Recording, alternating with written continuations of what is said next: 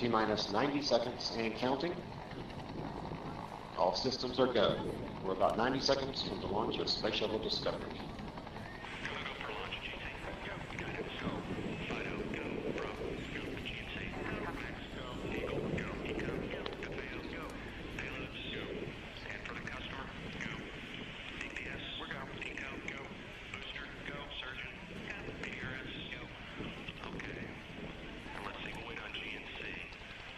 T-minus 60 seconds and counting.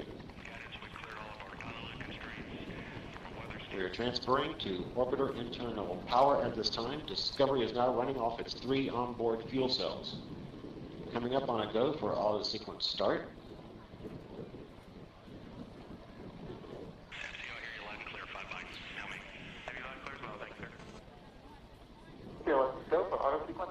And we have a go for auto sequence start. Discovery's onboard computers have primary control of all the vehicle's critical functions. T-minus 17 seconds and counting. 15, 12, 11, 10, 9, 8, 7, 6, 5, start, 2, 1, booster ignition, and liftoff of the Space Shuttle Discovery, returning to the space station, paving the way for future missions beyond.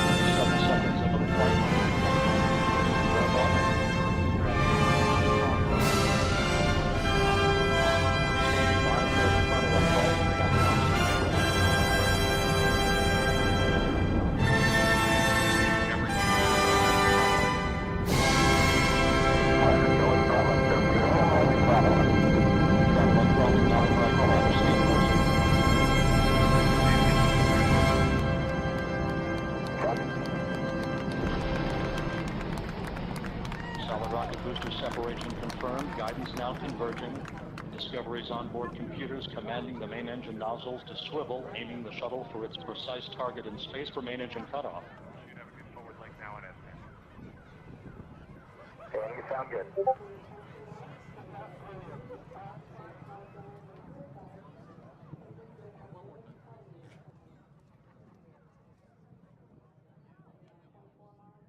Discovery Houston, negative return. Copy, a negative return. I will say if you're okay.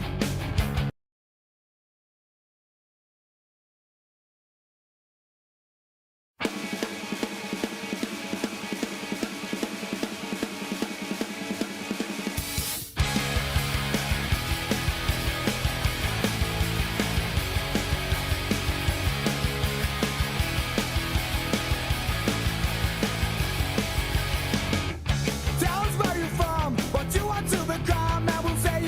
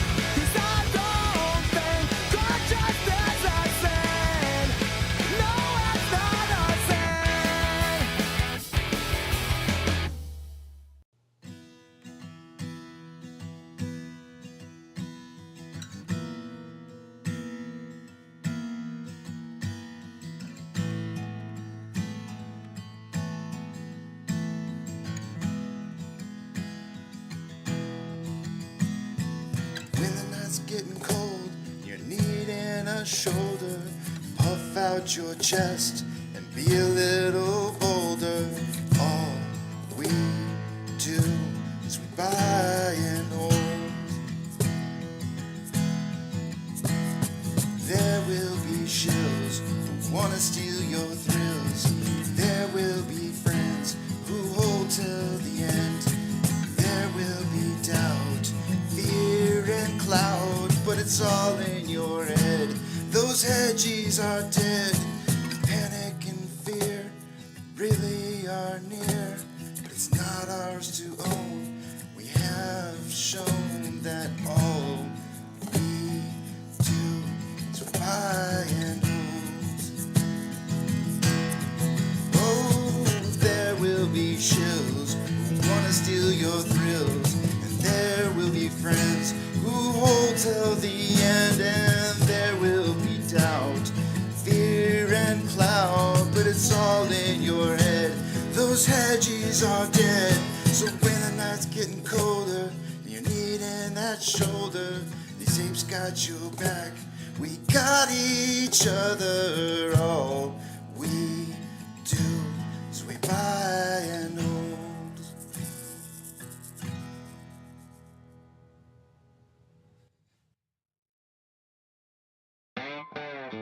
Good morning, you filthy apes. Welcome to AMC and APE, where we buy, we hold, and we screw those hedgies. Screw them!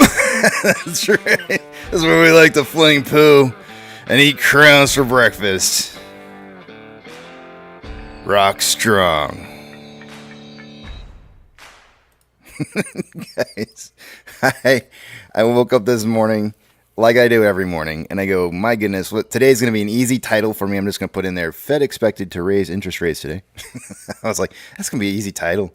And then I got in here, and I had a few extra minutes to kind of look over some numbers real quick, which I don't usually get a chance to do. So I had like 5 extra minutes to look at some numbers, and I was refreshing Ortex, and the reported numbers for short interest for Ape was up a long time ago, guys. I know we just saw like the 80 million shares that were borrowed yesterday, but the exchange reported short interest on Ape was up as early as the last reporting period, which I think was the 14th. It's insane. It's absolutely insane. I gotta show you. I can't even wait. I mean, they don't even report for another 10 minutes the actual numbers for the day, but they already have the reported amount because the reported 14th data came through yesterday. So this this is insane, guys. So you're looking at Ape on Ortex right here, and this is the exchange reported short interest right here. On the 29th, it was reported to be 26.8 million shares. On the 14th, the reported amount of short interest was 71.82 million shares. It's almost a tripling. The reason that we saw a whole bunch of loaned shares yesterday is because they had to, the exposure was there. The exposure of how much short interest that there was that they weren't reporting on was already there. The reporting came through, and they had to actually borrow the shares and show the reported borrowing amount showing up. And it's just like, holy crap, this is insane. It's so much. When you have, look at this, when you have utilization reporting at around 31%, right? So it's about a third of the total amount of utilization, and you have a total of 26 million shares in short interest, and then your short interest suddenly drives up to over a 15-day period of time to 71.82 million shares reported, and your utilization doesn't spike because of it to 100%. I mean, it should be like 90. It should be like 90, somewhere between 90 and 100% right now. And my guess is here in about 8 minutes when it doesn't update, that utilization should spike pretty heavily. Unless, I mean, I'm trying to think of a scenario where that wouldn't be the case. The only thing I can think of is that somebody is not reporting accurately. In other words, like, so Antera got a whole bunch of extra shares. They sold them off, right? And as they were selling them off into the market, hedge funds were borrowing the shares but not buying the shares, and so they were borrowing from somebody else who was buying. So we don't know who was buying yet, but somebody was buying, and so if they're not going to report a higher percentage of utilization today, then that means that somebody owns those shares, and they're being borrowed to short with, right? Well, that's what short interest is. Holy crap! Holy crap! All those people out there, every single time they've been sitting there telling everybody like, oh, they're just going to use Ape to close out their positions. No, they're not. No. No, nay, I say. Nay, you're wrong. You can't just use Ape to close out your short interest because it's already there. It exists, and it's showing up in massive quantities. Nay, you can't just do that. That's not how this system works. Holy crap. This is insane, guys. Oh my. Look at the SI. That is insane. It's beautiful. It's the most beautiful thing I've ever seen. We'll see the numbers here. I got like 6 more minutes before I can update this and see the actual numbers. If you look at AMC, the reported amount of short interest that increased on this last reporting 15 days went from 148.7 to 150. So it went up by about 1.3 million shares. So not a whole big, huge reported difference there, but it is going up still, though. So holy moly. Nay. No, sir, you are wrong. They are not just going to use Ape to close out their short interest because they got a shit ton of it over there, too. They're so screwed. They're so screwed. When this all unwinds, they're going to have just a crap ton of short interest still. And it's all on the book and it's showing up now. Why is it showing up now? My guess is that when they did the truffle shuffle that I talked about, that probably kind of set things in motion to where they kind of are getting exposed now to where they have to unwind things. So that more than likely is forcing their hand to show their positions, the true colors of what it is that's out there. But I have a feeling this is not all of it. Obviously, this is just probably a portion or a fraction of what it is that exists to this day. As we all know that short interest is probably likely underreported by quite a bit. John says, I don't do much TA, but I can detect a bullish KC. Oh, man, we got the horns stuck in them so far. It's not even funny. There's so much bull here. This is all bull-loney is what it is.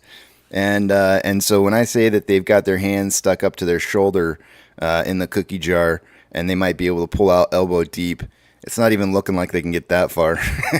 It's looking like they might be able to get down maybe like an inch out of their hand out of maybe the cookie jar here because it's looking bad for anybody who's shorting on AMC. So part of the reason why we may have seen was it Charles Schwab that gave and it wasn't Charles Schwab. Who was it? It was somebody else. Somebody gave a higher prediction on value on AMC.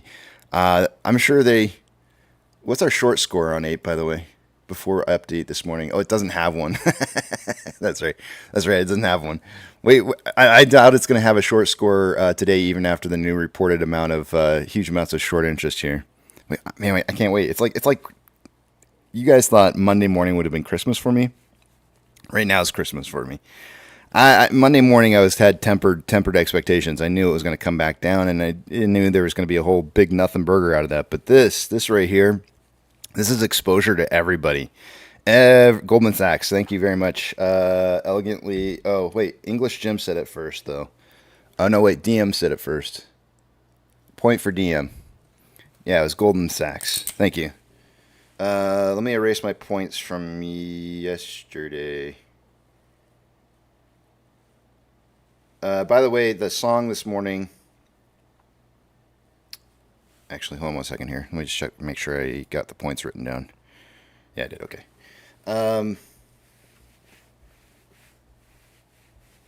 What was I saying? I can't even remember what I was saying.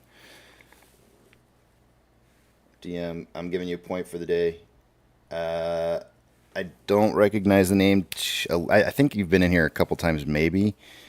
I don't recognize the name too well, but if you want to know what points get you, we do movie trivia at the end of the day, every day except for Fridays.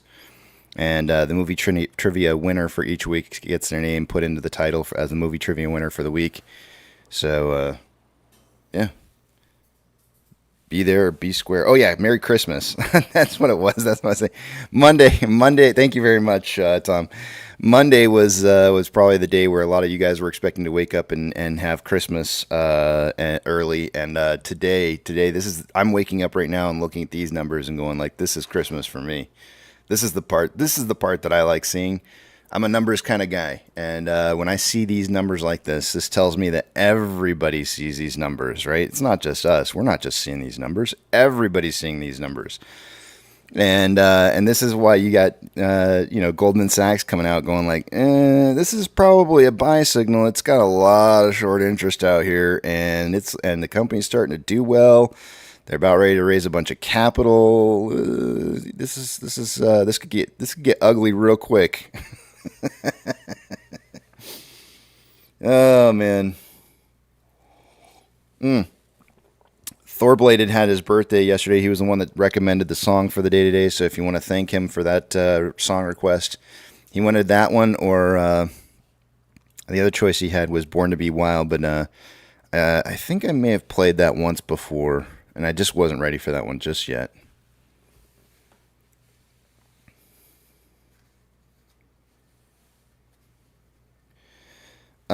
So any idea why the short interest value is up 200 million, but the short interest of free flow is the percentage is the same? Vortex doesn't report new values until like one more minute from now, or close to right now. So we'll take a look at the numbers here in just a few minutes. I know that it's kind of confusing. You're probably looking at that going like, how in the world could it have increased that much and only have the short share interest of the free flow being so low? It's going to adjust here as soon as I update the information, and it's 6:20 right now. So let me clean off my glasses, and we will go over the numbers, and we'll take a look and see what it updates to.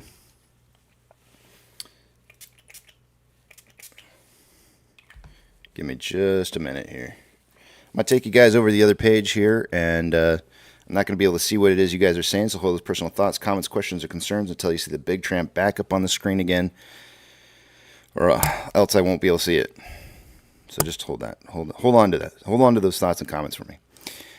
Two-factor authentication. If you don't have it, you may want to consider getting it, as it could prevent somebody from getting into your account that shouldn't be in your account. When you do set that up, if your broker allows you to have a secondary device to be able to receive that access code, not a bad idea, because you never know when you're having a bonfire and you decide to throw in a marshmallow into the bonfire to watch it turn into a Rice Krispie, and it's actually your phone. Going on, I'm just making shit up here, guys. I have no idea. Somehow you're gonna probably screw up your phone, and it's nice to have a secondary device. This next part that I tell you here is probably the most important thing. If you have not done this, you need to stop what you're doing right now and go do this. It is probably one of the most important things to you, that could be the most important thing to you going forward in the future. Please get a digital copy or a hard copy of your portfolio statement from your broker. If you don't have that information, and they suddenly tell you one day that your numbers are different than what it is that you expect them to be, and you don't have that proof, it's on you. Because now the burden of proof of what you really held is strictly just a memory. It's a Mandela effect of the past, because what they claim it is now is what it will be. So make sure that you have that. I don't want you guys getting caught with your pants down. Don't do it. Consider this as like fatherly advice. This is where dad said, like, you should have done that, and you didn't, and then you ended up learning a life lesson that cost you so much when you could have just listened to dad and you'd have been okay. So make sure you're doing that stuff, guys, because I'm telling you, some people are going to have some problems. There's going to be brokers out there who have major, major problems, and I do not put it past them one bit for them to be able to go out there and say, whoops, oh my gosh, we had a data file corruption, and we've got it all taken care of. Don't worry, your accounts are fine. And then everybody goes in and looks at their accounts, and they're like, hey, wait a minute, I have less of something than what I had before. Just wait, it's coming. There's going to be brokers out there that are doing shady, shady stuff. All right,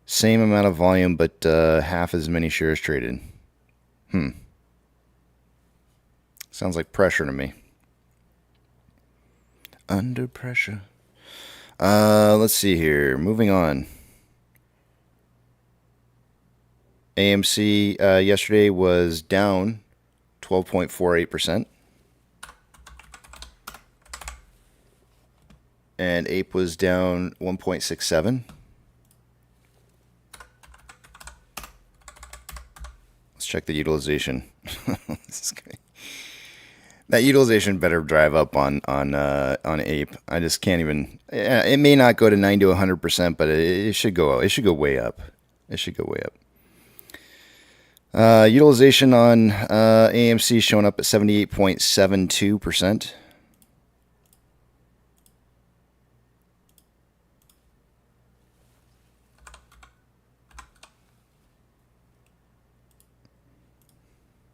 Oops, 78.72. Come on, Casey.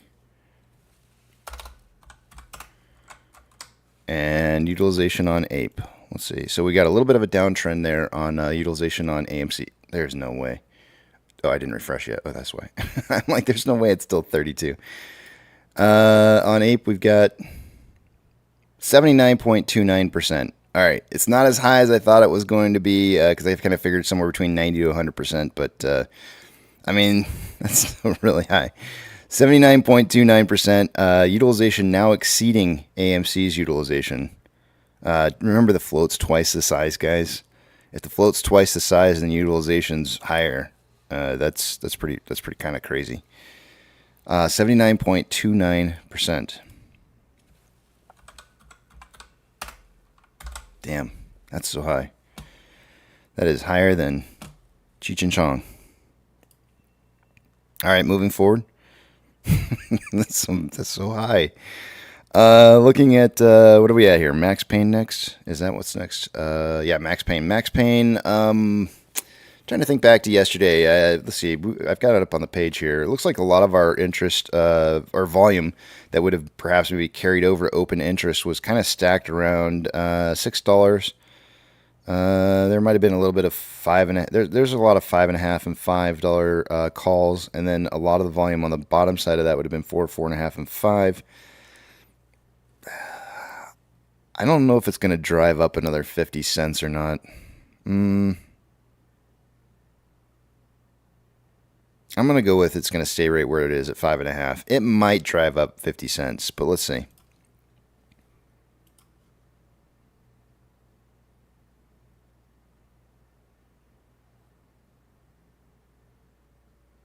Oh, it did go up another 50 cents. $6 is Max Payne, no?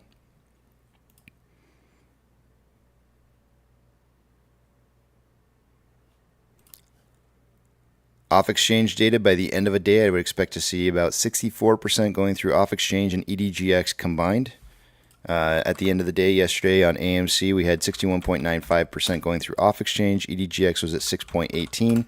The grand total was 68.13%, or 4.13% higher than it should have been. And then CHX volume total for the end of the day was 1.128 million shares. Excuse me.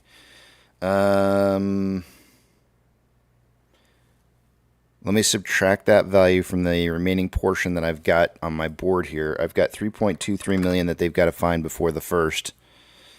So we're looking at, let's see, 3.23 minus 1.128. We'll just put 1.13.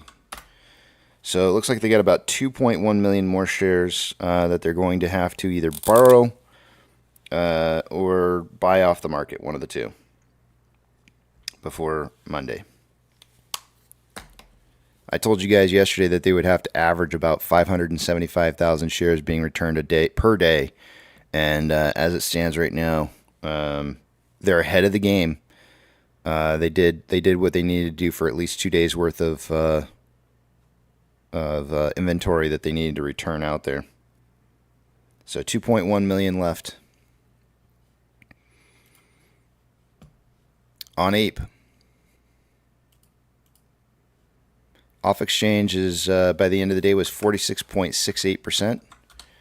EDGX at 5.72. The combined total was 52.4%. That's about 11.6% less than what I would expect to see. So we should have seen a bunch of increasing price movement, but we didn't. And part of the reason why that is that I think we're seeing a couple different things. One, I think we're seeing a little bit of a pullback in the market here, but we're also seeing, and of course, people are going to look at this and say, "What do you mean pullback in the market? SPY was up." Not really, kind of, sort of, not really though. I do think we're seeing a little bit of a pullback, but the other part to that is that with the all the extra shares that they've been borrowing, quote unquote borrowing, and then never reporting on, and suddenly reporting a whole bunch of loaned shares, I'm sure that they are working actively to try and drop the price on Ape. And there was a second part to this is that yesterday Ape was on the list of most heavily traded stocks by Fidelity. And it had a pretty crappy buy to sell ratio. I think it was like 30. It was close to like a 35 or 38% to 60 something sell. It was high. It was really, really high for the sell side. So we may be seeing a little bit of selling going on there, which may be why price is dropping so easily. And institutions aren't having to put a whole bunch of volume through off exchanges because there's not a whole lot of buying pressure, right? If you don't have a whole lot of buying pressure, then you're not going to have a whole lot of stress on trying to keep price low. So trades don't have to go through off exchanges. You've got a bunch of sell orders, and you just let those go through. So it's kind of a multi-tier thing going on here. On GME, CHX volume on Ape was 100 shares, and on GME we had. Come on. You can do it. CHX volume for GME was 1,579 shares, not a whole lot. Institutional ownership yesterday was reported 138.752 million. Today it's 138.682 million.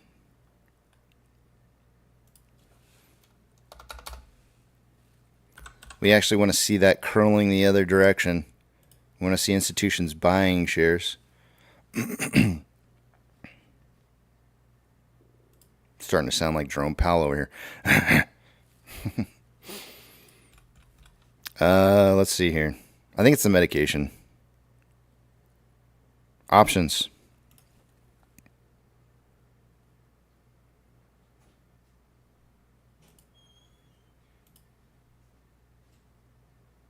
Watch that $10 strike turn into open interest. It sure did. All the volume yesterday on the $10 strikes turned into open interest, which means it wasn't like single day positions that were being made and then closed.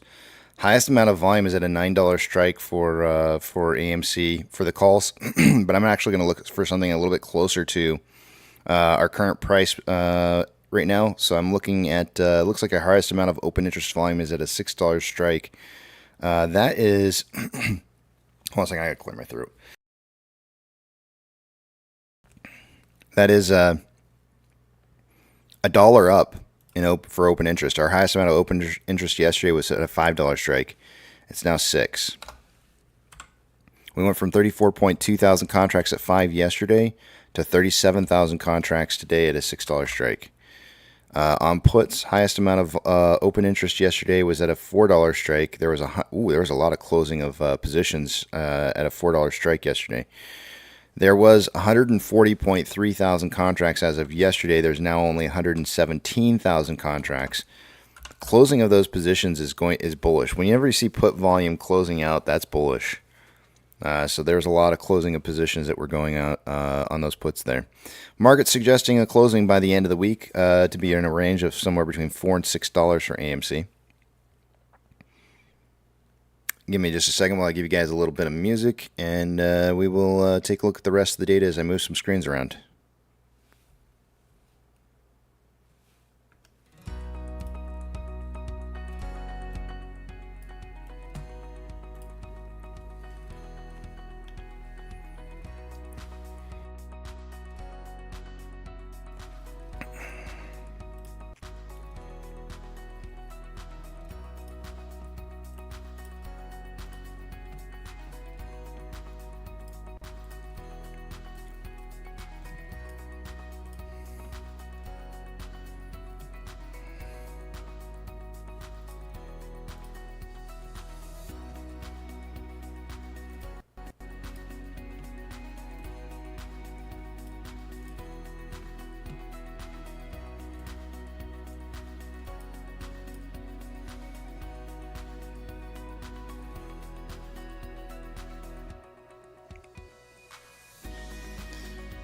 All right, guys.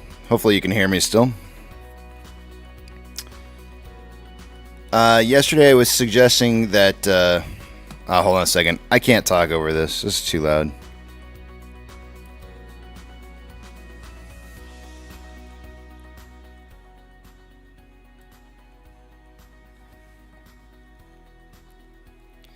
All right, there we go. That's a little bit better. Yesterday I was suggesting that we had a little bit of a descending level of resistance and a rising level of support that we had seen, and I'm going to get rid of this other line I think that's in here to make it a little less confusing. And I suggested that we should see a breakout of that somewhere around this box area. It never really broke out in the box. I mean, it kind of did, but not really. It kind of just stayed where it was and traded just about at those lower levels of support that were there, and then broke out this morning in the pre-market hours, and then started trading down ever since. This is not really a huge breakout to the top side here, and it kind of has me leading to believe that there might be like new levels of support and resistance that are being seen that might look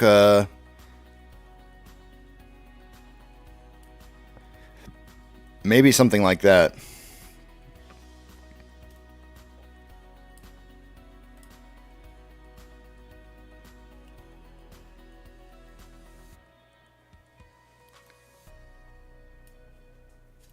Probably along the lines of something like that right there, where you can see that we've got some what I would say is probably some strong levels of resistance on the top side here.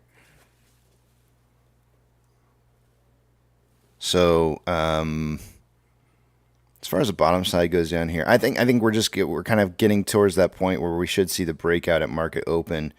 In this particular case here, I don't know which direction this is going to go in regards to movement, because volume day over day is decreasing and price is decreasing, which should be a bullish move to the top, and maybe we will retest $7.15. But these wedges like this are very, very difficult to determine which direction they're going to go.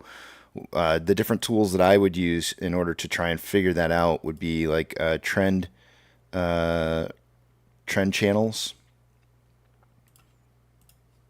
So in this particular case here, you can see over this period of time that I'm looking at for the wedge, you can see that price movement is overall down, and you can see also this trend line right here that I've got. This resistance line on the top side follows the average trend price line down. So usually when price is moving down, volume's moving down, it's a bullish move to the top side. Also, whenever I see these regression channels pointing towards the bottom side of a wedge like this, usually price likes to break the opposite direction of where the trend channel is pointing towards. So in this particular case, it should be a breakout to the top side. Do note that, I mean, they would have to be at market open. I just don't. It could be a little bit before. But I mean, it looks like it's going to trade right down to the very bottom of this, right down to the very end, and probably right at market open, break out of this one direction or the other. I'm guessing it's going to be to the top side just because the volume and price movement is moving the same direction, and also because the regression channel is pointing to the bottom side. But I can't guarantee you that. I don't know for sure. It's the best guess I can make.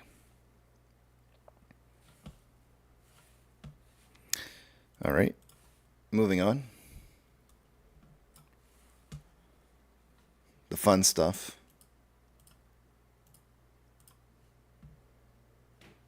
This is going to be so cool.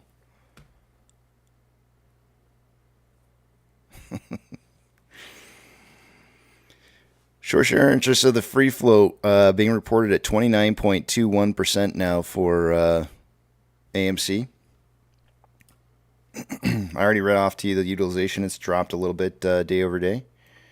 We had utilization dropping from 82.96 down to 78.72. Usually if utilization is dropping, then the amount of shares that are being borrowed is also dropping, but that's not always the case. It just depends on what's being reported as being available to be borrowed. If not a whole lot of shares are being reported to be able to be borrowed, then utilization can drop and on-loan amount can increase. So let's take a look at that and see what we got going on here. It is increasing. So if utilization is dropping, that means that somebody out there is saying we have more shares available to borrow in this particular case, right? Because utilization is down. Somebody's saying we have more shares available to be borrowed, but the total quantity of borrowing has not exceeded the maximum amount that it can get to. So 170, and we've seen on loan amount as high as 201.3 million shares before. So we know it can go up. Right now, 179.19 million shares was reported yesterday to 180.43 million shares.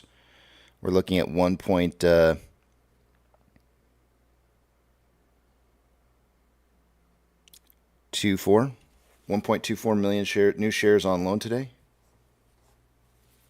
I think, if my math is working today. I can verify it later. 1.24 million new shares on loan. Let's see how much they're estimating that to be in short interest. Usually it's about a third of it, so probably somewhere around like a little over 400,000 shares. Short share interest of the free float. But here's the problem. They had the reporting yesterday of short interest, which means that they're going to have to calculate in some of that new short interest and change the percentages based off of whether or not they got the estimates right over the last 15 trading days. And as you can see how much the short interest rose from 28.11 to 29.21, which is 1.1% higher than what it was from the past. That means that they were underestimating on how much short interest was being accumulated on us every single day that they were making their estimates. So we're going to use, I think, is this right? That's not right. Oops.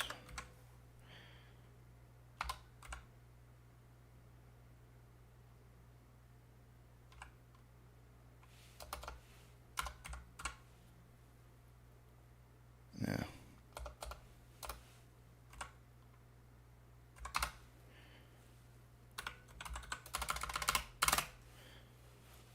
I think that's correct. Hold on one second. 5.7 million shares sounds about right. 150.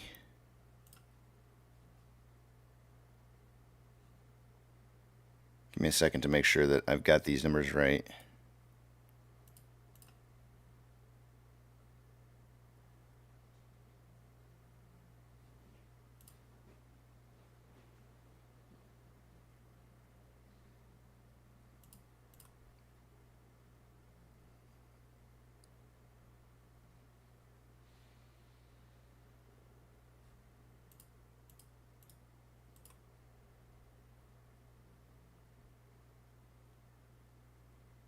Yeah, that's about right. Because the exchange, so the estimated short share interest back 15 days ago was 144.74 million, and their estimates were low because the actual reported amount came in at 150. So the total difference between the two is about 5.7 million shares. So I'm going to tell you guys that there was only 1.24 million new shares on loan yesterday, but it increased. The amount of short interest that Ortex is estimating was 5.7. But the only reason it's not high, obviously you can't have that many new shares in short interest if you've only had 1.24. So it's a back reporting. It's reporting information from the past and making an adjustment so that it's within target. Do note that the last time that short interest, not this time, but the last time that short interest was reported, they were way under reporting short interest at that time as well. And now short interest is back within their target range that they like to report within. So this is why this increase adjustment is happening now, so that on the next reporting they're as close as can be to their estimates. On-loan average age per day, 1.24 million new shares. We saw last time that we had yesterday that many shares, the on-loan average age per day still increased anyways. Let's see if that was the case again. It was not the case this time, which means that yesterday they closed out some older positions. So on-loan average age per day dropped from 145.46 to 138.51. Remember, this is probably one of the strongest indicators that I have that tells me that a price increase is coming in the near future. Seeing multiple days of this dropping down, we need to find a bottom on this on-loan average age per day. When we hit a bottom, we start the ticking timer of 15 trading days. Security lending volume day over day was still high. It went from 38.45 million shares down to 30.98 in security lending volume.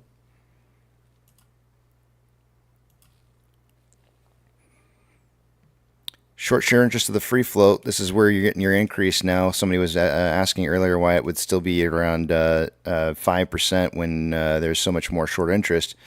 Well, they're reporting a higher number now. 16.88% of the short share interest of the free float on Ape now. Utilization coming in here, spiking up, obviously. When you have a bunch of newly reported short interest, your utilization is going to drive up. So we went day over day. We went from 32.96 to 79.29. On loan amount is driving up from 16.76 to 57.09. I'm not even going to try to. I'm going to pull out a calculator on this one. Day over day, the increase in on loan amount. Wait, what was that number? 16 point. Increasing by 40.33 million shares overnight, over day.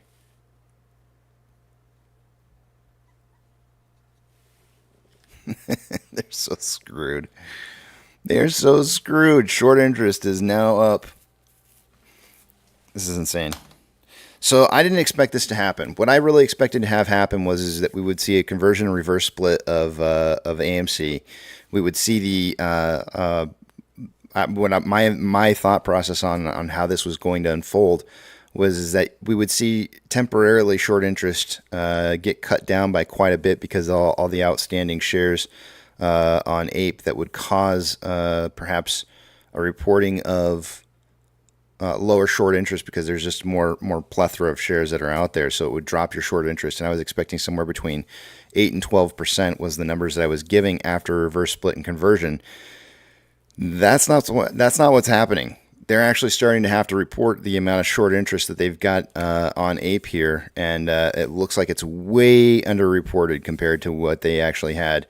And so we're seeing this massive amount of short interest just popping up here. And so what this means is that now when AMC and Ape convert, there's going to be a hell of a lot more shares outstanding on short interest and is going to be a much larger percentage than I had initially expected to see because I was saying 8 to 12%. Now we're looking at, I don't know, I'd have to run the numbers again just to kind of figure out where it would stand, but it's going to be a lot. I mean, you could just the way you would want to figure it out is you would just want to add up the total amount of shares being reported as short interest. So we go 87.15 plus the we're about 150 million in AMC, which is 237.15 million shares. You divide that by the 10 because we're going to get the reverse split. That's going to be 23.71 million shares on a float that's going to be the size of, one second. Outstanding shares should be somewhere in the range of, I think it was going to be 150 million-ish. Let me write this number down real quick, 2371.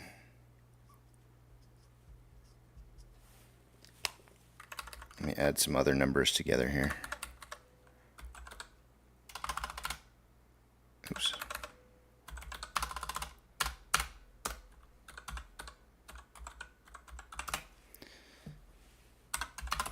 144.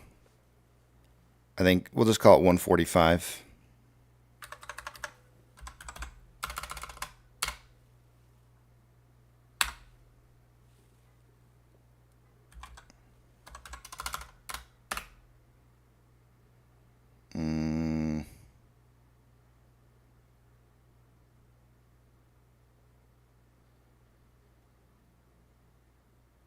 Oh, I know what I did.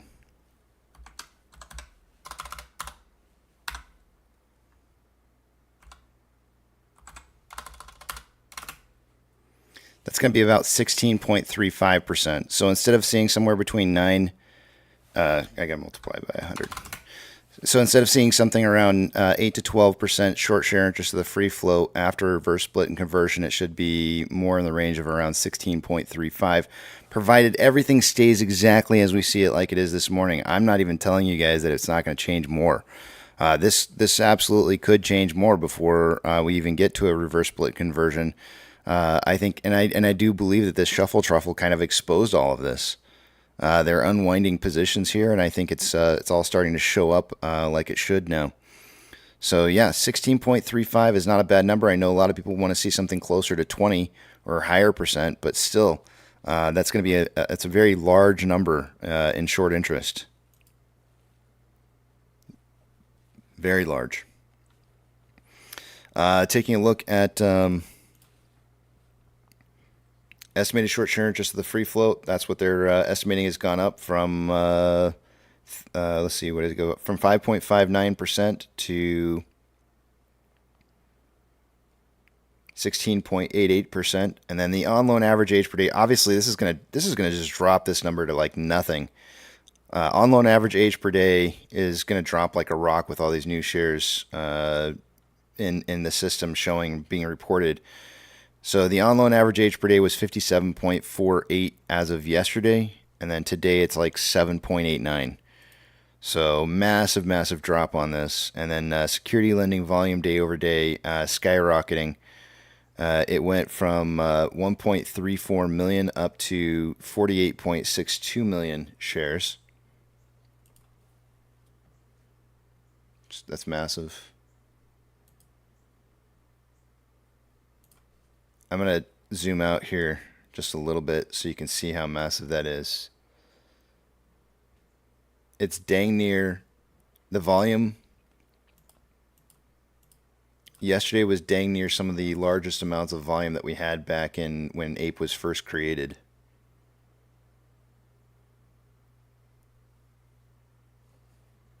It's insane.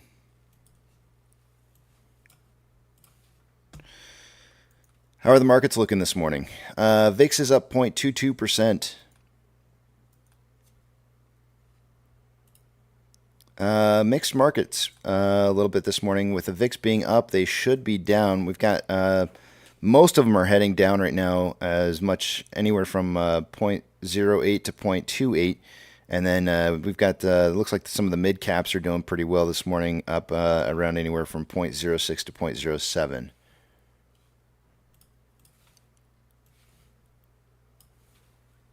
Orders by Fidelity customers. This is going to be for the whole day's worth of volume. And AMC came in. We dropped down. We were in fifth most of the day in the aftermarket hours with all the final trades that went through the last 4 minutes. We dropped down one more spot to sixth. Our buy to sell ratio was 56.56% to 43.44%, which is not bad. I want to see 60-40 because that's kind of like my safety zone. I mean, if you got 20% more buy than sell volume, then you're probably getting some good orders going through that are buy orders, which provides a lot of buying pressure or buying volume. I've told you guys on many occasions, buying volume is what we need to see that maintains pressure. So we're up there. We're doing pretty good. It's not quite that 60-40, but it's still way better than I would have. It's good. It's not bad.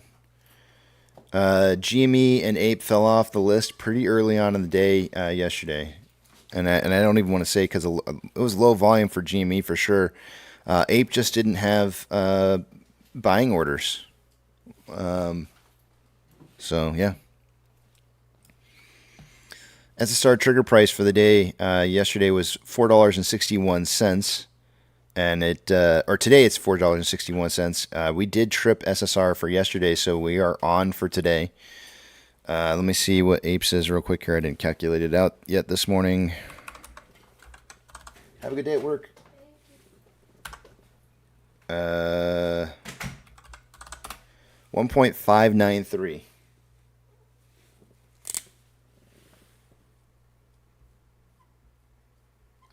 Would be the tripping point for SSR for Ape.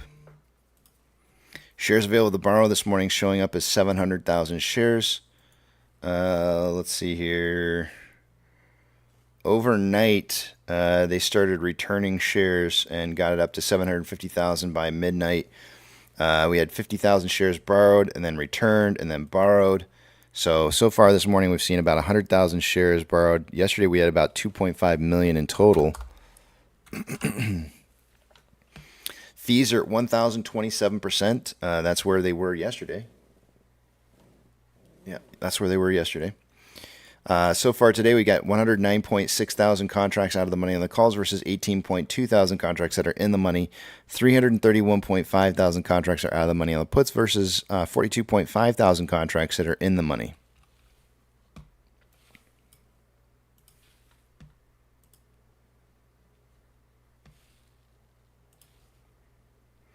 NASDAQ is up 0.61. Dow Jones is up. Oh, man, I went to this page. Sorry, guys. I don't mean to read this in the mornings. This is all yesterday's info. Sorry. I do that. It's just a habit. Let's take a look at some of the banks in the pre-market this morning and see how they're doing. Yesterday, we had some initial drop of pricing on a bunch of different banks at the end of the day. We were seeing PacWest just getting blown the F up. I mean, just really blown up yesterday. They took some major drops in price, nearly cut in half. It went from like 11.21 at a high down to 7.5 at a low, and then at market close, suddenly spiking right back up and trading right about where it was along the way. Of course, the first thing I was looking for was news. There was news that came out that there was going to be a merger between the bank and another bank.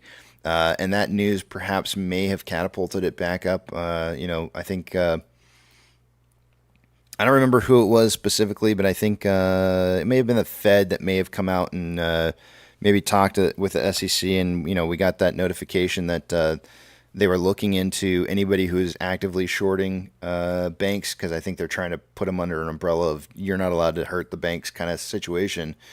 And so we may have seen that protective umbrella unfolding from, especially with the bank merger. A lot of other banks were impacted by this, though. Many other banks were. So we had, we can go through and take a look at some of them. But I'm just going to talk about what's being reported in the pre-market right now. PacWest is up 35.51% in the pre-market. Notice that they waited until market close to drive it back up again, so it looks like it's on gains. But it's really just more or less trading a little bit lower than where it really was for most of the day previously. So it is technically really kind of down still. Kind of interesting how they played that out there. Western Alliance, we're going to take a look at a bunch of these. Same kind of thing here. Western Alliance up in the pre-market 6.18, but not. It's trading maybe a little bit higher than where it was towards the end of the day before the big drop. Just a little bit, not too much. Other big pre-market movers, we've got, let's see here, Wells Fargo.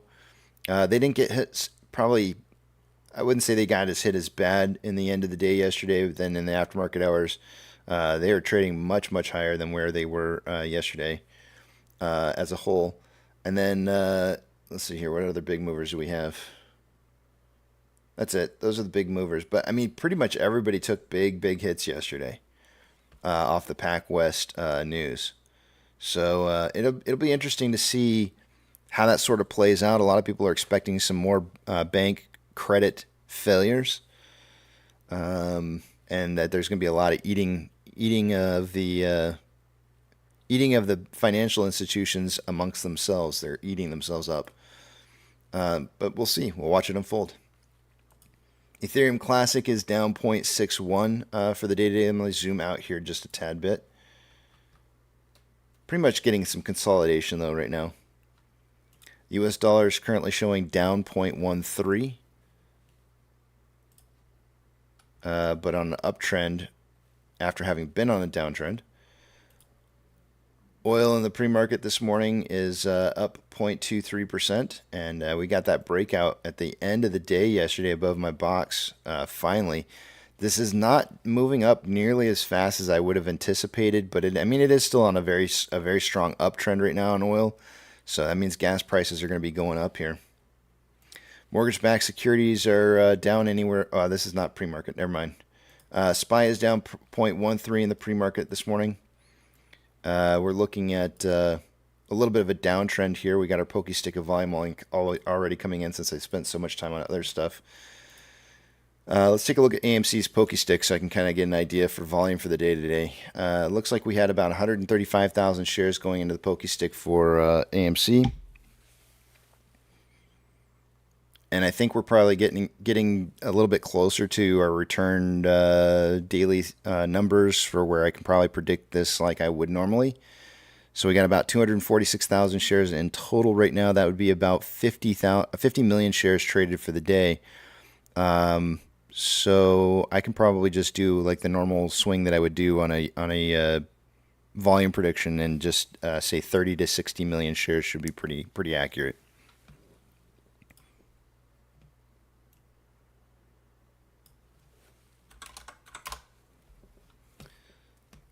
On Ape, pokey stick of volume coming in at 37,000 shares. It pretty much doubled our volume. This is actually very, very familiar way back in the day. If you guys have been around with me for a long time, this is what was expected on a daily basis was whatever your pre-market volume was, your pokey stick of volume doubled it. So that's exactly what happened on Ape. It pretty much doubled the numbers, maybe slightly less, slightly more. Giving us a total of 68.98 thousand shares for the day today. That's going to be somewhere between 10 and 30 million shares traded for the day. I only get 20 million. I don't know why I'm giving myself 30 million on my volume predictions. So I'm going to go 30-50 on AMC. And then on Ape, I'm going to give myself the same 20 and say 10 to 30 million.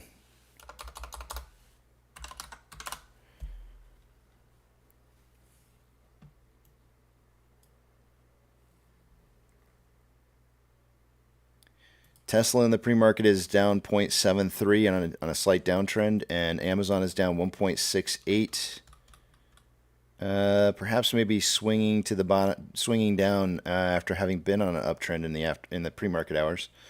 Cinemark in the pre-market is down 0.52. Rabbit pellet trading right now. Let's see, we got. It was on a pretty good uptrend towards the end portion of the day yesterday, but it's just, there's so few shares here traded. So far this morning, there's only been a total of 4 transactions and trades so far, equaling just slightly more than 50 shares, 63 shares in total so far this morning. So not really enough data here to really kind of guess which way it's going to be heading here, but yeah. Dogecoin is down 3.81%. Bitcoin is down 0.15, getting that consolidation period where I told you guys about 2 to 3 days. If we look at a daily chart on this, I was expecting about 2 to 3 days of consolidation before perhaps maybe breaking below 28.7.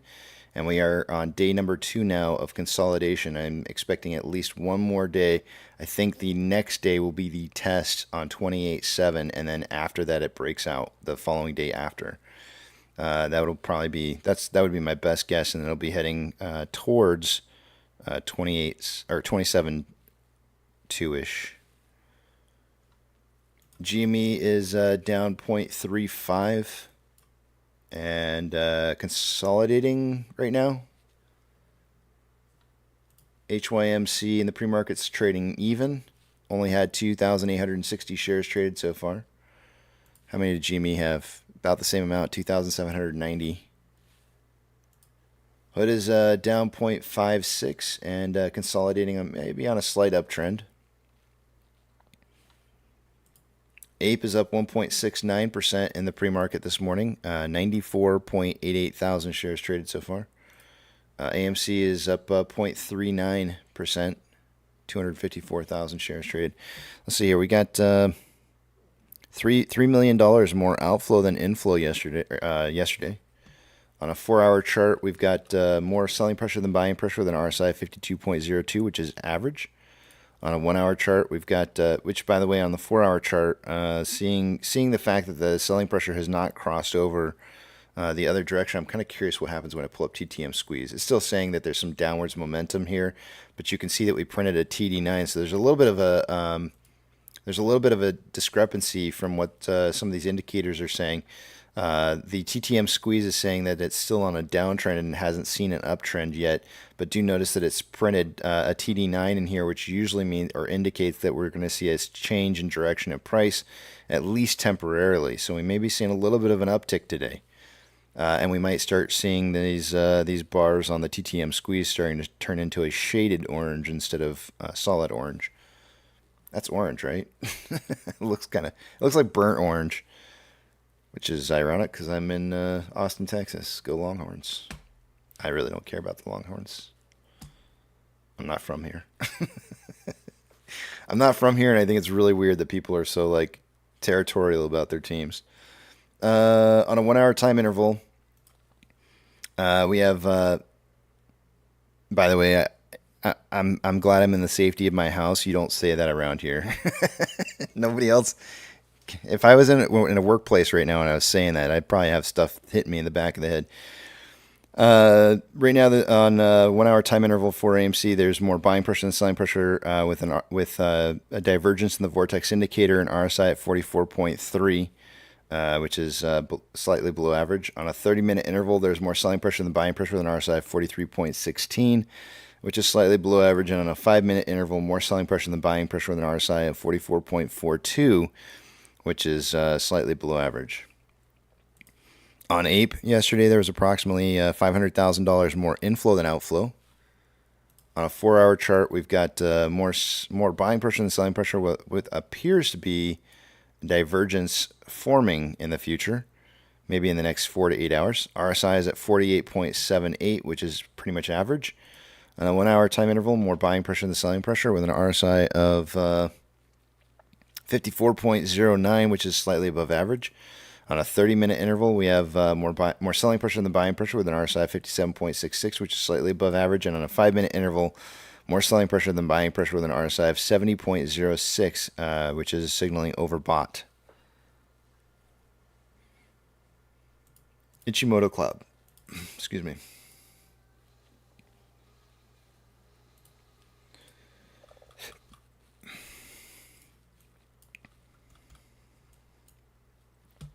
Lagging line on Ichimoto is touching price line. Conversion's already dropped through base, which is usually a pretty strong sign to short-term investors to get out. I mean, it's almost like it's too late usually when you see that happening. Usually you'd want to be out before price even broke through the baseline, which it did do yesterday on this 1 hour chart here. Price is kind of sticking around where the conversion is. Do note we have a really, really massive green cloud here forming right now, and usually price likes to break through on the thinning portions.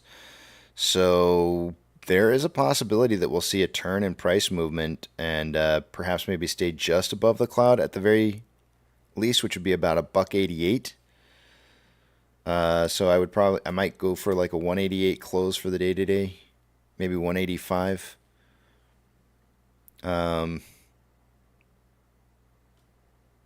Let's look at the 4 hour cloud first here. But in order to see more buying pressure for the day today,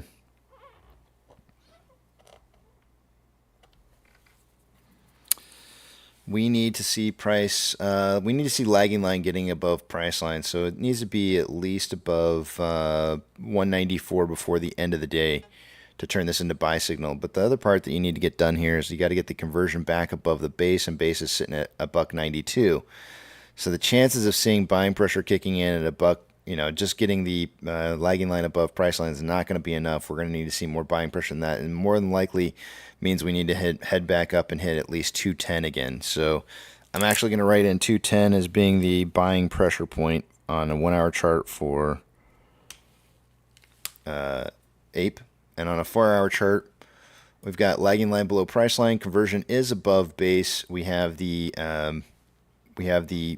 thicker portion of a red cloud kind of forming right now, and I kind of suggested to you guys that I felt like we would kind of trade sideways through this wall here. I think probably maybe before the end. Let's see, today's Wednesday, happy hump day. Wednesday, Thursday, Friday, maybe by the end of Friday we break out in the aftermarket hours, or maybe into Monday we break out heading back up again here. Actually, it would probably head down since it would probably head up. But if we were to break through the red cloud for the day today, that's going to be at about $2.04. So the 4-hour cloud is pretty much in agreement with the 1-hour cloud in the idea that we need to break like 205 to 210 around that range in order to see additional buying pressure kicking in here, which is significantly up for the day today. So I'm going to go ahead and make a price prediction on Ape. Just based off of this information, I'm gonna go for like a 185 close for the day today.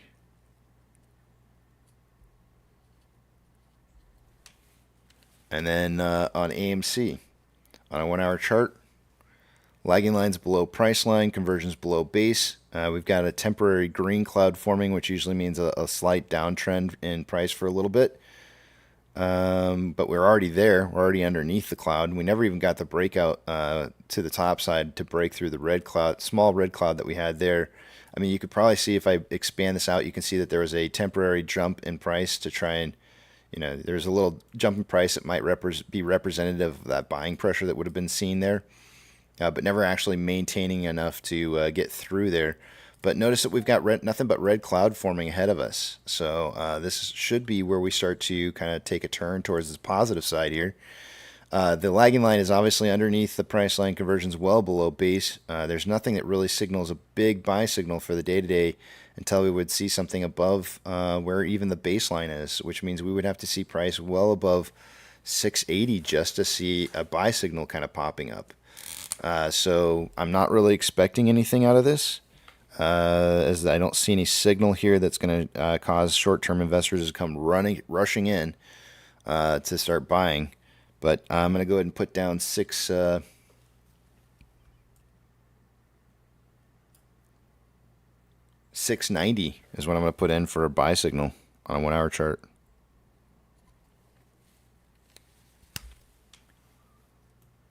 Then on a 4-hour chart for AMC, we've got lagging line is above price line, conversions above base. We did print a TD9 here on a 4-hour chart as well, which means we should see price starting to at least take a little bit of a turn in direction in movement to the top side on this. And then I still think that we're going to be trading through this price range right in here before by the end of the week. So if we do take an upswing here, it won't be above probably anything higher than maybe 633. But I wouldn't even expect that much.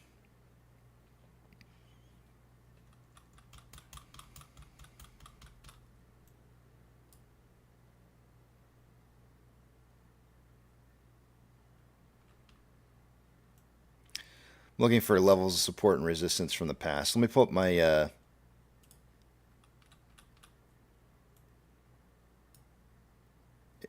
some of my Fibonacci retracement spots here. Just kind of eyeballing to see if I can figure out like where we might find resistance. I think there's going to be a strong level of resistance at 578 for sure. As normally we test that a few times. I mean, that's a part where we got to break through, and if we see a break above 578, we should see some strong movement upwards. But I don't really envision a retest of 578 this week. I think they'll probably try to keep us under 550 for the day, and probably keeping us very close to that. So I'm going to guesstimate at some point we may be trading between these two Fibonacci retracements here around 542 and 558.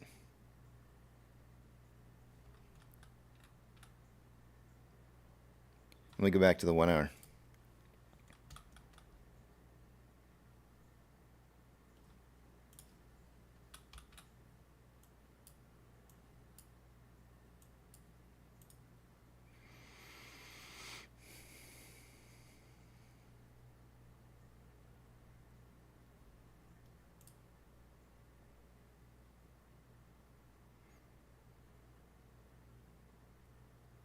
I'm going to go with a 538 close.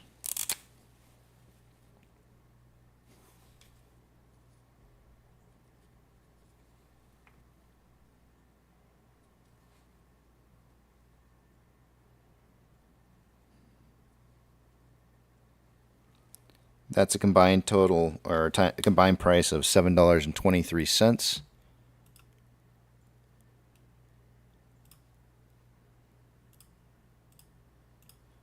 Give me a second here.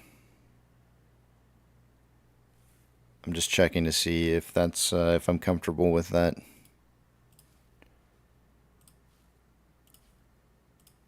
Combined price right now is $6.96. So we're looking at like a not even a 30-cent increase in price and total price between AMC and Ape by the end of the day. I'm actually comfortable with that. I think I'm pretty good with that number. So let me take you guys back to the main page here. I guess for the day today, I will be going 573 to 873.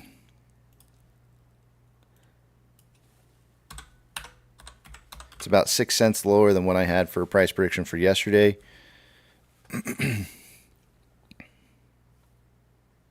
But I am not expecting it to go down. I'm actually expecting it to go up. It's just that it went a little bit further down than I expected yesterday. And that's all I got for you guys. Gee whiz. Talking for like a straight hour.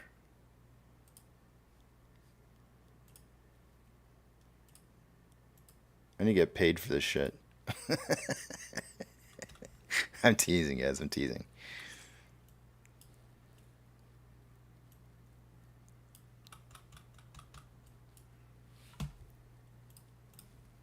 Let's see here.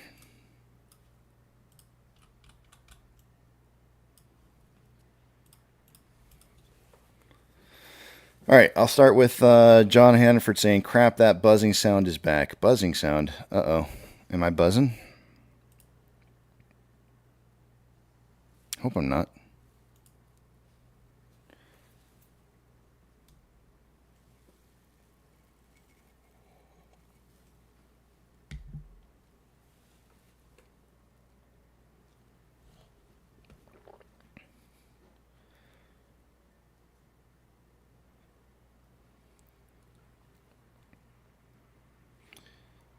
Casey, I'll pop back in with my numbers in an hour. Sounds good, Apex. Not a problem. I think Einstein actually gave me his numbers already. But I'll hold off on reading those.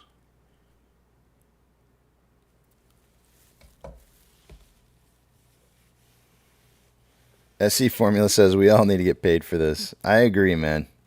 I totally agree. Bob White says, I just got here a bit late. Can you go over the numbers real quick again? Thanks. Appreciate that. Jason says, Casey, why do you think Ape's price will stay around where it's currently at when they just opened 70 million shares to short? See, they didn't just open those, though.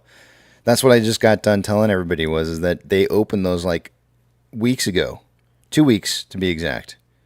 Remember, there's delayed reported short interest amounts, right? They just now started reporting the loan shares, even though the short interest was there back on the 14th. So it's just delayed reporting. It didn't just happen. It's been going on.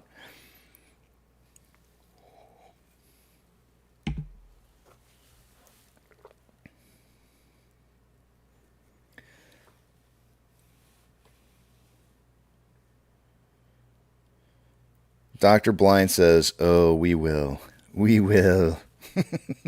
Dr. Blind, I hate to break it to you, but that is a little devil face that you put up there is like your name almost fits that really well. So you got an evil character name right there. Dr. Blind. I mean, that reeks of like, what was the name of that movie?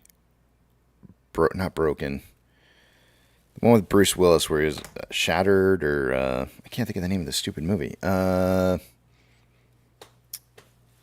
Bruce Willis was like the superhero, and then Samuel L. Jackson was like the Unbreakable, or it was Unbreakable or something. I can't remember what it was called. Unbreakable. Thank you, Dynamite. Yeah, it was Unbreakable. The Dr. Blind. It's like it's like there's something wrong with you really, really bad, and you are like angry at the world, and so you went evil. Oh, we will. You got the perfect name there for an evil bad guy. Hazel said, "Oh, I'm not gonna read that."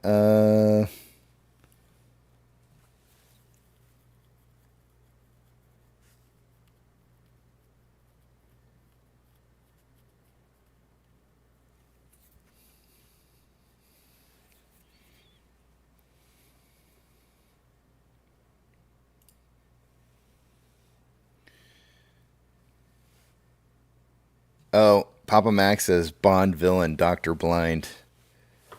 I mean, it does. It does. It has like that. It just has a like evil guy vibe. No offense, Doctor Blind. By the way, it's just a name, right? I don't take it that way. It's what it reminds me of. The world hates you, and so you went angry. I mean, because if you think about it, like I mean, there's so many different fields you could be a doctor in, but of course, the only field I think of is medical, right? And what good would a doctor be, especially a surgeon, if they if they were blind? Probably not doing open heart surgery. Just guessing.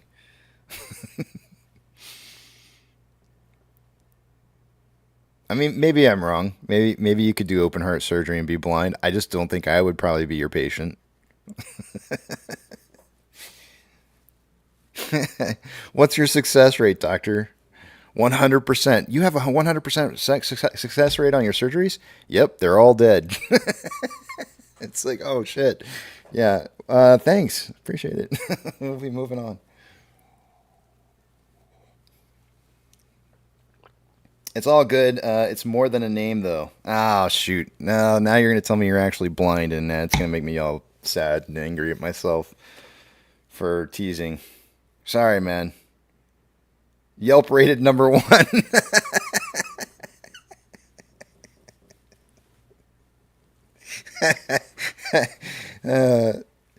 All the ratings came from widows. Widows that wanted insurance money. That's funny. Yelp rated number 1. That's hilarious. In case you don't see him being your surgeon. The puns are so there. You guys, he might legitimately be blind, and this is really sad. We're like totally making fun. No, I'm sorry. I'm so sorry, Dr. Blind, if that's the case. It was meant in good humor. I don't really take online names to be real. I I kind of just figure it's just like something people put together. It's like my gaming name is Cold Steel. People are like, "Oh, what does that mean? You have a plate in your head?" It's like, "Yeah, I do. I got a metal plate in my head." Somebody comes in and says, I can just now I'm thinking of like somebody coming in and says like dead mother. It's like, did your mom die? And it's like, yeah, man, my mom died, so I dedicated my username to my mom being dead. It's like, oh, this reminds me. This reminds me of a story. This is really funny trick to play on somebody, guys. If you want to do this to a coworker, that you don't like or something like this, is a really funny story.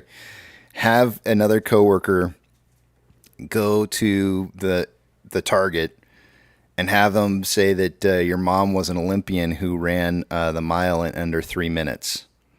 And of course, anybody who knows anything about running a mile, nobody runs a mile in less than 3 minutes. And of course, that person would be like, "There's no way their mom doesn't run a mile in 3 minutes." It's like, dude, I'm telling you, she's an Olympic athlete, and she ran the mile in less than 3 minutes. You got, if you don't believe me, go ask him. And then they come to you, and they say, "Dude, come on, what's the deal? This so and so told me your mom runs the mile in less than 3 minutes." You're like, and then you just get angry and you say, like, "My mom's in a wheelchair."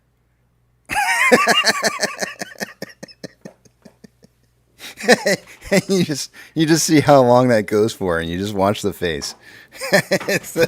It's terrible. It's absolutely terrible. Don't do it. Don't really do it. It's funny though. Morning, hun.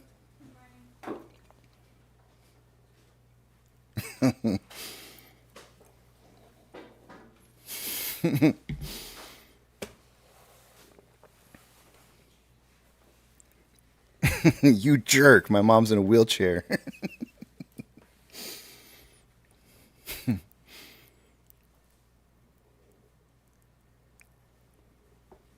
Jay says it's break time. It is indeed.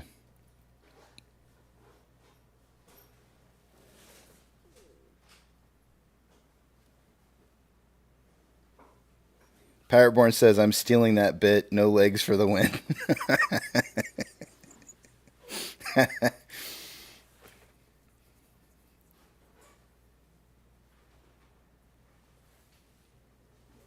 Jim Eagle says someone in a wheelchair could do a 3-minute mile easy. Hi, could they? I don't know. Now you got me kind of curious, Jim. I mean, I don't know. That seems... Hum Wrench says, wait, no numbers, boo. I did them. I do them every morning at the same time, man. 6:20. They were good numbers today. You got to go back and watch it. 6:20. 20 minutes after the stream starts, go to that mark and look for the numbers to change and go watch because I'm going on break.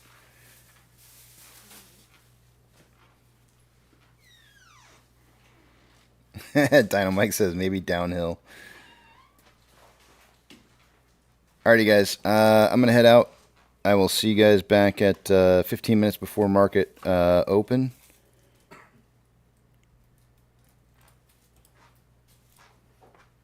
Let's see here. Make sure I put you guys in a good spot.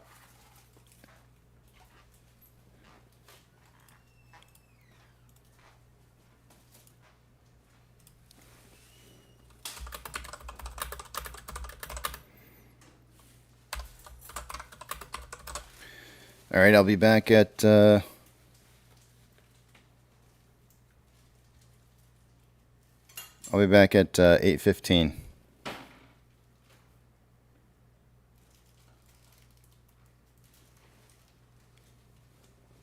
Make sure I get you guys some music here. Hold on a second.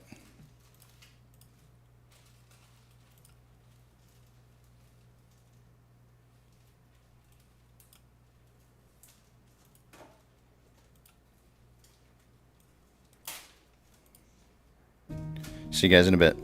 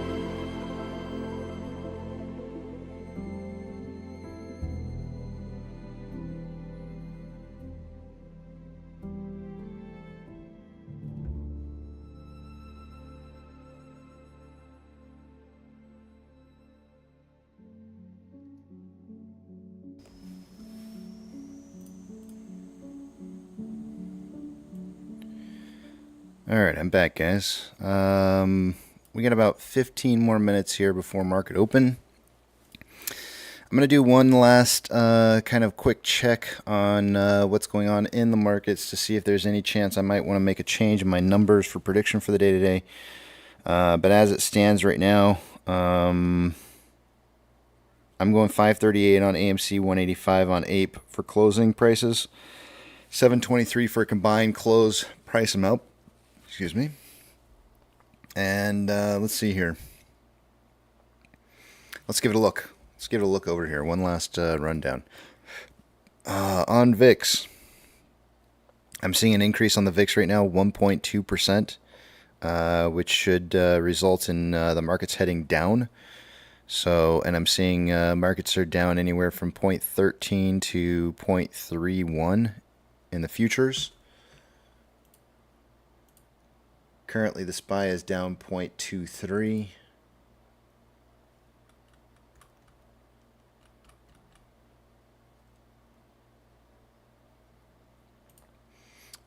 Currently, the U.S. dollar is showing down as well, so it's unusual to kind of see the dollar being down and the market being down as well. However, it is on an uptrend from 101.06.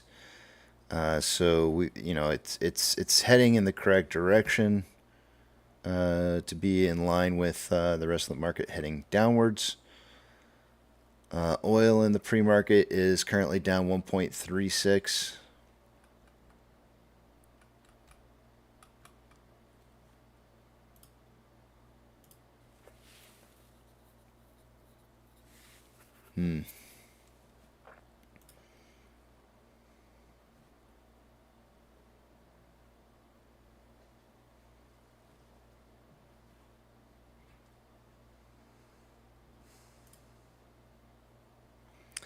Ape in the pre-market is up 2.82% at 177, or sorry, 182 rather.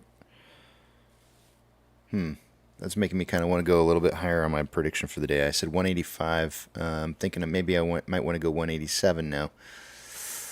Nah, I'm going to leave it. I'm going to leave that one.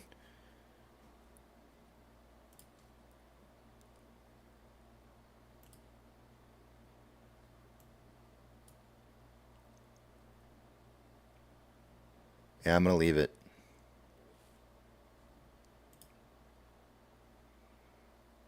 AMC in the pre-market is up 0.39 at $5.14. 2 pennies higher than where it was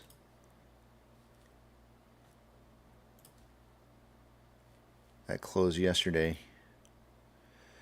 TTM squeeze on AMC has us heading in the positive direction on a 1 hour chart here. You can see that, and on the Bollinger Bands, we almost had a crossover on the 1 hour, and then just only within this last hour did we see a kind of a reversal on that slightly. But I imagine that will probably correct itself and head back for a crossover on the 1 hour. On the 4 hour TTM squeeze, it's showing some more downwards pressure. But I have a feeling that on the next 4 hour candle on this, it should start. It's either going to move down a little bit more or start turning a little bit lighter shade of orange, representing the top of the bottom. The top of the bottom. The bottom of the bottom? That sounds really bad. It sounds like the end of the bottom. And then do note that we've printed a TD9 on a 4 hour chart here, which means we should start seeing price reversing in the other direction on that 4 hour. So I think I'm going to stick with my price predictions for the day today. 538 and 185. Seem like pretty decent numbers to me.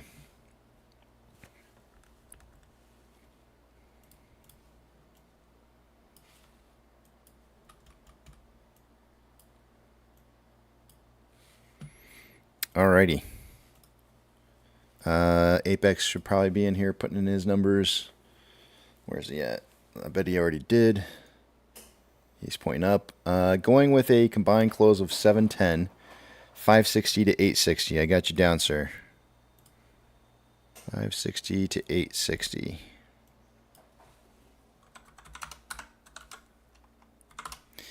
Einstein's numbers for this morning. Hold on a second here. I have them on my phone. Einstein's going with 556 to 856.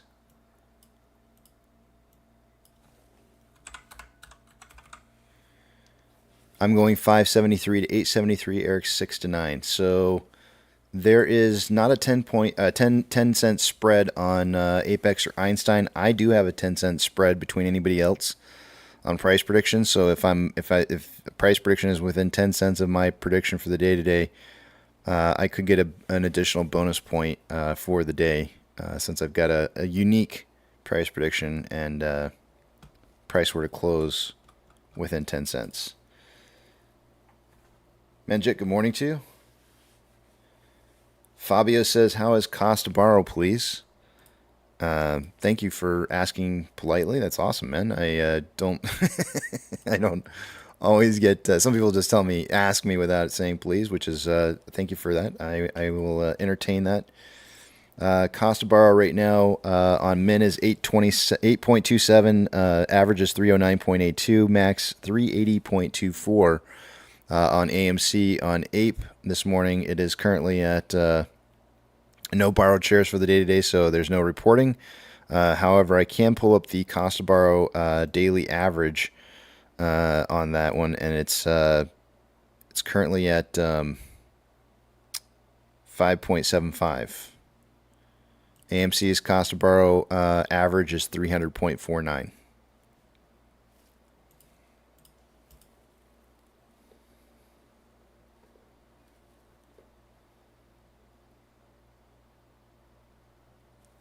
Mega Johnny, thanks. Appreciate that. Fabio, you're welcome.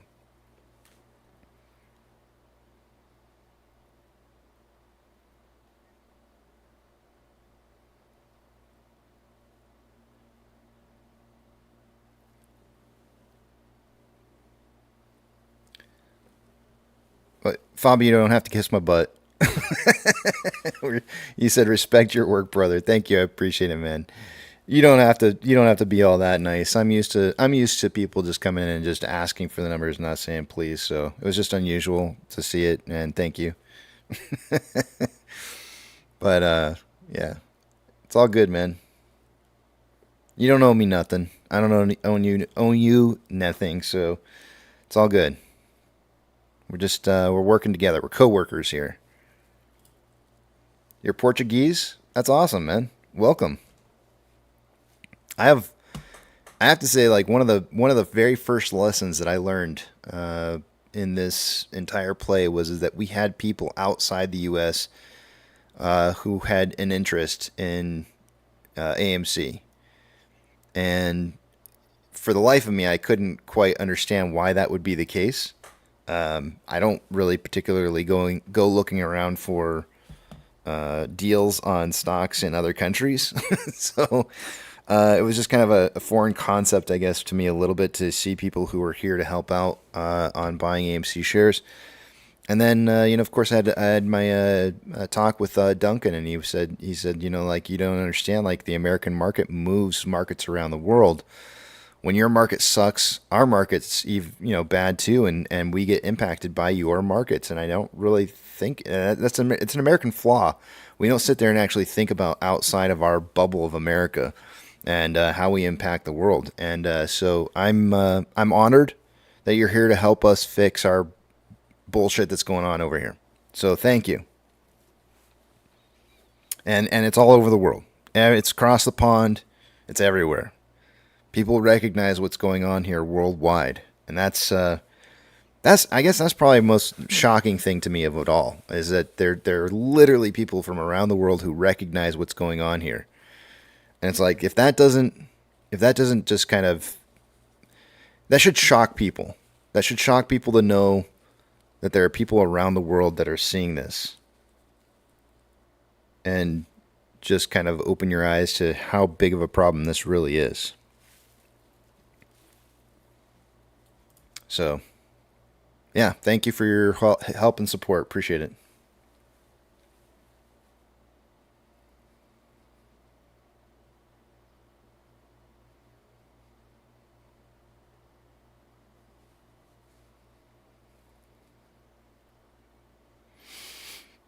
We need an interactive map in Discord so apes can pin their country of origin. That would be really kind of cool. Let me see what I can, because I don't want, I'm wondering if there's like not a random way that we can kind of do that where people don't have to, you know, they're not specifically like being pinpointed, just the location is. So let me work on that. Let me think about what I could possibly do to make that happen. Because I think that would be kind of cool.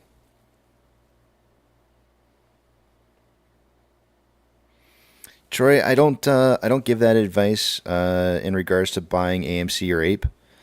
One of the things that I've maintained for a long time is that AMC and Ape are equally important. It is the same security, just traded through two different tickers. And how you spend your money is entirely up to you. But they are both important. And that's a choice that you get to make with your money. Not a high volume day today, McKean. We're probably looking at, I'm looking at about 30 to 50 million on AMC and about 10 to 30 on Ape.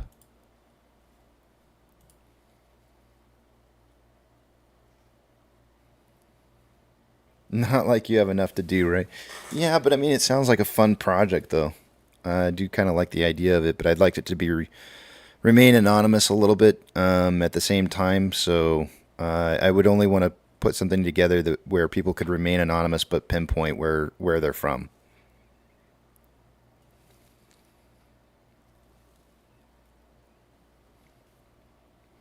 I never really thought about it too much before in the past, but I don't even know if I really like the fact that I advertise people's birthdays, other than the fact that they're okay with it, and hopefully as little as information as possible is known about them. So anyways, it's that time to get the day started.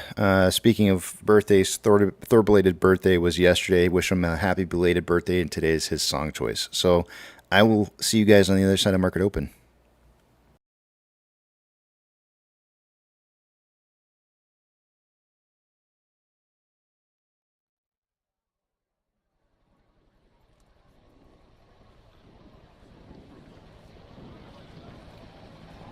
T-minus 90 seconds and counting. All systems are go. We're about 90 seconds from the launch of Space Shuttle Discovery.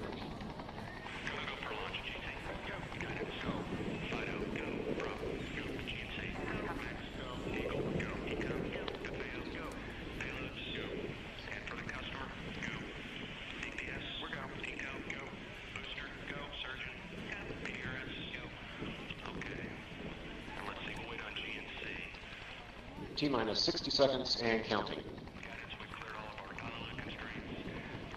We are transferring to orbiter internal power at this time. Discovery is now running off its 3 onboard fuel cells.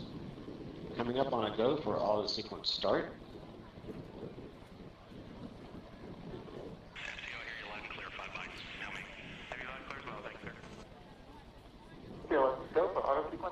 And we have a go for auto sequence start.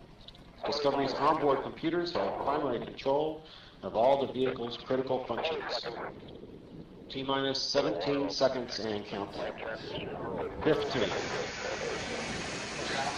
12, 11, 10, 9, 8, 7, 6,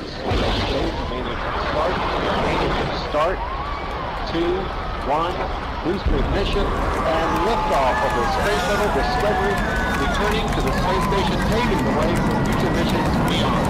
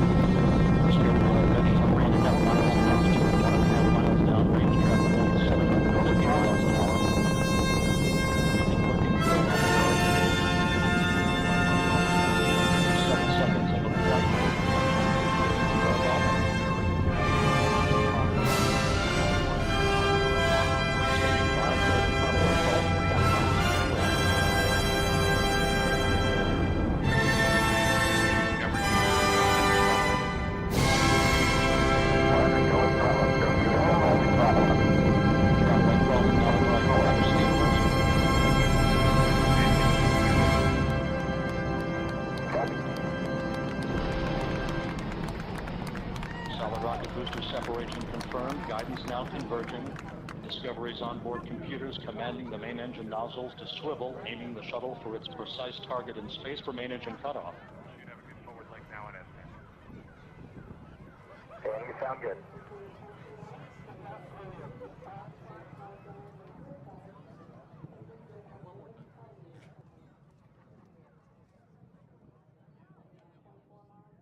Discovery Houston, negative return. Copy, a negative return.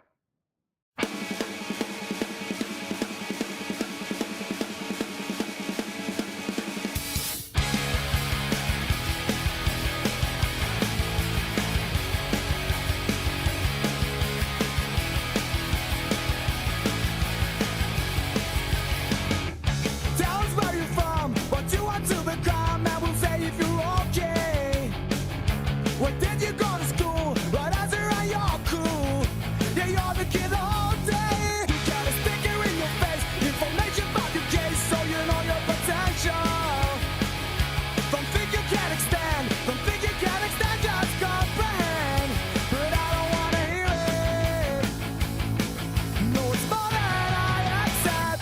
'Cause I don't care where I belong no more. What we share or not, I will ignore.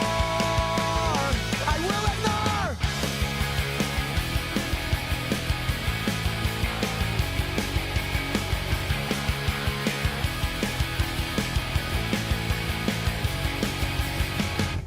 We will shut you out. We'll put you in doubt if you think that you're special.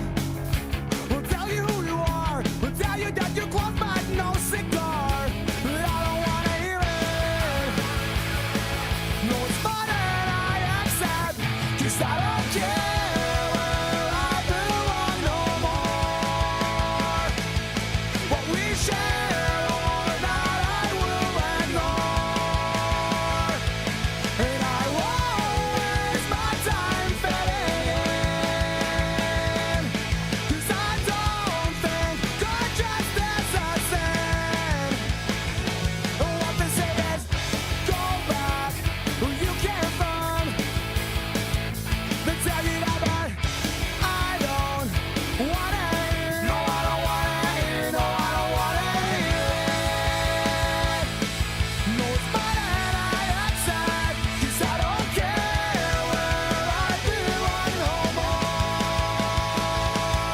What we share or not, I will ignore. And I won't waste my time fitting in. 'Cause I don't think good just is a sin. No, it's not a sin.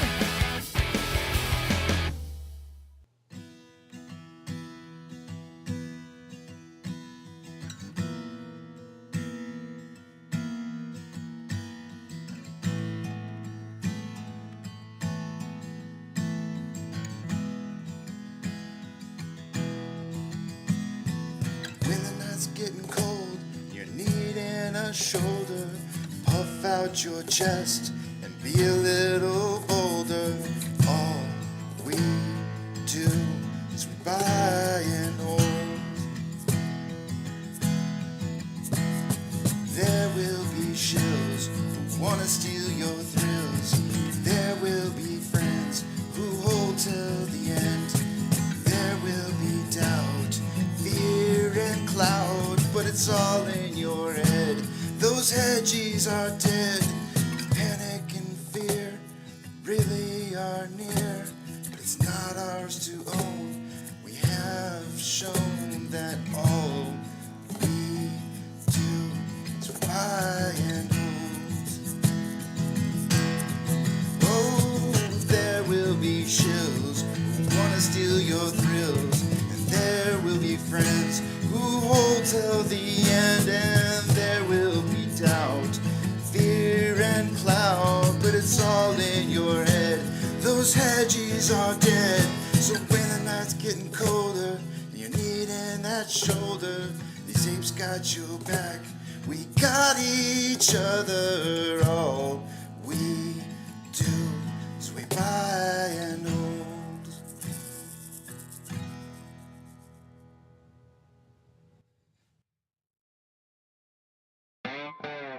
Good morning, you filthy apes. Welcome to AMC and APE, where we buy, we hold, and we screw those hedgies. Screw 'em!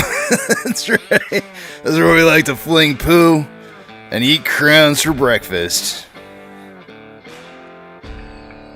Rock strong. Good morning, guys. So the title for the day today is My, oh my, oh my, look at the SI.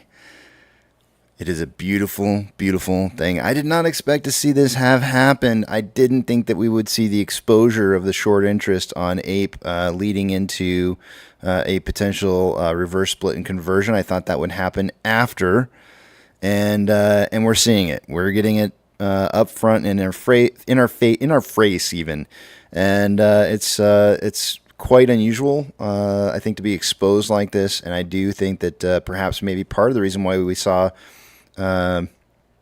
Goldman Sachs coming in with a new buy estimate on AMC would have been due to the fact that that exposure was discovered. Today, do know, this is also in the title for today, the Fed is expected to raise their interest rates today. Originally, when I was trying to come up for the title for the day today, which I didn't think was going to be really that hard until I saw some of the short interest in what was going on there.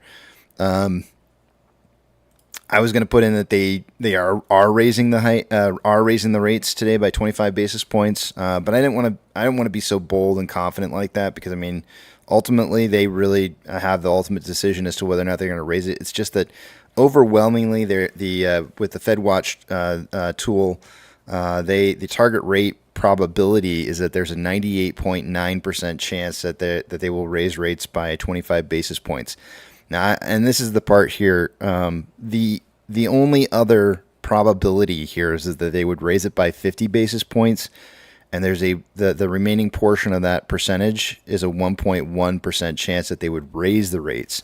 There is no target. There's 0% chance showing right now for an even amount of rate hike possibility, or basically just not just sitting still and not doing anything with interest rates.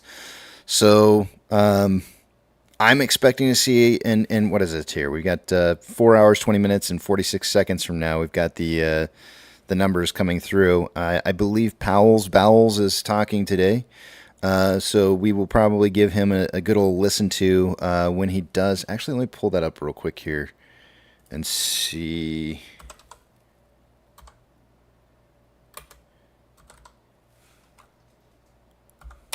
Let me just pull it up and see what. Let's see. Today is the 26th. I don't see. I don't see where he's supposed to be speaking, but oftentimes if I go to like the YouTube site for the Fed, it will show up. If I can get him on today, I will. So, because I do want to hear what it is he has to say. Usually, it's pretty a blanket speech where he gets up there and says the same thing that he always says, and then he takes questions. So I'll try to tune into that if I possibly can. I can't guarantee you guys anything. We'll look as it gets closer. We got about 20 more minutes here before we take a look at the numbers for the day today. But since the title is oh my, look at the SI.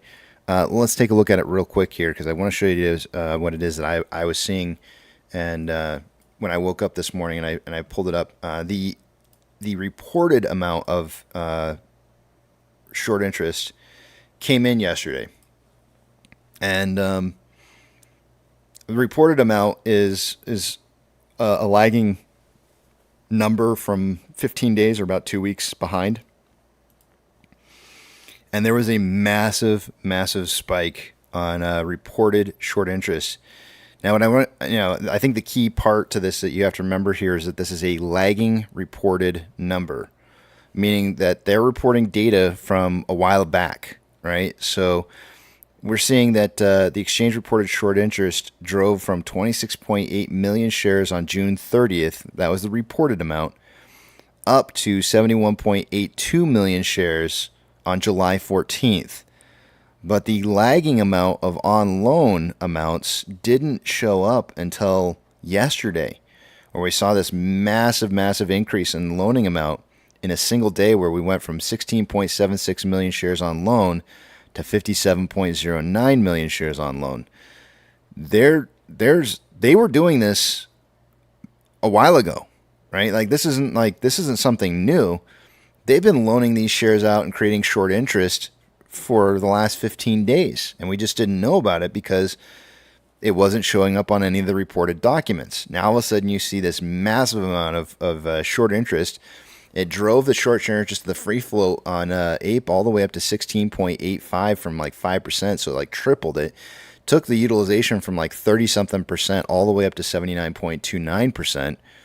And when you consider that the amount of shares in existence are almost double or pretty close to double of what AMC has, and then you start calculating in these numbers like that 79% is utilized and 16.85% of it's short interest, these are big numbers, guys. Really big numbers, and it's exposing the positions that are being held right now before we even have a conversion and reverse split.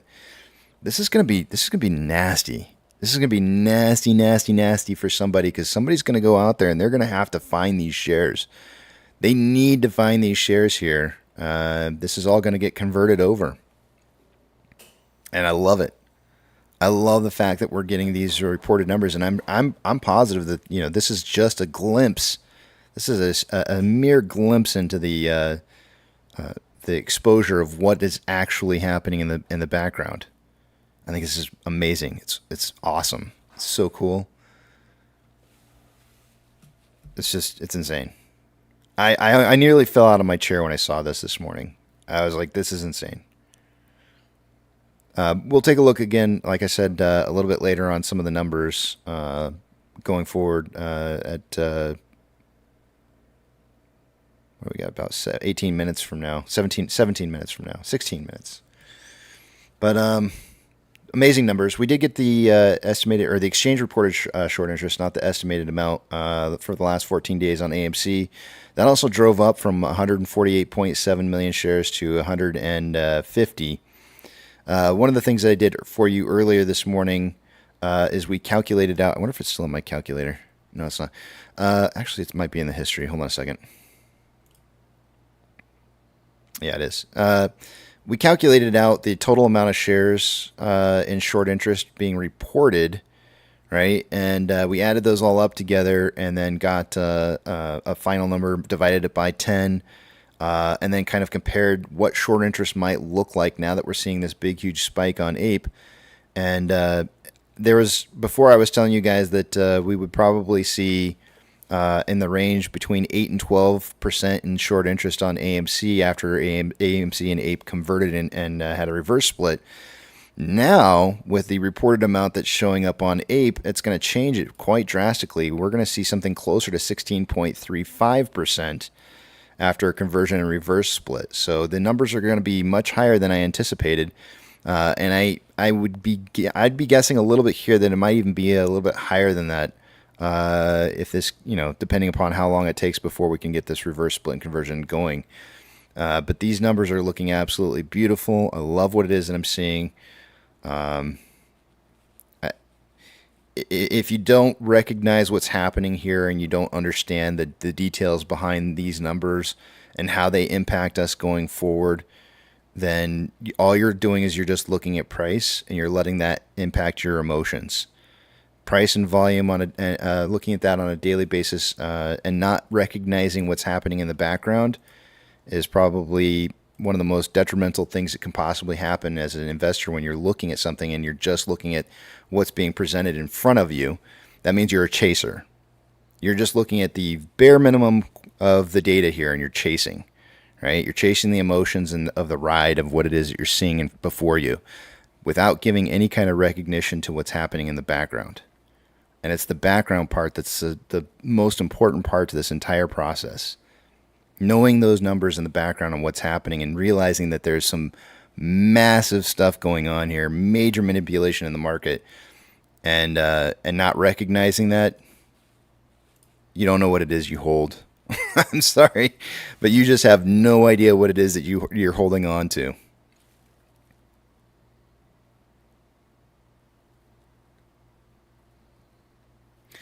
Let's see here. I'm reading what it is you guys are saying. Starting with Yukon, can I get 10 PC McSqueeze extra hot cotch? That's gonna be McDonald's next new flavor for dipping sauce.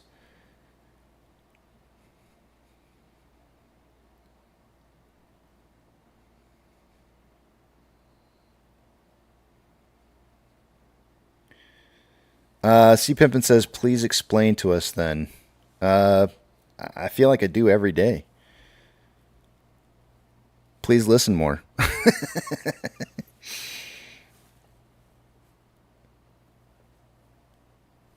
Dear 2.5 pound beautiful baby squeezes.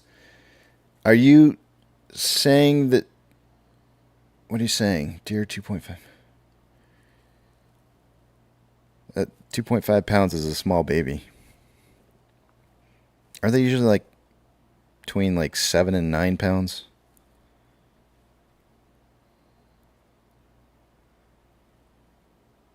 Einstein says, according to Goldman, we're holding 175 a share.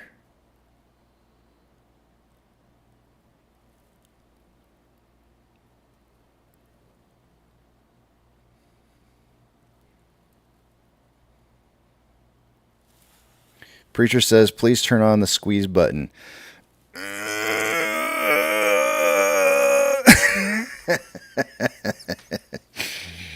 That was supposed to be a squeeze. It sounded more like that was definitely a squeeze. That's going to get cut. I'm sure that's going to totally get cut and put into a soundbite somewhere.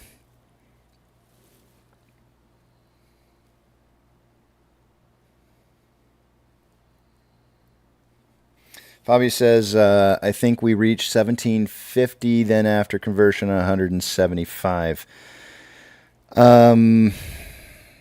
So our market cap is going to be a big part of what the price would need to be at, Fabio, in order for us to get there.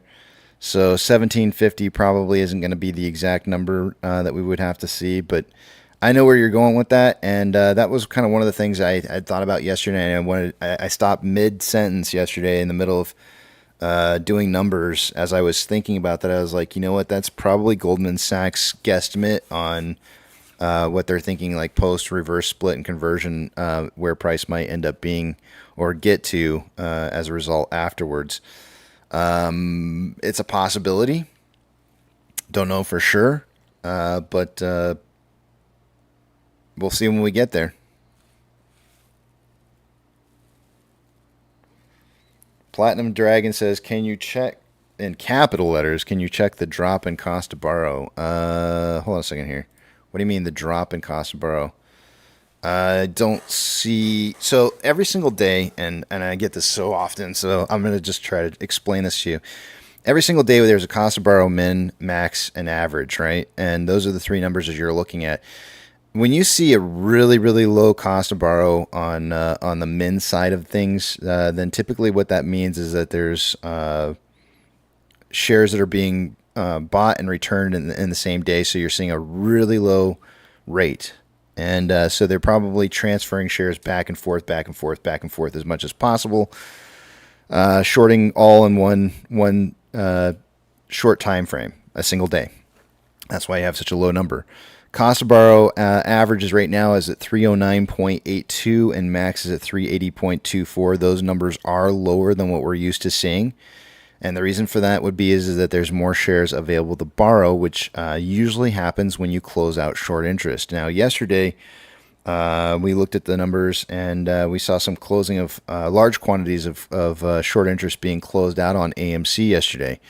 So why would the cost to borrow be lower? It's because there's more shares available to borrow. And I see this on a daily basis where everybody wakes up, they look at Ortex, or not Ortex, but they look at Stonko Tracker, and they see that there's this huge quantity of shares available to borrow, and they go like, oh, crime, new shares available to borrow again. And it's like, oh, they closed out positions. What do you expect? They're available to borrow again.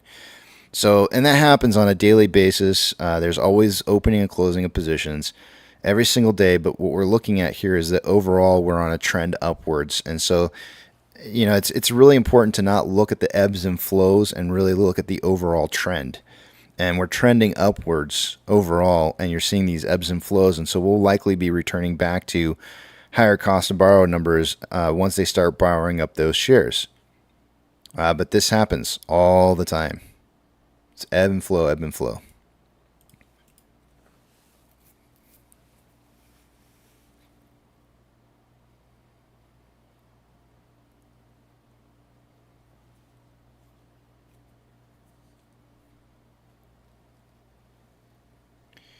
Billy says, can you talk about the Delaware court situation, please, Casey? Like, what are we waiting on currently? Well, the judge had requested like 4 different action items that she wanted done and accomplished.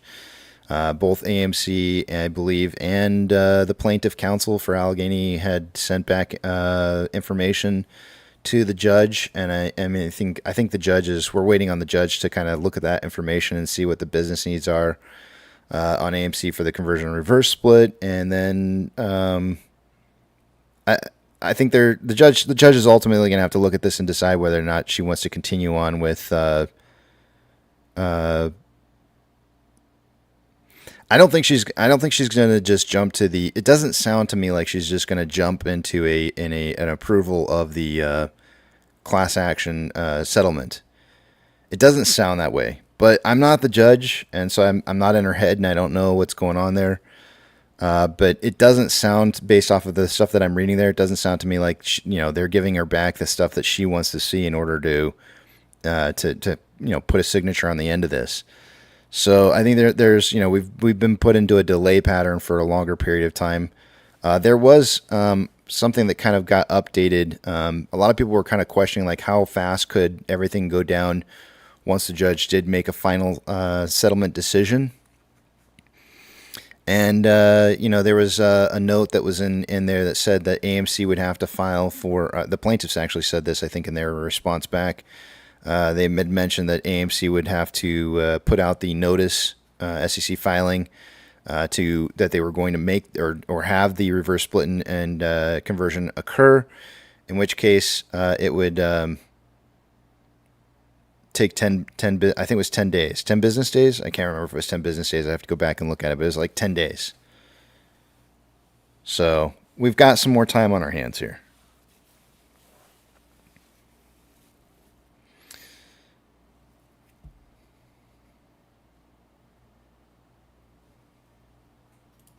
Einstein says, since the court stopped the reverse split and conversion, we have seen some amazing stuff happen. I believe the judge knows what's happening here and is on our side.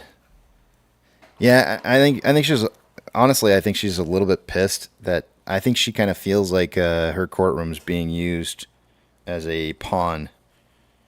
I mean, this is where you have to throw on a little bit of a tinfoil hat here because I'm making claims that I can't back up.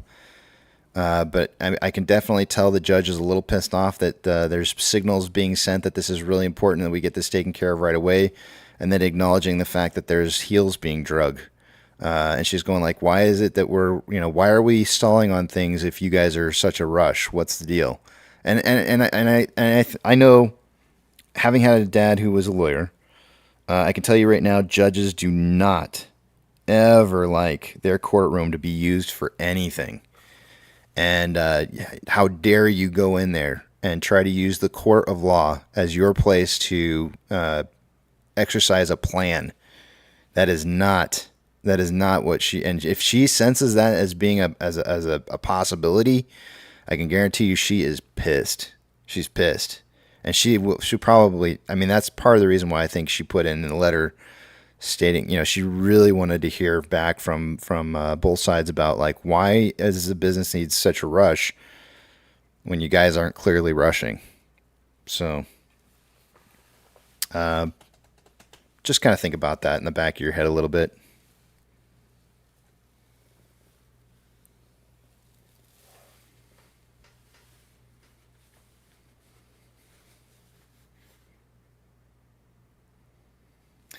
Mega Johnny, I read a little bit about, and by the way, thank you. I think you were wishing me a happy birthday earlier, and that was earlier this month. But if it was just a belated happy birthday, thank you very much. I appreciate it.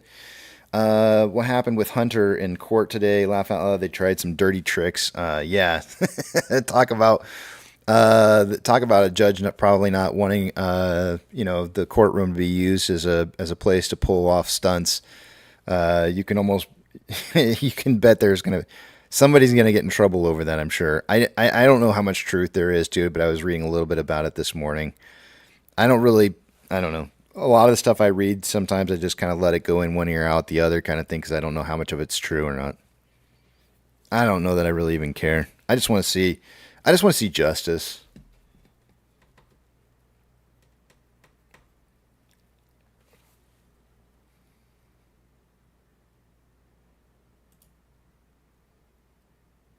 Glenn says wind fire alarm at court. That was crazy when it happened, wasn't it? Hazel says, Casey, is August really a dead trading month? I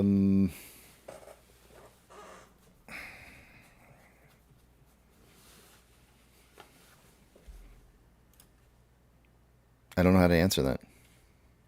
I would say no.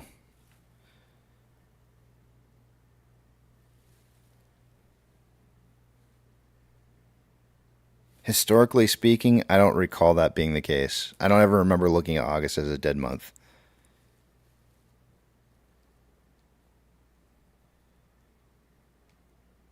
But I know a lot of people are talking about, and I think maybe what you're referencing is something that was stated by the judge in the breakdown. Let me go back and see if I can find that real quick here. In her filing that she put out on the 24th of July. Let me see if I can find it because she talks about it in here.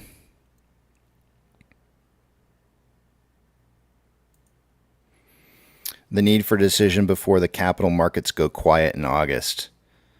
So in regards to raising capital or perhaps maybe institutions who are looking to maybe pick up shares in the market, it may be more of a quiet period of time for that. But I wouldn't say from trading over the years I've been trading, I don't remember specifically anything weird about August before that I can recall off the top of my head. But she said before the capital markets go quiet in August. So I think she's literally just talking about like if AMC wants to raise capital, there might not be as much activity as AMC would like in efforts to maybe perhaps buy any capital that they or buy any positions that they are selling for AMC to raise capital.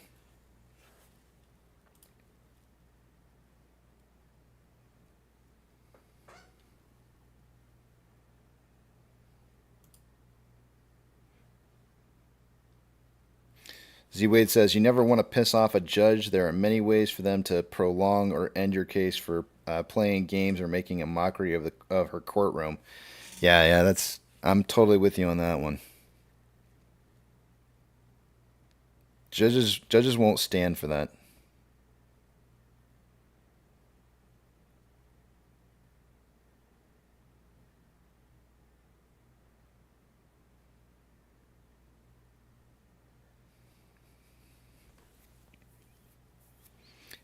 Deb says, Casey, injustice trickles down from the top. If you want justice, you have to not ignore where it starts from.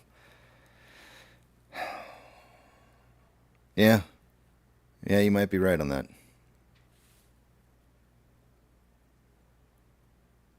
It definitely feels like I feel like in this country a lot anymore. If you've got money, then you have the ability to be able to defend yourself. And if you don't have money, then you don't. And people who oftentimes who would normally get punished for a crime if they're of a position of power or money, that oftentimes the punishment does not reflect evenly across the board. And man, if there was anything that I wish that's not the only thing. There's lots of things.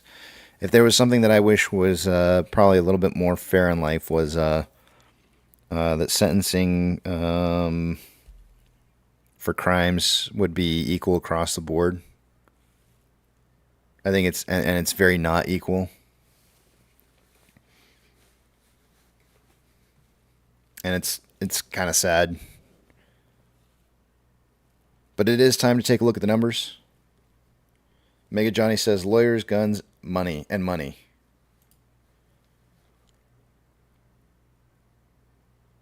All right, let's take a look at our numbers and see what we got going on here. I'm going to take you guys over the other screen. I'm not going to be able to see what it is you guys are writing, so hold those personal thoughts, comments, questions, or concerns until you see the big tramp back up on the screen again. Two-factor authentication. If you don't have it, you may want to consider getting it, as you never know when something, or you want to keep somebody out of your account, and that's a great process by which you can help yourself by keeping somebody out, is having that two-factor authentication. When you do set it up, if your broker allows you to put in a secondary device to be able to receive that access code, not a bad idea, as okay,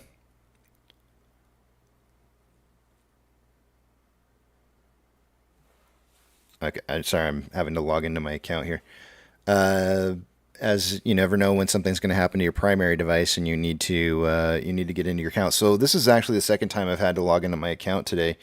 I'm going to go ahead and say who it is, but Fidelity is doing a new thing now to where they're actually asking me for facial recognition instead of just sending an access code to my phone. So I think that's kind of cool that it's actually wants me to for facial recognition in order to because earlier this morning when it was too dark in the house and I was doing it, it couldn't recognize my face and wouldn't let me get in my account.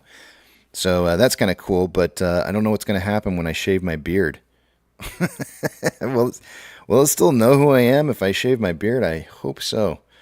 I might get screwed at $90. I'd screw myself over.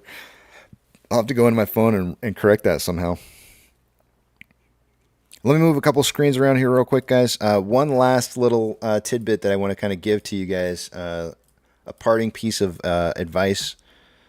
Is that you really need to have within your own possession a copy of your portfolio statement through your brokers.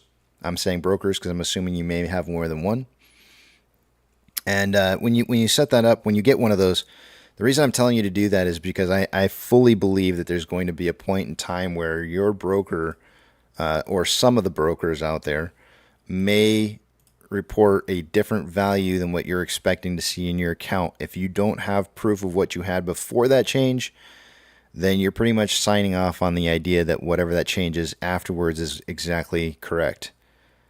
Don't do that. Don't let any of your brokers tell you what you have. You should be telling them what you have. You should be knowing what it is that you have. Make sure you get that in hand. You want it. All right, starting in the top left-hand side, price prediction tally points. Everybody got a price prediction tally point for yesterday. Remember, this is just 4 apes who are trying to figure out within a $3 range what the combined price of AMC and ape is going to be by the end of the day. Today's predictions, I've got 573 to 873. Eric has 6 to 9. Apex has 560 to 860, and Einstein has 556 to 856. Only Eric and I have the ability to be able to get an extra bonus point if price closes within 10 cents of what it is that we have, as our price predictions are unique from everybody else's.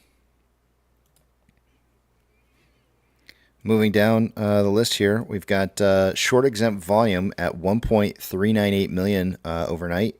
Anything over 1 million shares I think is a lot, and that's 2 days in a row over 1 million shares. So that's excessive. Ape, we had 126.5 thousand shares in short exempt volume. Utilization was down on AMC to 78.72%. Ape is at 79.29%. Day-over-day price increase, AMC is down 12.48%, and Ape was down 1.67%. Max Pain did increase by 50 cents. We started out this week at $4.50. We went up to $5.50 yesterday, and then today is $6. I like seeing when Max Pain increases like this. This tells me that there might be a little bit of a gamma happening here as a possibility. Seeing that continuous increase in Max Pain tells me that institutions aren't are probably having to price in price movement upwards that they weren't expecting. More than likely. Not necessarily, but more than likely. Taking a look at off exchange, by this time of the day, I would expect about 44% going through off exchange. EDGX would be about 10 to 11%. On AMC, we currently have 63.51% going through off exchange, and EDGX is at 7.03. The combined total on that's hold on a second here. Why did that happen? The combined total on that is, stop it, 70.54. That's 16.54% higher than I would expect it to be. So I think there's a lot of suppression of price going on this morning. CHX volume is 3,229 shares. I subtracted out the amount of CHX volume that we had yesterday from what I felt that they needed, shares that they needed to find before Monday. And that number is down to 2.1 million shares. So we, we may be falling off. If we see 2.1 million shares delivered between now and Monday, we may be seeing us falling off that threshold list before too long. So we'll keep on watching that and seeing where that goes to. Taking a look at Ape. Ape for the day-to-day off exchange is really, really low, 35.88%. EDGX at 11.03. The combined total on that's 46.91%. That is 7.09% lower than I would expect it to be by this time of the day. CHX volume is 200 shares, nothing unusual going on there. GME's CHX volume for the day-to-day is at 0.25% with a 30-day average of 0.38, but it's only 404 shares. Just super low volume right now. Taking a look at institutional ownership this morning. It did drop day over day a little bit to 138.682 this morning. And let's see what it is right now. 138.682 is still the same reported number.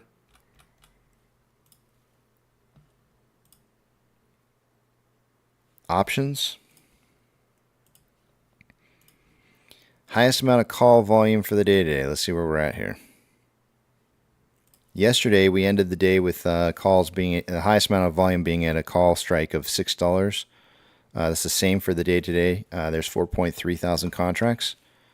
That's a little elevated, not too much. I feel like a normal day is usually around 3,500 contracts by now. On the put side of things, highest amount of volume is at a $4 strike, which is what it was yesterday. There's currently 10.2 thousand contracts so far for the day today. Market suggesting a closing price somewhere between $4 and $6 by the end of the day today. Combined price of AMC and Ape is currently at $6.97. We are getting major consolidation here. Normally when you get a break of a wedge like this, you see price moving pretty steadily. Right now we got a bunch of nothing. This is just absolutely driving sideways right now. Even though we did break a level of resistance, descending level of resistance that we've had from the past here, it's just not moving. My first thought process on this is control volume.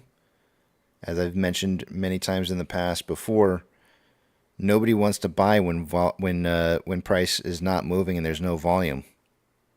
They see that as kind of like stagnation, or just basically like stagnant moving. It's nothing.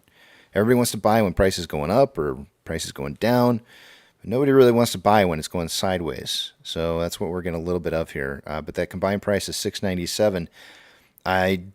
There might come a point in time where we start seeing this rise really quickly. I was kind of expecting maybe a retest of 715 as a possibility, or maybe even just 705, which we've seen a couple tops on this. If that was 705, then we would be drawing a little bit of a bullish triangle that would probably complete later on this week.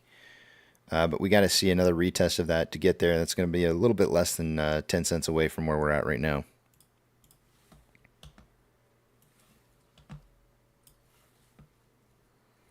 Taking a look at, I feel like we already talked about this quite a bit this morning.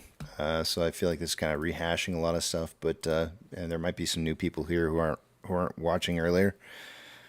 But so far this morning on AMC, there's been 1.67 million shares having been returned for the day today. Yesterday it was like up to as high as 3.82 million shares. And so when I talk about return shares, if you got a bunch of return shares that are happening, that's why your cost to borrow is going to be lower. And we got 1.67 so far for the day today on AMC. That's going to cause the estimated short share interest of the free float to drop to 29.1%. Cost to borrow mins at 8.27, average is 343.92, and max is 399.52. Here's our utilization, day over day dropping from 82.96 to 78.72. On loan amount is increasing from 179.19 million to 180.43. That's 1.24 million shares, new shares on loan. Ortex estimated that about 5.7 million of it was in new short interest. How in the world could you have more short interest than you had on loan amount? The answer is that the reported amount of short interest was higher than they were expecting it, so they had to adjust the estimated short share interest of the free float to match where the reported short interest was from 15 days ago. So that's why we got 5.7 showing up here. But Ortex did give a higher rating on short interest, and it rose by, I believe it was 1.1% from 28.11 to 29.21. Obviously, with a bunch of new loan shares, you would expect...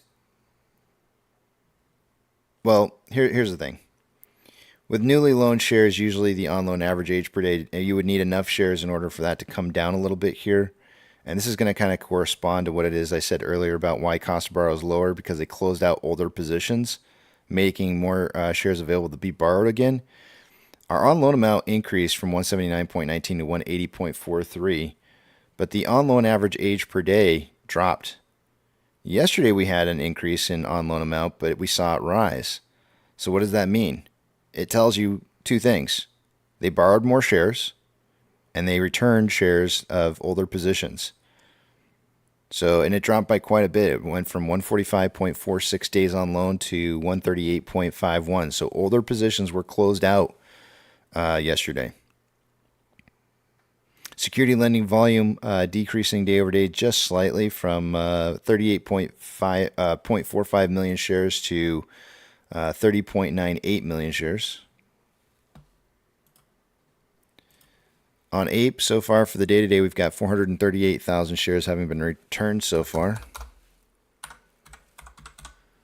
That's going to cause the estimated short share interest of the free float to drop a little bit to 16.85%. There has been 0 borrowers for the day today, so no current day cost to borrow average max or min showing up yet. Utilization driving up massively because of the amount of shares that were borrowed yesterday. Utilization went from 32.96 to 79.29. I feel like the amount of shares that were borrowed yesterday, because we had, if you remember yesterday, we had on loan amount sitting at about 16.76 million shares. And then that rose by 40.33 million shares up to 57.09 million shares on loan. If you've only got 16 million shares on loan and your utilization is 32.96, if you're going to like triple that number, then I would expect to see utilization to be tripled as well, in which case it should be somewhere between 90 and 100%, but it didn't. It only went up to 79.29%. So the only reason I can think of why that would be lower than I would have expected to see it is likely because they found more shares available to borrow. They made them, or they're reporting more shares available to borrow than they were originally reporting before. It's the only thing I can think of. Obviously, all of this is going to raise that estimated short share interest of the free float by quite a bit. That did rise from 5.59% to 16.88%. And then the on-loan average age per day is just going to absolutely dump. I mean, you take on 40 million new shares on loan when you only had 16 million on loan before, and this thing's going to... I don't even know how this didn't drop to like less than 1 day. but somehow it managed to stay above 1 day. So it went from 57.48 days on average on loan down to about 7.89. So a pretty massive drop there. Security lending volume day over day massively shooting up, obviously, because they borrowed a crap ton of shares, and that increased from 1.34 million to 48.62 million shares yesterday. Do note that if the security lending volume is showing 48.62 million shares, and I told you guys that the on-loan amount increased by 40.33, then that means they returned about 8.3 million shares yesterday as well. So they did do some returning of some shares in the process of taking on those 40 new million shares. But here's your big jump. This should be the headline right now of like every article that's out there. This is your jump in exchange reported short interest, and that jumped from 26.8 million shares in reported short interest to 71.82 million shares. 7 trading days ago. Eight trading days ago. 8 trading days ago, that jumped that much. But we didn't even see the on-loan amount hitting until yesterday. So they were really taking on short interest as price was rising. And then they made money off that short interest and started actually borrowing or reported the borrowing of shares when price was at the bottom. Sound like a little fishiness to you? Does to me. Something didn't seem right about that. You reported a big, massive change in short interest, but you didn't actually borrow the shares until later. Those T cycles are really jacked up. I wish this stuff was T1, T0. T0 settlement cycles is what we need. Anyways, some shady stuff right there. That's business for you, I guess, in Wall Street.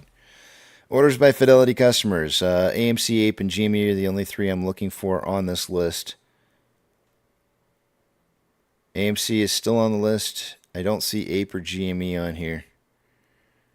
We did slip quite a ways on the list here, though. But we have a 53.47% buy to 46.53% sell ratio.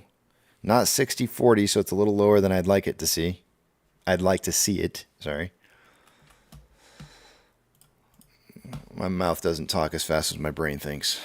SSR's $4.61 would trip today. It is on from being tripped yesterday. And which means that we're probably going to see a fairly large amount of short exempt volume for the day today, I would imagine. And Ape would trip today at 1.593. Shares available to borrow is currently showing at 750,000 shares. Earlier this morning, oh man, what were we at this morning? I can't remember. I'm going to have to go back in the live stream to see. I feel like maybe it was like 750 when we saw those borrowed like twice, so it was 100,000 shares. So here's another 100,000 shares. They returned 400,000, borrowed another 150, so 250, 350,000 shares additionally borrowed since we were looking at it earlier this morning.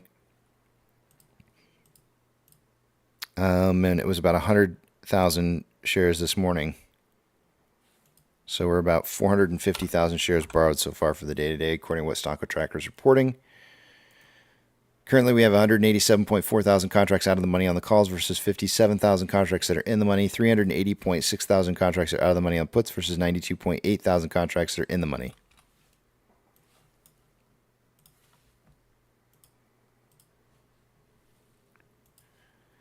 NASDAQ is currently down 0.1, Dow Jones is down 0.01, and the S&P 500 is down 0.13. We have 3,563 advancers to 2,597 decliners. Bonus point for anybody who can tell me why that would be the case. I will go over to the other page here and watch really fast If anybody can tell me why would the markets be down if majority of the advancers are majority of the securities are advancing? Anybody?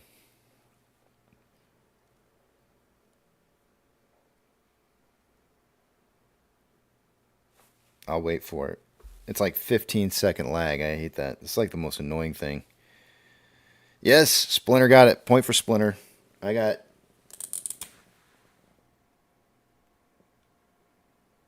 What the heck? I can't read this. I got DR something written down on the board from earlier for a point. And then, who was that? Was Splinter? Yeah, Splinter's point.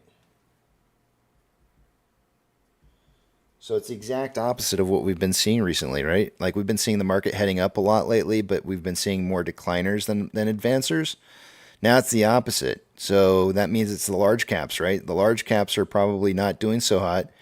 Everybody else is. And but the large caps are what drive the indexes here, and so that's why they're down.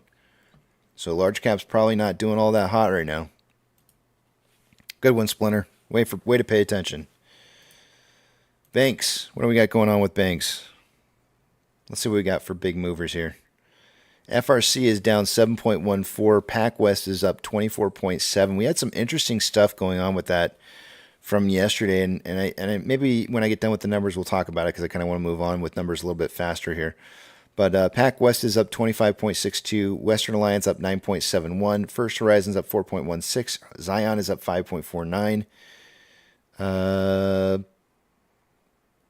That's the biggest of the movers. Ethereum Classic is up 0.15 and on a uptrend. DXY, or the US dollar, is currently down 0.18 but consolidating. Oil is down 1.81% and it looks like it's consolidating from a downtrend, a market open downtrend. Mortgage-backed securities are up anywhere from 0.1 to 0.15. Vanguard's is trending up, but more BlackRock's is consolidating. SPY is down 0.15 and currently consolidating. VIX is up 0.22, consolidating. VBR is up 0.38 and on a slight downtrend. Slight downtrend. Oftentimes you'll see price hitting Bollinger Bands like this, coming back down to a simple moving average, finding a support at that simple moving average, and then finding new highs again. So while it's in a current downtrend, it may be an overall upwards trend. It just depends on whether it's going to break the simple moving average. VB is up 0.22 and on a current downtrend. Tesla is up 0.88 on an uptrend. Amazon is down 0.52, consolidating. Cinemark is up 1.56, and I'm going to go ahead and call that consolidating as well. Doge down 3.61. Overall uptrend. I would say an overall uptrend right now on this. And Bitcoin up 0.21 on an uptrend. GameStop is up 0.15 on an uptrend. Actually, this is consolidation. It's a very, very slight uptrend, but it looks a lot like consolidation, though. If it can break this 22.97, that's a significant level of resistance that's been seeing for a long, long time. Breaking 22.97 is a significant number that I've highlighted as a target number to break. Very much similar to AMC's $7.15 combined price. HYMC is down 2.43 and consolidating for the day-to-day. NCMI is up 3.46, consolidating. Hood is up 0.96 and on an uptrend. Ape is up 1.13 and consolidating, and AMC is up 0.68 and on a downtrend. Inflow versus outflow for the day-to-day. We have about 500,000 shares more, not shares, $500,000 more money inflowing than outflowing. 6.56 million shares traded for the day-to-day after 55 minutes worth of trading. Puts us on a pace for 46.51 million shares traded by the end of the day today. And pre-market, I suggested somewhere between 30 to 50 million shares. It's actually, wow, it's slower than I would have anticipated. That volume's pretty low. 4-hour time interval, we've got more equal amounts of buying and selling pressure with an RSI of 51.93, which is average. 1-hour time interval, there's more buying pressure than selling pressure with an RSI of 44.87, which is slightly below average. On a 30-minute interval, more selling pressure than buying pressure with an RSI of 45.23, which is slightly below average. And on a 5-minute interval, more buying pressure than selling pressure, but a lot of whipsaw going on here this morning. Indecisive on which way it's going to go in price. Down at the RSI is at 44.91, which is slightly below average. On Ape, we have approximately $200,000 more inflow than outflow. 2.19 million shares traded so far. After 57 minutes worth of trading, putting us on a pace for 14.98 million shares traded by the end of the day today. I suggested somewhere between 10 and 30 million. Both my volume predictions for the day so far are looking really crappy. I can only hope that there's going to be a later day portion of volume kicking in at some point. On a 4-hour chart, we've got more buying pressure than selling pressure with a divergence in the vortex indicator within the last 4 hours. RSI is at 48.33, which is average. On a 1-hour time interval, there is more buying pressure than selling pressure with an RSI of 50.9, which is average. On a 30-minute interval, there's more selling pressure than buying pressure with an RSI of 53.07, which is slightly above average. And on a 5-minute interval, more selling pressure than buying pressure with an RSI of 48.78, which is average. Taking a look at the Ichimoto cloud for AMC or Ape rather. Lagging line is below price line, conversions below base, and we've got nothing but green cloud ahead of us, which usually means price is going to be heading down. However, the thinning portions of the cloud were yesterday or after hours yesterday and pre-market this morning and today's trading period. If we get to this thicker portion of the cloud here, and my suggestion would be is that we would probably not see price really running through the thicker portion, and price might actually be heading up a little bit and waiting for a thinning portion of backside of the green cloud to break through. If price does break through this tomorrow, through this green cloud to the bottom side and hits 138 a share, that would be massively bearish if that were to occur. It would be sending massive bear signals as it would be breaking through the thicker portion of a green cloud. I'm suspecting price is going to be closing out somewhere around 185 by the end of the day, even though we're at 179. I am anticipating a little bit of a push up at some point throughout the day today to kind of keep us just above the cloud here, which is going to be about that 185 price level. On a 4-hour chart, on the 1-hour chart, in order to get a big buying signal on this, we're going to have to see at least a price of 210 or higher on a 1-hour chart. On a 4-hour chart, it's going to be about 204. The reason 204 is we need to get the lagging line above price line. Conversion's already above base. We just need to get above the red cloud.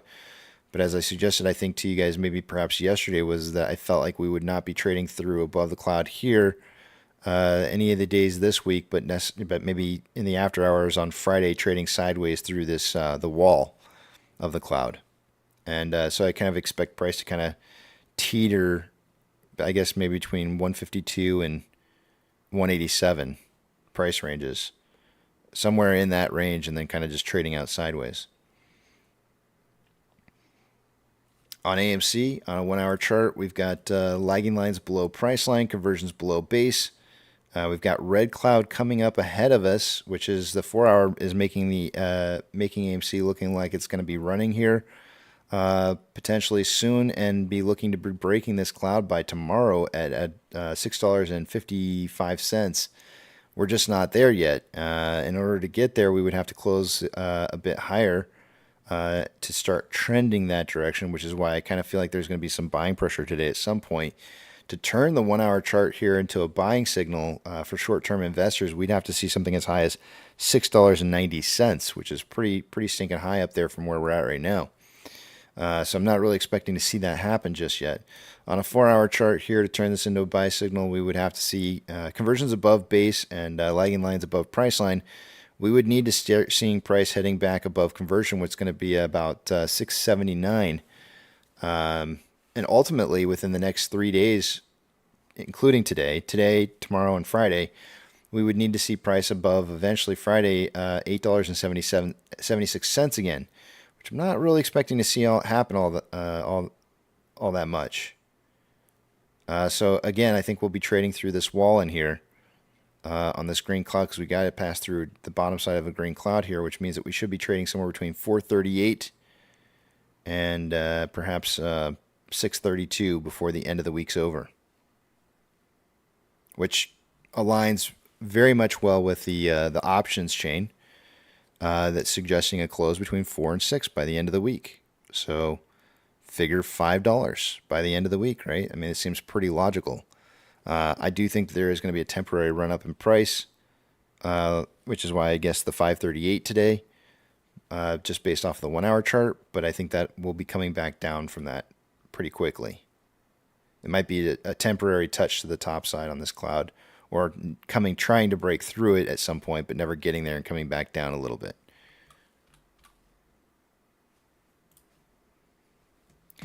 With that, that's all I got for you guys.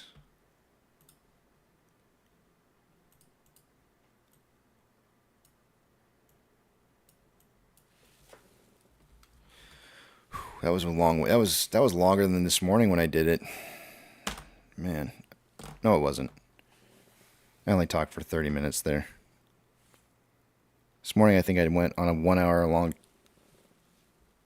rant about where price was moving to and some of the other numbers that we're seeing that are kind of crazy. All right, I'm gonna start with Glenn. Yeah, but you had ADHD. I don't know if you're talking about me, Glenn, but yep, it's not a matter of had, it's a matter of having. I don't think I can just get rid of it. If I can, I'd love to know about it.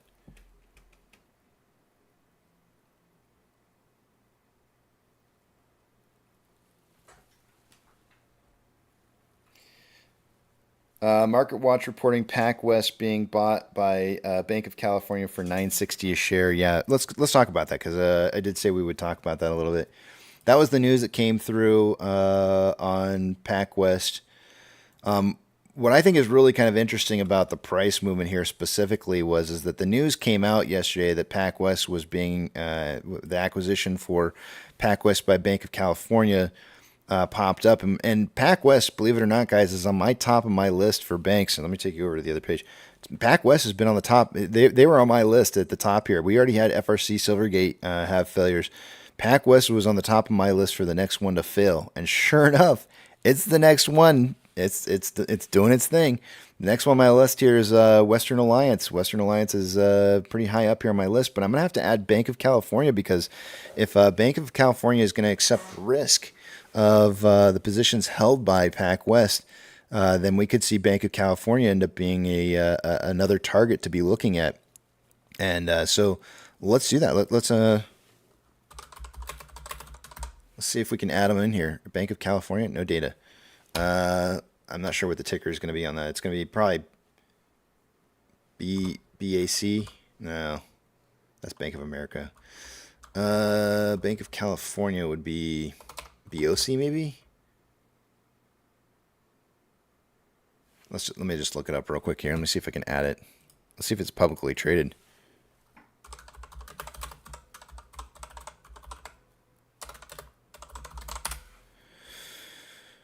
It is BANC. It's bank. Okay, let's add them to my list here. Banks. Question is where do we put them on the list? I haven't. Let me go back in the history here and see what they look like price wise during the entire fiascos that we had in bank runs here. So looks like they took a pretty big hit. They were kind of trading around like I don't know, 1626, and then they dropped all the way down to 964 before starting that uptrend that a lot of banks started seeing after they were taking a look into shorting practices against banks. So this it's stressed. 1451 is pretty low in price. I'm gonna add this to my list pretty high up, I think. Let's drag it down to, I'm going to put it right below FHN, First Horizon. That means Western Alliance is the next one on my list to go here.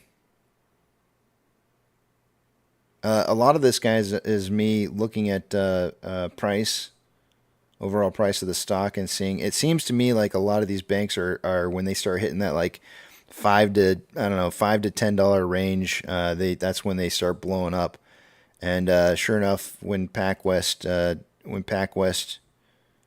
made the announcement of the acquisition by Bank of California, dropped from about 1047 down to 750, so it went right inside that range, I guess, that threatening range. Now, here's the interesting part about the price movement yesterday. They closed this out at 750, right? That's going to show day over day that that there's losses in price. But then, right after market closes, price trades right back up to where it was trading prior to that drop to 750. And so when it opens up this morning and hits something like $9.25, which is about $1.50 or more than what it was trading at normally beforehand, it's showing up 27.18% for the day. That is some shady ass shit right there, guys. I'm telling you, man, I gotta stop cussing. I'm sorry, guys, but that is some shady. That's shady. That is some shady stuff right there. Because somebody purposely dropped this down to get in a bunch of positions, either likely closed or opened, depending on if you're short or long on this, and then returning it to the value, and then having the bank upon that news showing up this morning up 26.85%, like it's some kind of success story. That's no success. It was trading at 11. It was trading at 1050. It was trading at 1050 yesterday, and now it's at 976. That's not success. That's not 26.79%. Come on. That's smoke and mirrors, guys. Smoke and mirrors. Everything's okay here. Everything's fine. You know, we're doing great. Western Alliance, yeah. Look at Western Alliance yesterday. Same thing, right? It's also one of my banks that I've got on this list here of ones that I'm kind of suspecting based off of some financials that they've been reporting at some of the risk that they have. Trading around I don't know, $50 a share, dropping down to about 46. As soon as market closes, boom, right back up to where it's been trading at, and then nothing but upwards momentum since, and now getting a 9.35% increase in valuation. This is like massive smoke and mirrors here, guys, to make banks look stronger to the market than they actually are. These banks, as soon as the negative news comes out, start dropping like crazy, and then it's like, oh, no, everything's fine here. Don't doubt these banks. It's all good. Everything's fine. They don't want to scare off investors. Either that, well, probably twofold. They don't want to scare off investors, and then they also are probably bringing in retail to start bag holding on these banks as they dump off their positions. And so it looks like it's maintaining, a holding position by somebody, but it's not anybody who's long on the banks. I can almost guarantee there's no institutions that are looking at this like, oh yeah, these banks are a good buy right now. They're looking at this going like, so, and then they're like, now we'll raise the price. Artificial, we'll get somebody to come in and we'll start getting people to bag hold at these higher prices. We're gonna. This is what they do. They bring in all those 401ks and those pension plans, and they start having those take over, right? Like they start getting the pension plans to start holding the positions for them, so that they no longer have to hold the position that's majorly risky. You're literally watching theft in the market occurring right here. It's in your face.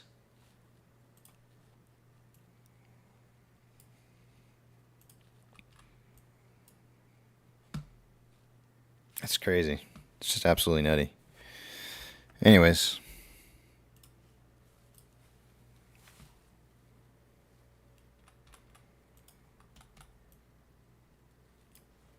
And then when the banks have another failure and everybody sees their pension plans going to crap and their 401ks going to crap, and they're like, wait a minute, why is my 401k down all of a sudden?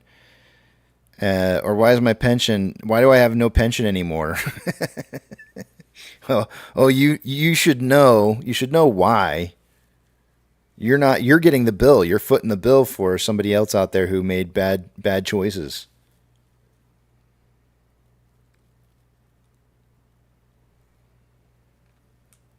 Mega Johnny says, "How about Wells Fargo doing a share buyback with all those stolen fines?"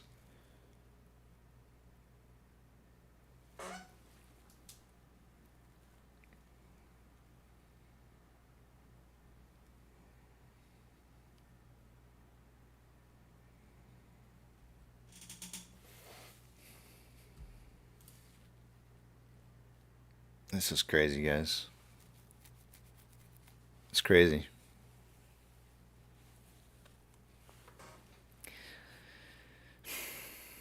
I feel like the American public needs to, like, I mean, our lawmakers get up there and they hold the fire to the feet of the Fed.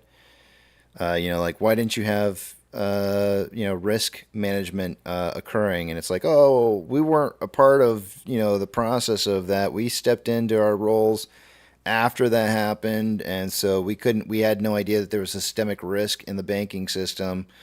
But we're doing everything that it is that we can to fix that now. We're making sure everything's in place where there's no more problems. And it's like, no, no, no, no, no, no. Like, somebody needs to be held responsible for this, because if you don't hold somebody responsible to it, it makes it okay to do it again in the future, right? Whoever was responsible should be on the stand and being held accountable for the actions that were occurring when things were going wrong. I don't care if you want to throw out that it wasn't my fault, story, but we need to hold Congress accountable for bringing up the right people to the stand to talk about why things went the way they did and why they're not being held accountable for what it is that occurred. There is no such thing as not being able to go back and look at history and say, like, why did this happen and you're in trouble for it, and holding those accountable I see this all the time in the workplace. This blows my mind, guys. In the workplace nowadays, this is what they do. They bring in the bosses and they say, like, look, there was a screw up. You need to write somebody up. And so the big bosses, they go out there and they say, like, we're going to write everybody up. Because they gotta show that they get, somebody's going to get in trouble for this, right? You're all in trouble. And, and that's what it comes down to. Like, they just spread out the blame to everybody. And even if they had nothing to do with it whatsoever, they still get a part of the blame. But then you got those bigwigs who are getting off the hook, right? Because they came back and said, well, we wrote up all those guys. They're all in trouble. And it's like, yeah, but why aren't the bigwigs the ones taking the hits? Why aren't they being held accountable? Why aren't they in trouble for things going wrong? Weren't they running the show? If they were running the show, then why aren't their feet on fire?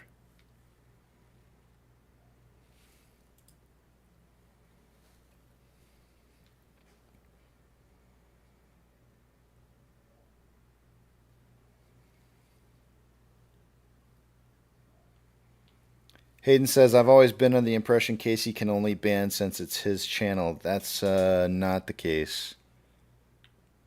We've found some interesting things that have occurred in the past. There was somebody once who thought that they were banned, but they simply had a emoji that I had stopped from being able to occur on this channel that I found was related to, like, stuff that was causing things to pop up that I didn't want to see on here. And that permanently banned anybody from being able to talk in the chat that had that in there as a part of their name. That was one thing that we found as a problem. I've heard through the grapevine, and I don't know if this is necessarily true, but anybody that I have as a moderator here on this channel, if those people ban some people on their own channels or another channel someplace else, then there's a chance that they're also banned on this channel as well.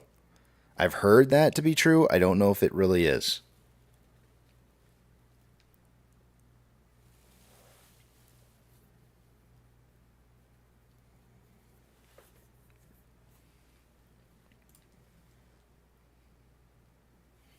And I think if you're a moderator and you silence somebody, I think that's like giving them not like the 5-minute silence, but if you make it so that you can't see their comments anymore, I think that bans them as well.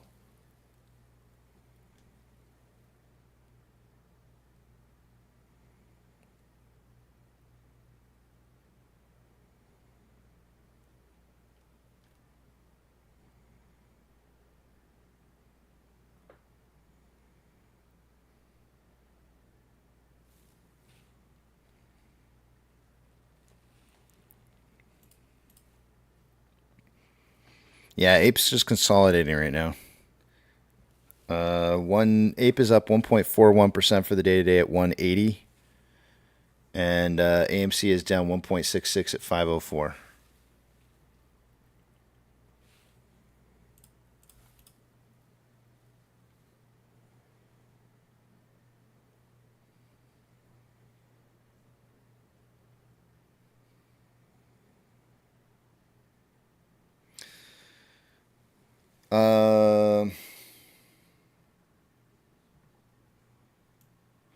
Look, guys. I mean, if you silence the person, if you don't want to see what it is they're writing, just silence them.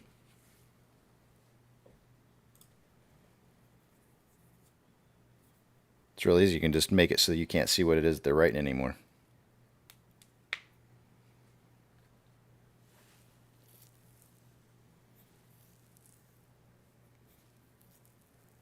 I think that was one of the most beautiful things because you can self-police the chat for yourself. You can just, remove the commenter from your chat. You don't see it anymore, which means I don't have to do the policing. You can. So if somebody's excessively chatting to the point to where you just can't take it anymore, or you can't handle it, click on that name. There's a little 3 buttons over on the side over there and say hide users' comments.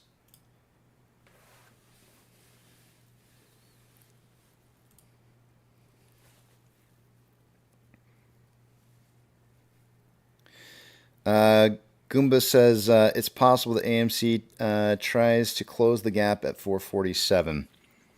I'm not a huge fan of gap closing.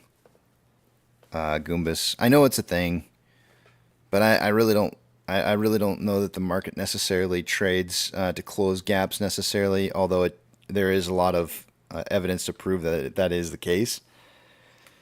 But I don't really follow the gaps all that much because I feel like there's a lot of times where you can see price simply just ignore gaps. So I don't really subscribe to that all that much.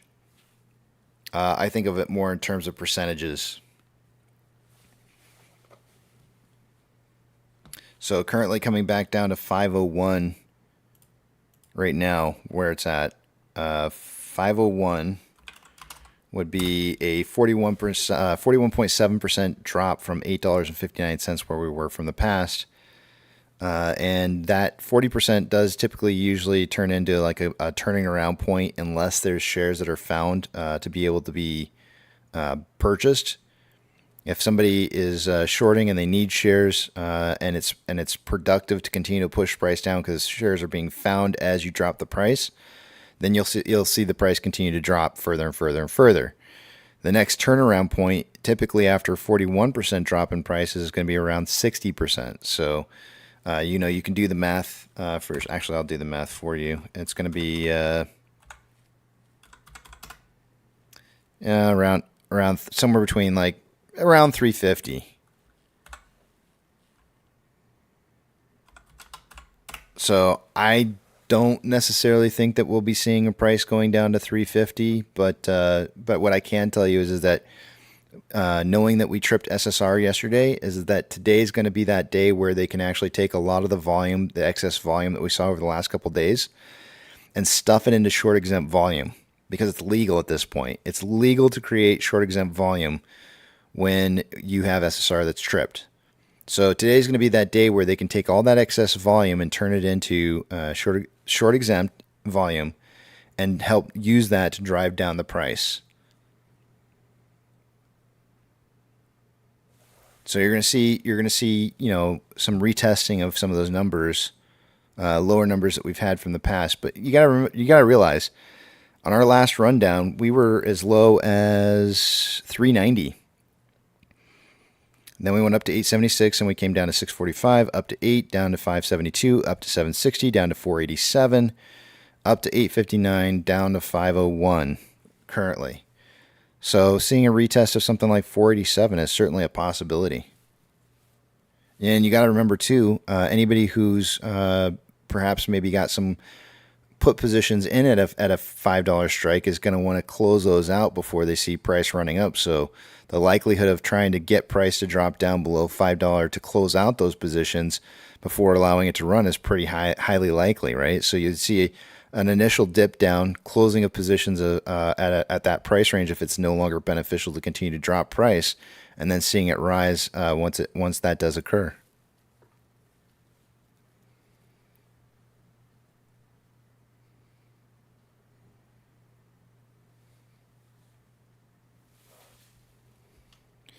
But I don't. The one thing I don't want to say, Goombas, is I don't want to say that filling the gap is not a thing. It is a thing. I fully believe, and I've witnessed firsthand that filling the gap is definitely a thing in this marketplace. I think AMC runs a little bit differently though in terms of filling the gap, and I think that more or less really what I see happening more often than not is an attempt to drop price in such a fashion that tries to elicit the selling of shares. If that's successful, it continues to drop, depending upon how much it's costing to drop the price. If the cost efficiency isn't there in dropping the price, then you'll see price starting to rise back up again, and the process repeats itself.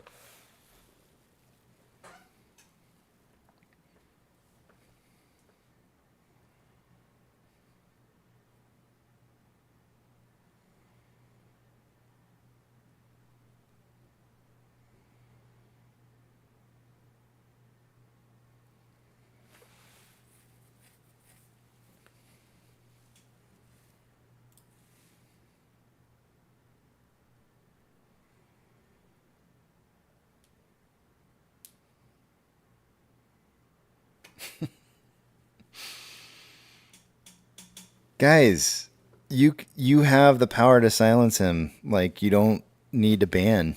I mean, just because if he hasn't broken any of the rules and I just ban him because it's like, oh, people just, all want him banned. Like, just silence. You don't have to see his comments. You have that ability to be able to take away his speech from your comment section. Like, you take that power. You don't have to give it to me and say, you have to ban this guy. You just remove him from the chat. You have that ability. You have the ability to be able to just silence what you're seeing from that person. Don't force me to be the bad spamming.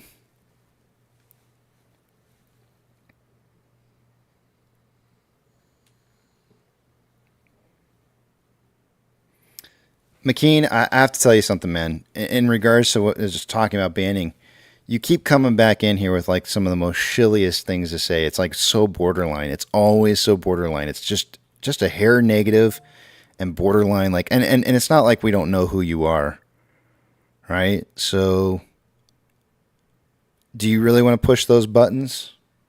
I mean, you can if you want to, but I will make a decision on. And the answer to your question is absolutely. Everybody is going to keep on saying, going to squeeze while it slowly descends to a few cents. Absolutely. You bet your bottom dollar. Try me. Try me, McKean. I will make you make so many accounts, your head will spin.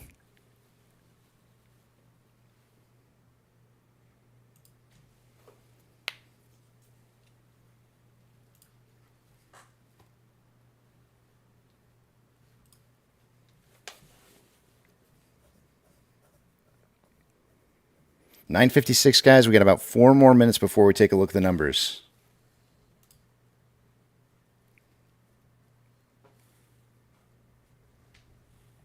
Let me see about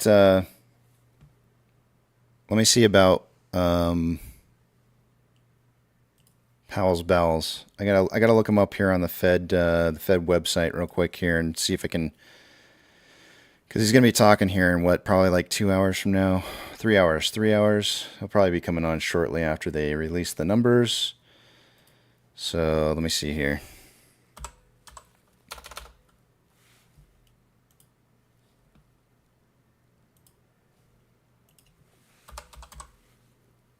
Oh, come on.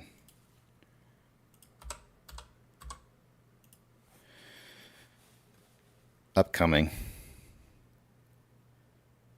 CNBC's got it. Let's see here. July 26, 2:30 p.m. Eastern Standard Time. I want to make sure I pull it from some place that it's not. I'm not going to get in trouble for it. Federal Reserve site should be fine.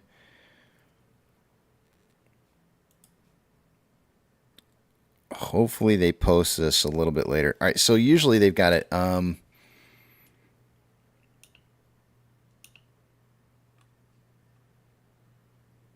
time is this? Yeah, this is saying 1:30 my time. So it looks like he's going to be talking about 1:30 Central Standard Time. So I'm going to go to the Fed site and hope that they have a live that pops up on there.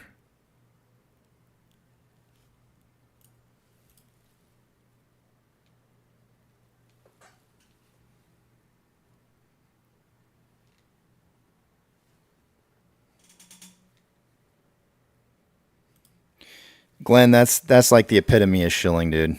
If you can't recognize that he's saying that we're going to be going to a couple cents and people saying it's going to squeeze, like, I mean, if you can't take what it is that he said in there and extrapolate from what it is that he's trying to get across, then you know it's just simply somebody who's just trying to shill. Trey says, "What's that in Mountain Time?" I don't know.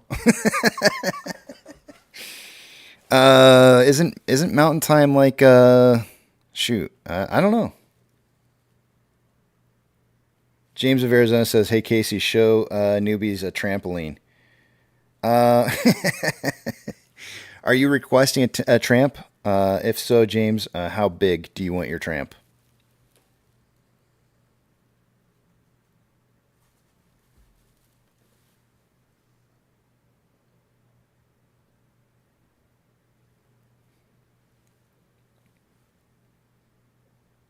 A small tramp? Dynamite says huge. Well, James requested it first, so he wants a small tramp here. And these tramps they never work ever. Let me pull back a little bit here and just kind of take a look and see where we're heading and see if I can't come up with a little bit of a tramp in here. Yeah, we'll probably put our tramp right around here. I think maybe around like 497 ish. All right, let's do it. Let's put in a small tramp.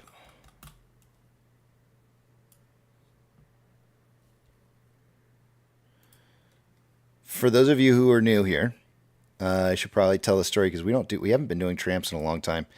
This is where the whole big tramp came from in the first place, and essentially, I am probably one of the world's worst artists in the whole wide world. Just have no artistic capabilities whatsoever, and which is unusual because usually engineers are known for having really good like sketching abilities. Like it's amazing some of the abilities that they have on that. But anyways, I don't have that. My art came in the form of music. That ended up being my talent, I guess. And so one day I was trying to show a stopping point where I felt like price was going to be moving down to, and so I tried to draw like a big old stop sign on where price was going to be moving to, and of course I drew a pentagon instead of an octagon. And then as I was looking at the pentagon, I was like sitting there looking at it saying, well, that's not enough sides. And so I was like, it looks like a trampoline, and that works for a stop sign. So why not just draw a tramp? And so we started calling them the big tramps, and to where we see price moving. Now, oftentimes, whenever this is actually more big than I was expecting it here. That's what she said. I was expecting to draw a little bit smaller tramp here, but you got kind of this is a medium-sized tramp, and the idea behind this was this price should be moving down, hitting the tramp, and then bouncing back up again, and then that's not what happens. I always draw these tramps, and the price always stays away from them, like it's a black plague or something. It's like price just always manages to like narrowly miss the tramps for some reason. So I have this knack for drawing these in right where the price won't go. So this is where we'll draw it, and we'll see what happens here.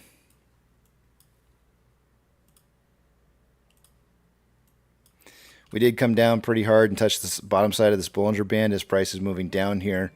Usually when you see price hitting the bottom side of or top side of a Bollinger Band, usually price likes to return back to at least the simple moving average and retest for downwards pressure to see if there's still more pressure there for more momentum downwards.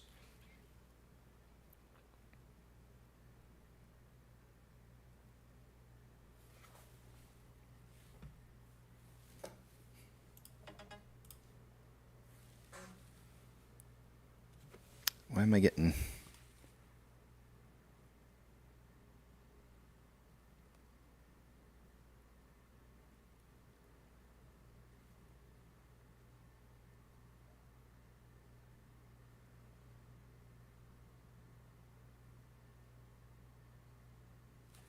Okay.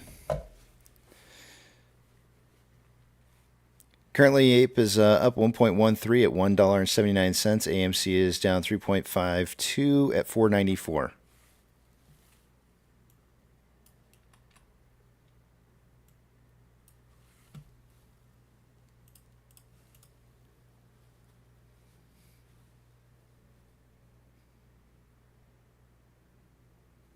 Trey says they don't want to catch the AIDS tramps are dirty. Man. Hey, don't you talk about my big tramp like that.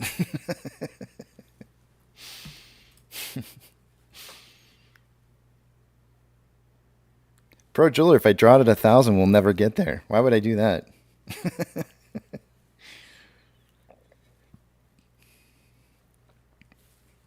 Sounds good, Jason. It's time to take a look at the numbers, though. I got to do numbers. Give me 1 second here.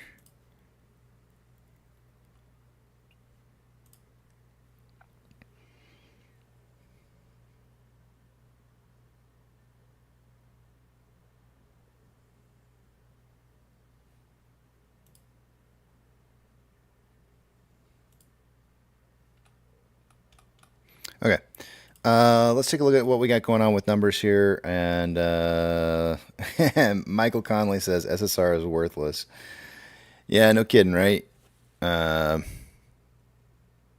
understand the sentiment behind it being worthless. I really, truly, honestly do. Let's take a look at what we got going on with these numbers. Taking you guys over to the other page here, I won't be able to see what it is you guys are writing, so hold those personal thoughts, comments, questions, or concerns until you see the big tramp back up on the screen again. Give me 1 second here while I move some screens around.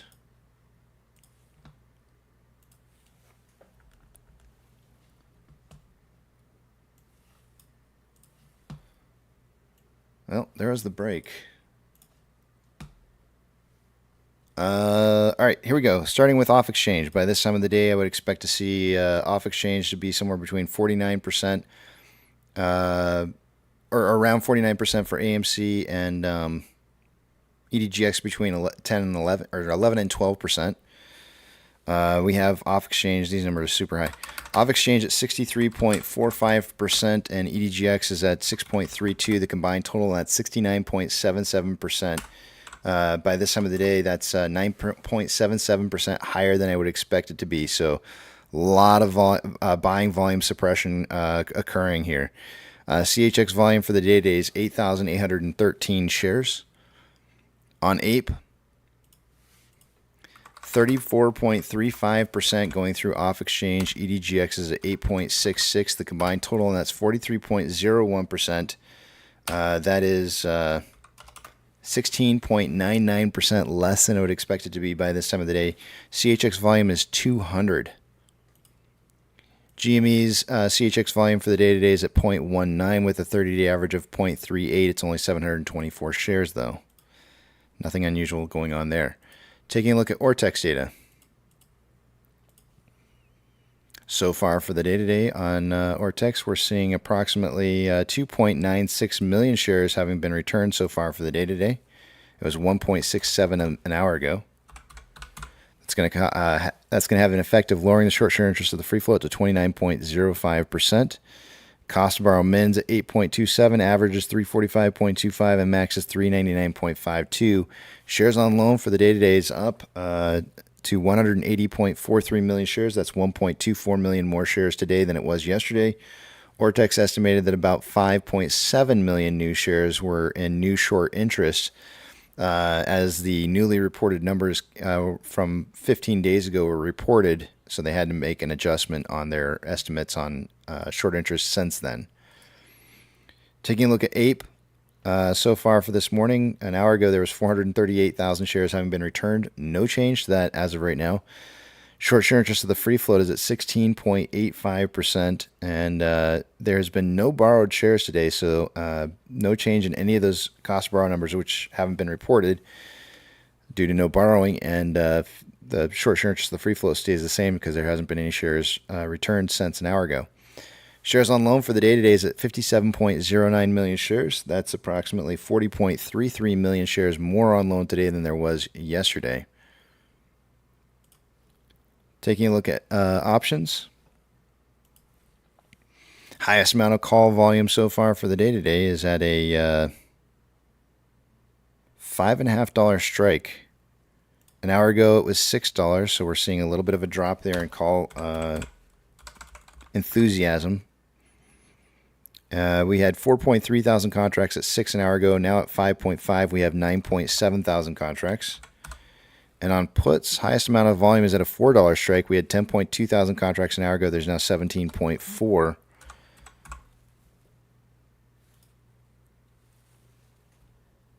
Combined price of AMC and Ape is at $6.75. We did break out of that wedge finally and getting the downside move to this, which I was expecting it to be to the top side. So this is why wedges are so difficult. I mean, you can try and make it a guesstimate based off of volume and price movement, and perhaps maybe like a regression channel that might be signaling towards one thing, but doesn't necessarily mean it's going to happen. Wedges are very, very difficult to figure out which direction they're going to go. Our next level of support that we've got in here is going to be $6.71 combined. We're currently at $6.76. We are seeing a little bit of rising volume as price is dropping. That's bearish. Does seem we may have found a little bit of a bottom on this here at around 676, so we'll see if that holds there.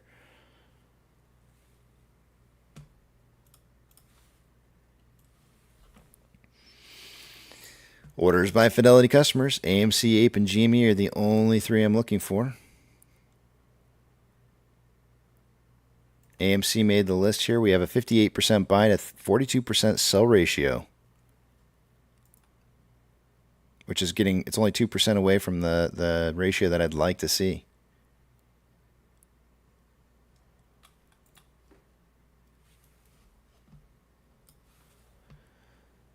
SSR is tripped today from yesterday, and it would trip again today at $4.61. They may be trying to reach $4.61 to keep SSR on for another day. If they're having a hard time with so think about this for a second. If you are legally allowed to create short exempt volume to deal with some of the larger quantities of volume that we had from Friday, Monday, and Tuesday, tripping SSR would be ideal, because then it would allow them to be able to create that those synthetic positions, right? Naked shorts. That's what they are. And so that may be a very strong possibility that they may be trying to target $4.61 at a bare minimum for a 10% drop for the day. Taking a look at for Ape, it would be 1.597 for SSR to be tripped. And then shares available to be borrowed currently showing up at 300,000 shares. That was showing up as much as 700,000. Let's see, I guess an hour ago it would have been showing up as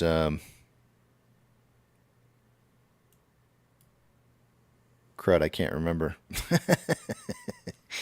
I think an hour ago I read it and it was 850. So it looks like they've borrowed, man, I can't remember if it was 8. No, it had to be 800. It looks like they borrowed another 50 here, another 50 here, and then another 4 here. So another 500,000 shares borrowed for the day today. I think I'm pretty close to being right there. I might be off by 50.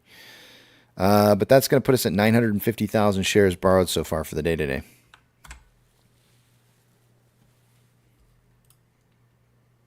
Fees did drop from 1,027% to 308.5%.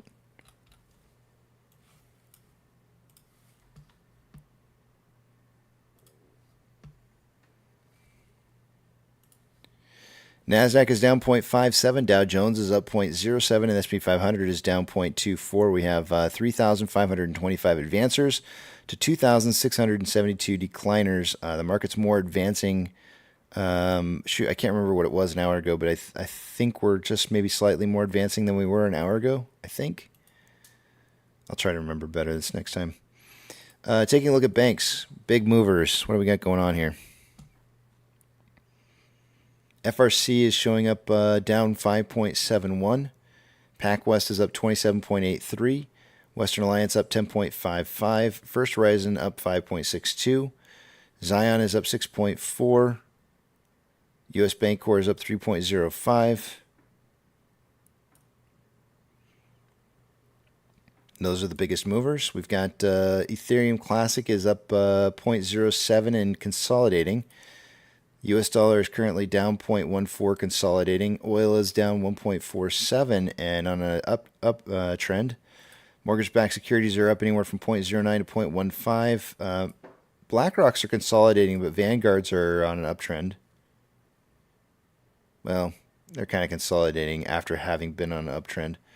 SPY is down 0.23, but on an uptrend after having come down. It looks like it found a bottom at about 453.99. VIX is up 0.36 right now and on an uptrend after having come down a little bit.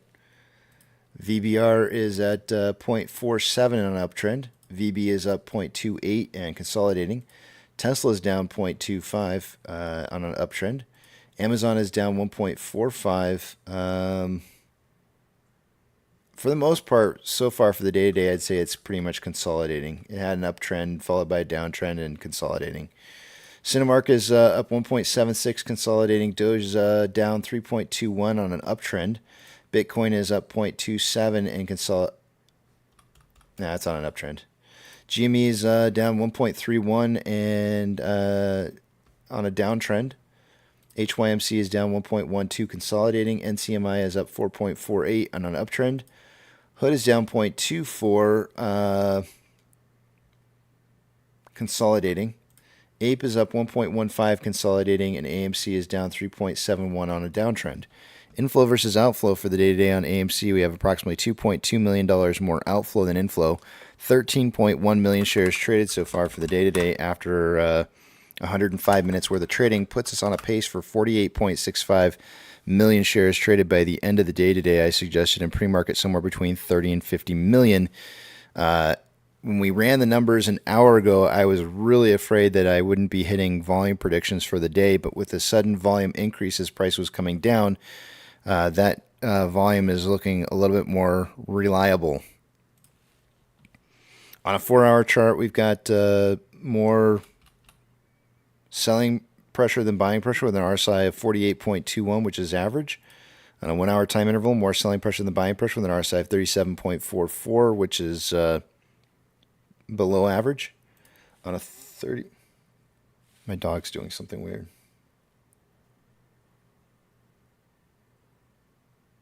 You okay, Bruno?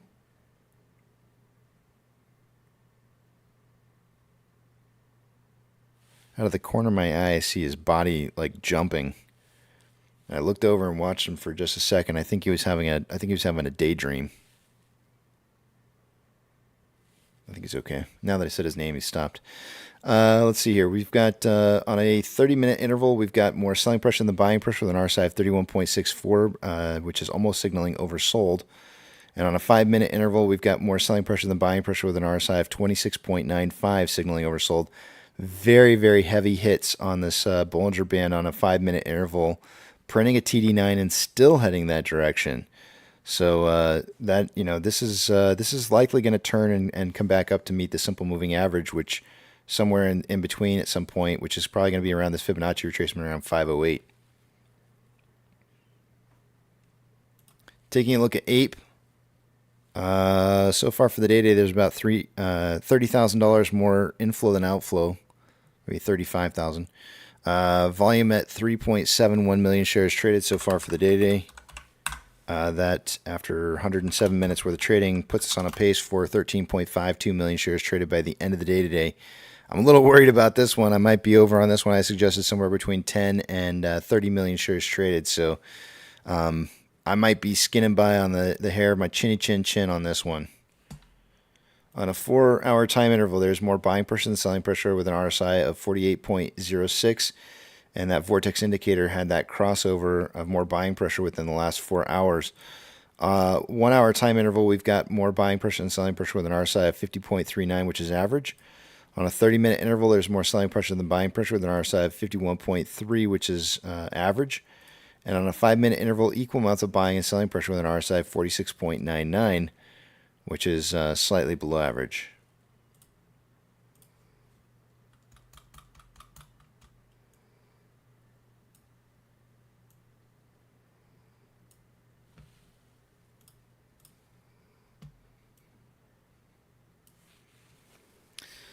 Alrighty.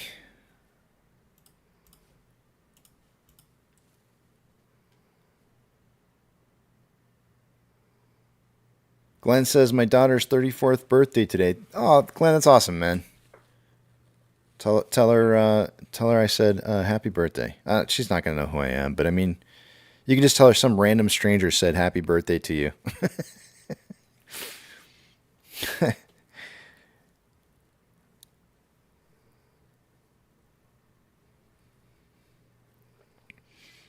Hazel says, doggy dream chasing squirrels in his sleep. Ooh, I said the S word. He knows that word. There's like 3 words I can't say. I'm gonna whisper them or say them really quietly. I can't say bunnies, rats, or squirrels. Those are like the 3 key words. You say those, and oh my gosh, he goes nuts. He's like, huh? For me? Let's go.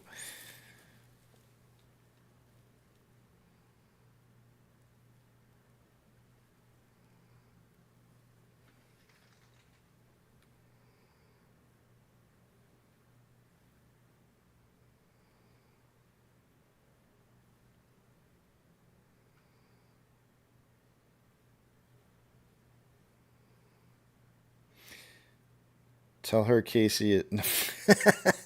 Dang, Will. Welcome to the channel. Going straight for those throats, I see. I feel like you might fit in here a little bit. Some of you guys go straight through for the throat, man. Don't tell her that, Glenn.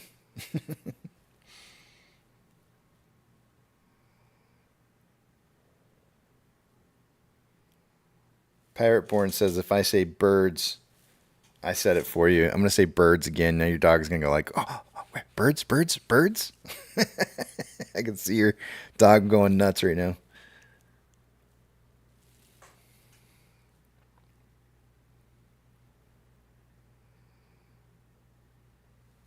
Boomstick says, Casey, are you sure SSR isn't short sale required rule? I know it feels that way. So it's an interesting dynamic, and I think that I feel like institutions have learned that it gives them a strong ability to be able to short the price down, and so they kind of utilize that a little bit. in order to take advantage of SSR, which I don't think is exactly what it was intended for. So it's kind of interesting how that works. But yeah, I get it, man. I totally understand it, and it makes sense to me why people always come in and they're like, SSR means nothing. Well, it actually means a lot. It means that they have no shares and they're creating liquidity. Anytime you see them tripping SSR like this, it tells you that they're in trouble. They're in trouble and they don't have any liquidity and they have to print it because they had a large share. They had large amounts of volume that they have to account for from the last 2 trading days. So they're looking at like needing to make sure that they can create some kind of liquidity to make a market. And so in order to do so, they've got to drop price also. It helps. Dropping price is supposed to elicit selling of shares, which creates more liquidity. But when we hold, these are the kind of things that really screw them over, because they're trying to create more liquidity and they're trying to get people to sell shares. And if that's not happening, then they're getting raped. So it just depends on whether or not they're finding shares or not. And initially, usually they do find shares because there's always going to be those paper hands out there. There's always short-term investors, or somebody who likes to swing trade or something like that, that are out there. That's how the market is, guys. You can't take them out. There's always going to be those people. But ultimately, the holding of the positions here is what's going to screw them over when this happens.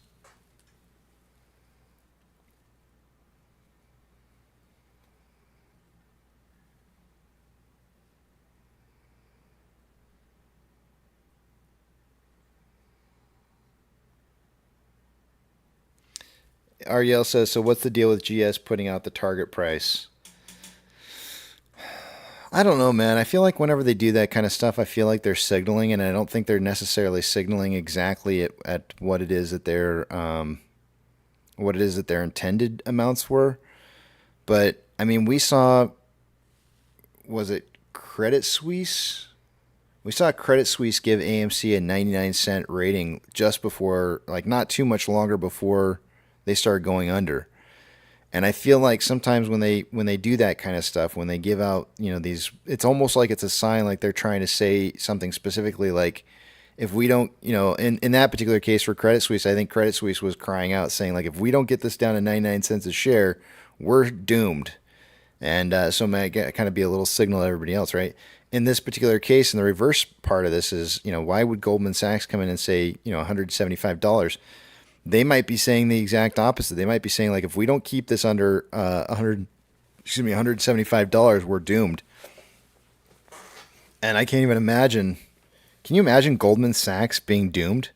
I mean, you said that to me like 20 years ago, and I would probably just laughed. I've been like, yeah, right.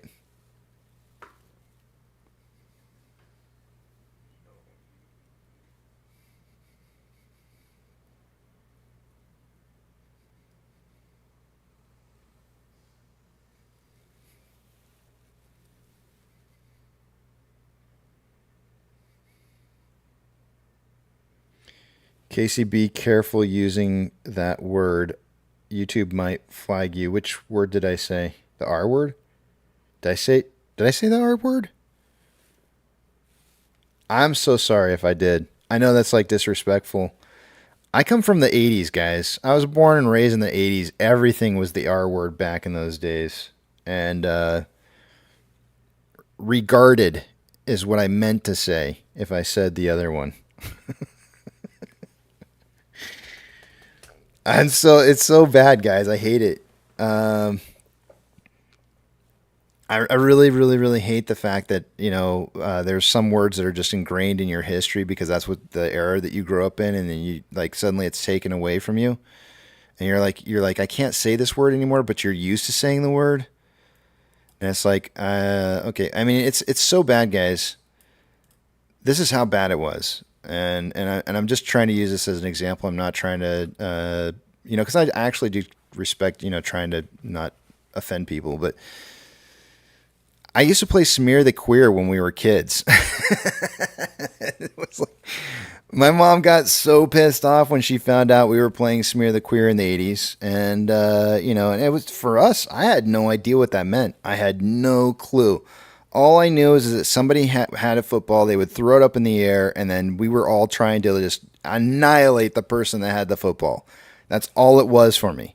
Right? And the naming convention of the Smear the Queer part meant nothing to me whatsoever at all. I could care less. All I knew is that I had to destroy the person with the ball. That was it. That's all I knew. And so, my whole life, in my younger years, it was just, that was a game we played. And then next thing you know, you're getting like, your mom comes out and says, you tell your mom like, hey, my friend's over, can we go outside and play Smear the Queer? And your mom's like, flies off the handle like, you can't say that. And it's like, you have no idea what you just did. But next thing you know, you're like, you're in massive trouble. And it's like, what did I say? I don't know. And, but it never, like, everybody can't call it that now. And then it had to be like a code name, right? You don't call it, oh, it's not Smear the Queer anymore. It's tackle football. So, or I don't remember what it was. We called it something else, but I don't remember what it was. Can we play, the game? It's like, oh, okay, yeah. So I'll never forget another one. You guys wouldn't believe it. You probably won't believe this. I was in 6th grade. How old are you in 6th grade? I always have to do the finger thing. Is that like 11? 5 is kindergarten. 1st, 2nd, 3rd, 4th, 5th. Yeah, it's 11. So 11 years old-ish, right? I'm actually a late baby since I'm a July baby, so I usually didn't have my birthdays until the year at the end. So I probably would have been like 11 after the year. So I might have been 10 to 11, somewhere around there. Anyways, I had a teacher named Miss Hunt, Hunt. And she was a witch, total witch. And I was in my advisory class with Mr. I have no idea what his name was. Coolest guy ever. Love that guy. He was an amazing advisory teacher where he just, he was your friend and would just talk to you or, help you with whatever work you needed to help you with. Amazing guy. And we were in there talking about Miss Hunt. And I thought it would be, I said her name kind of weird. You know how I say names weird all the time? I said something like Miss Hunt, like that. And all the kids started laughing that were listening to me. And so, of course, I'm like SpongeBob SquarePants over there going, look, my pants ripped. Ah. I'm over there going, Miss Hunt, all of a sudden, because everybody's like, oh, you got to pronounce it more like Hunt, like that. And so it's, I'm going all over the place saying, and then, of course, Mr. whatever his name was came over and he grabbed me by the shirt. And for a man like him, he was very calm and gentle. For him to act that way and tear me into the hallway and grill me about why I was saying what I was saying. I had no clue I was saying a bad word. And he's like, what did you say? And I said it straight to his face. I said, Miss Hunt. And he just gave me this look where it's like, you could tell.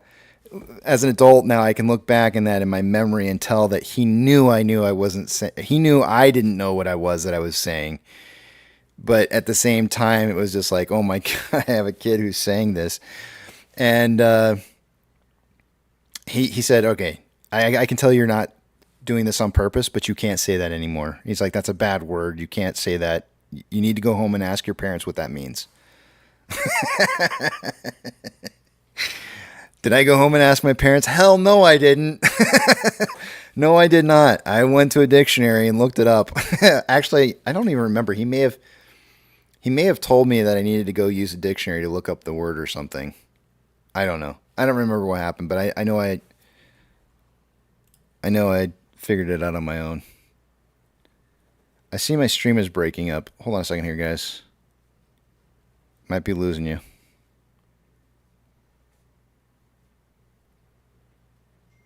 It's on and off bad.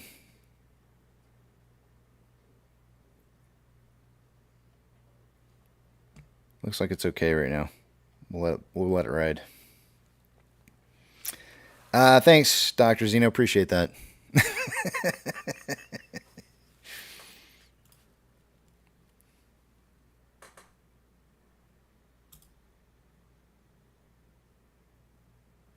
Dude, it's literally straight up in the dictionary. It's right in there.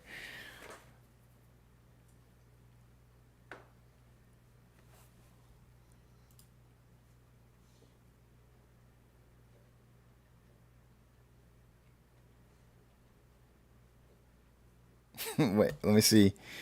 Now you got me curious.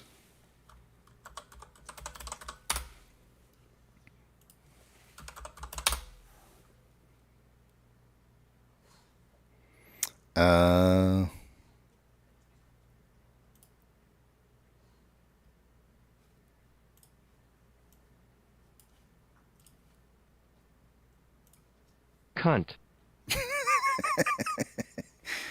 I am under merriam-webster.com, and this is how you pronounce the word. Cunt. So it is a real word. Let me see when it got added. Word history. 14th century in the meaning defense at sense 1. The first known use of the word was in the 14th century. It's been around for a while.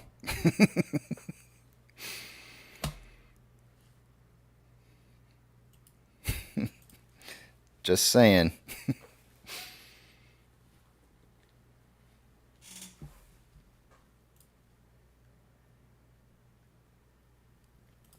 I didn't say it. Merriam-Webster dictionary said it, not me. Don't hate on me for it.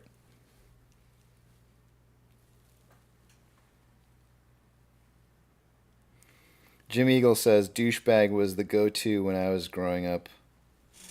I used to have a friend. I had a really smart friend. I had lots of smart friends, way smarter than I was growing up. And I used to have a friend that used to say this all the time to me, and it took me a little while to figure it out. But he would always say something like, if I complained about something, or he'd say like, "Hey, are you looking for sympathy? If you want to look it up, you can look it up between shit and syphilis in the dictionary, because you're not going to get it from me." And I was always sitting there going like, it's not in between those two words.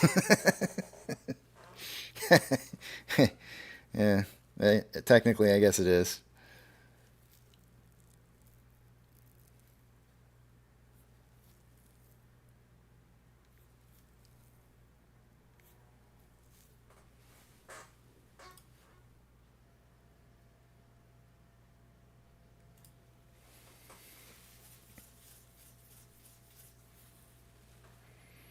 Is the C word more or less offensive than the hatchet gash? I think it's way more offensive. I don't know why. I had no. To this day, I still don't understand why that word is like way more offensive than like. I mean, I feel like there's other things out there that could be like more offensive, but that word in particular, that C word, man. Oh boy, that is just. I feel like that's one that you just stay way far away from. That's just one of the. I don't know why. I really don't understand like why it has like this additional value, negative value added to it. It's just a word. I really, that's having ADD. I think in my lifetime desensitizes me to sensitive subjects like that for people. And so for me, I just see it as another word. I don't see it as something that's either positive or negative. It's just a word. As many as are the words that you say on a daily basis. It's just another word. And so I've never quite understood like how we as people place more value on words, some words other than others. For example, and this is to kind of like maybe take us off the edge here a little bit. But for example, when people talk about what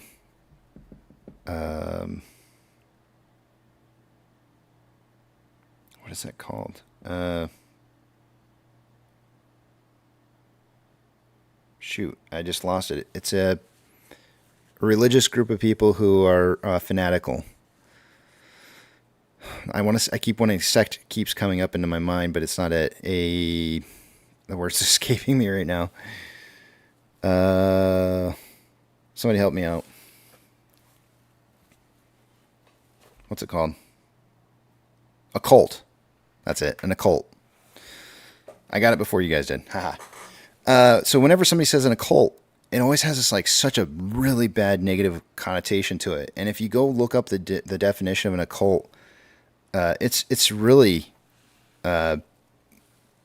very broad painting in its definition, right? So there's literally like and this is the part that just drives me nuts, because if you're part of the religious side, the religious Christians in this world, when you hear the word cult, you instantly think Satan or satanic type things, when in actuality you're a cult. If you are a Christian, you are in a cult. And it just drives me nuts, because we've placed this weird value on this word, like, oh my gosh, it's a cult. How dare they? And it's literally just a word that defines something, right? It's a system of religious veneration and devotion directed toward a particular figure or object. I'm sorry, but if you are a part of any religion, you fit that definition of a cult. I'm sorry, but that's what the definition is a cult. It's a system of religious veneration and devotion directed toward a particular figure or object. That's a cult. If you are a Christian, you're in a cult. If you're a diehard fan of Trump, if you're a diehard fan for Trump, you're in a cult. I hate to break it to you, but that's what it meets that definition. If you're a diehard fan of Biden, I don't care which, you pick your president, it doesn't matter. It doesn't matter if you're willing to ignore everything else that it is that you see and you worship that person, you're in a cult. Hate to break it to you, but that's the definition of it. And so many people hate hearing that. They hate it. Oh my gosh.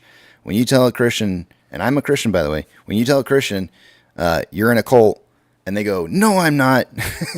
It's like, yes, you are. And, it's just like they hate it. They absolutely hate it. And I'm like, I guess it's just a word.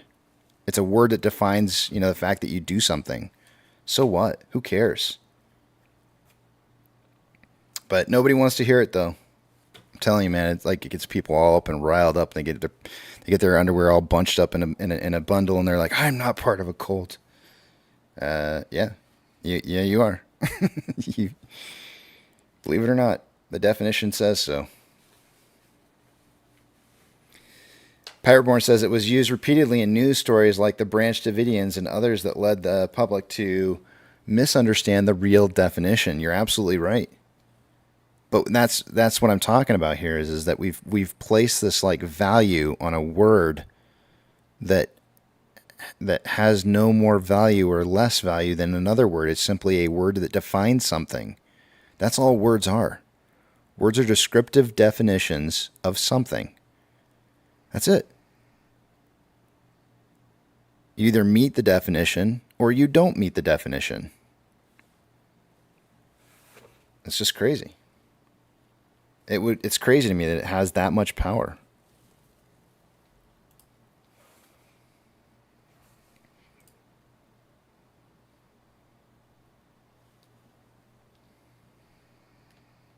Counterparty Risk says, so do I get to sacrifice chickens?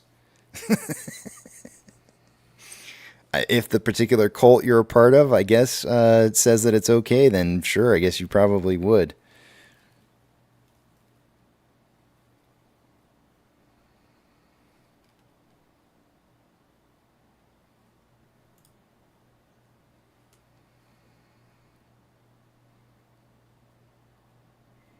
But you're exactly right, though, Pirate. That's all it is. People taking the word and using it to show some kind of negative thing. So this is why it drives me nuts when people say that we're part of a meme cult. right? I've heard it. I don't know if you guys heard this, but I have. When people say we're part of a meme, you know why that's happened? It's happened for a reason. It's because they want people to experience an emotion about the word meme. And then they start talking about AMC like it's a meme stock. They want people to have an emotion about something when there's nothing. I mean, the only emotion that anybody should have is the exact opposite of what it is that they've defined us under. We're not a meme stock. This is a company. It's no different from Blockbuster or Toys R Us or Kmart. It's just a company that people want to invest in and save. That is not a cult. We're not a bunch of meme stock investors. We're investors. Some of us don't. Some of us has positions in other things. Some of us have never traded in AMC whatsoever our entire life, and are finding AMC is something that we're interested in. And it's just ridiculous because they try to throw us into this group of like, oh, we're just going to call you meme stocks. So that, you know, whenever we want to talk bad about you, we'll just call you, ooh, those meme guys. I hate when words have special value like that. I really do.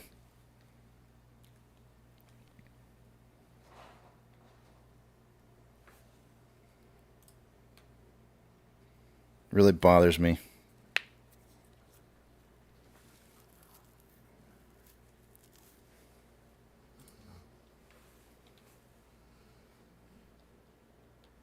Well, Deb, this is my freedom of speech here, and I can say whatever I want, and I'm bringing it up. So, like it or not, I don't care if you like it. I don't care if you don't like it. I don't care if you do like it. I brought it up, and it's true. It's the truth. People don't like to hear it because they've attached themselves too much to whatever it is that they're a part of to recognize the fact that you're attached to it that much. And that's the unfortunate truth. You don't want to admit the truth, but it's in front of your face. And anytime you ever vehemently, if I'm saying the word even right, anytime you ever stand behind something so much that you're willing to tell somebody else that they're crossing the line, you should kind of take a look at yourself and ask yourself, maybe I'm crossing the line. Because it's just a word. Am I really crossing the line? Or are you crossing the line? Because there's reality, and then there's extremism.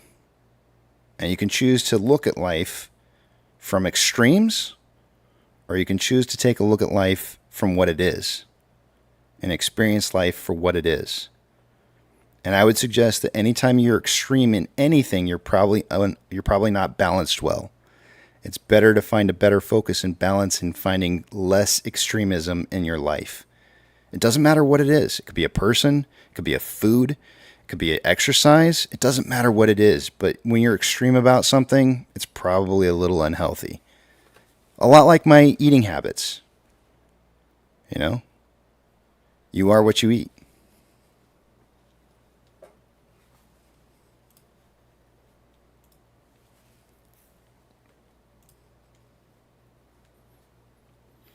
Sam says that's definitely hypocrisy. Mods won't let us criticize Adam Aaron in the chat. That's definitely a cult, right or wrong? It depends. So this is how you look at it, Sam. If you're coming in to just simply trash on Adam Aaron because it's going to help us in our investment and what it is that we're trying to accomplish,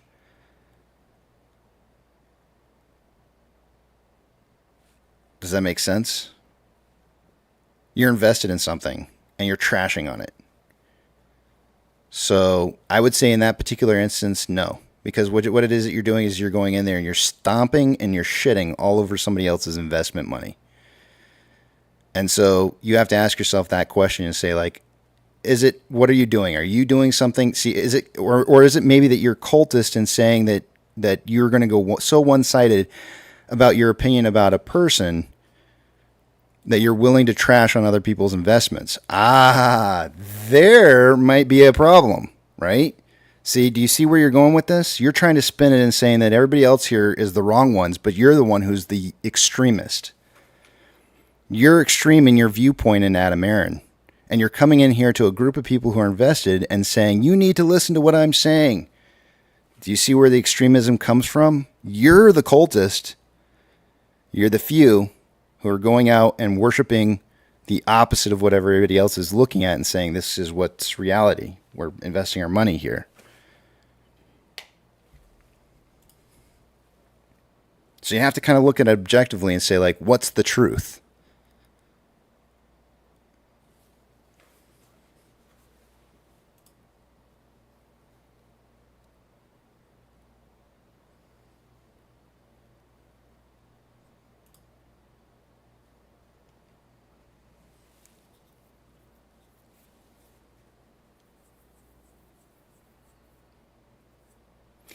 See, Italian Tomato, this is this is my argument back to that. Everybody who says Adam Aaron's the wrong CEO, all they do is say that, and they don't say who the right CEO is. I would actually listen to somebody if somebody came in and said, like, hey, what if we started pushing for this person to be the CEO of the company?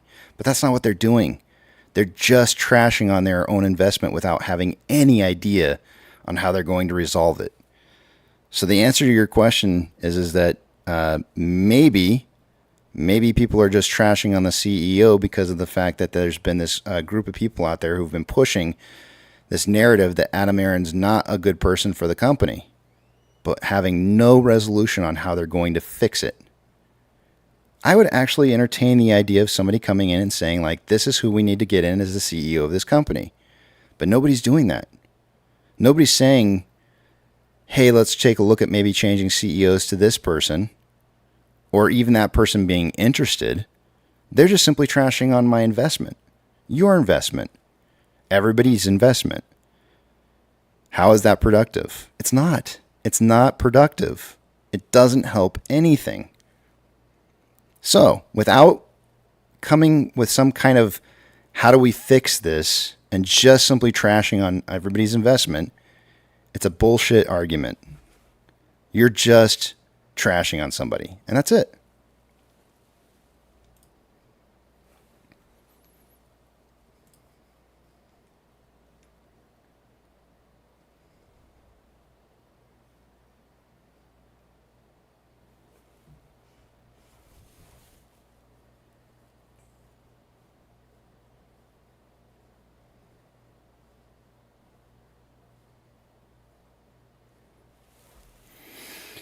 I think there are people who you're saying trashing Adam Aaron, doubt they have skin in the game. So I think there are people who have skin in the game that are trashing on Adam Aaron, but the problem is that they're just listening to people who are telling them that there's that Adam Aaron is doing things that are nefarious, right? And when they take that and they listen to that information and they don't come up with an alternative thought process or a way to look at that objectively and say, like, is this true or is this not true?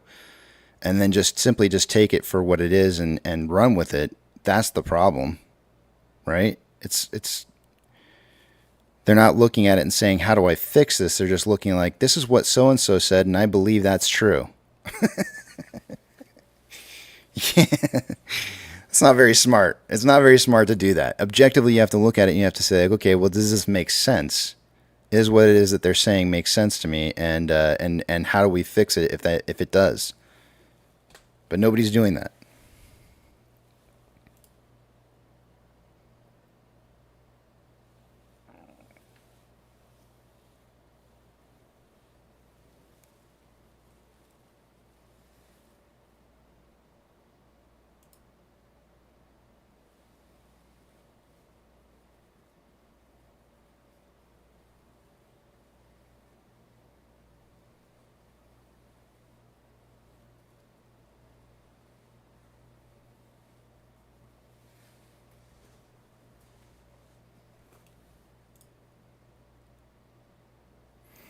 I'm going to sit back here for a minute. I'm just going to watch. I just want to watch the people coming in here and saying what it is they're saying about Adam Aaron. I think this is hysterical. Billy says mainstream media would have a field day with it if Adam Aaron were to get replaced. Have you seen? Yeah, there. I have seen so many stocks before in the past when the changing of leadership happens that the stock price starts tanking on the news. But everybody wants to sit here and go like, "Oh, he's such a bad CEO," and it's like, man, really? All right, well, make up a list. Show me a list of pros and cons of good versus bad things that Adam Aaron has done for this company, and then tell me which one adds up more. But make sure you go through the whole list, though. Don't just sit there and ignore some of the accomplishments that he's had along the way.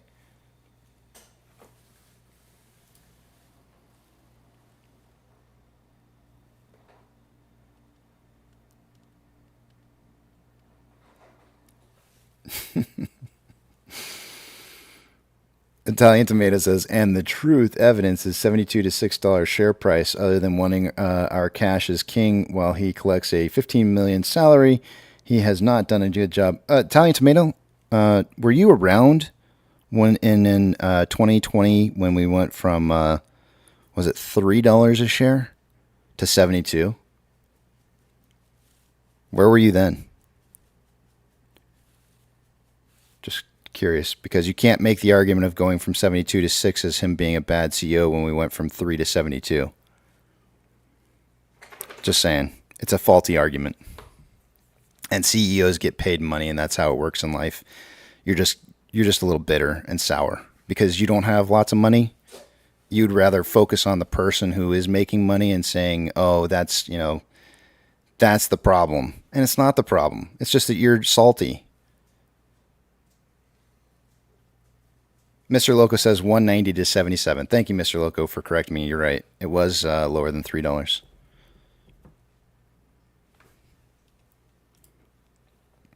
But nobody's going to sit there and talk about that. They just want to talk about the 72 to 6 like all the other shill media talks about. You have to look at it objectively, guys. You can't argue one side without objectively looking at the other side and asking yourself if that statement holds true. If you sit there and say $72 to $6 and then he's a bad CEO, then how do you explain 190 to 77? How do you explain that? You can't. You can't objectively say he's a bad CEO when we went from those prices to those prices. It's an invalid argument.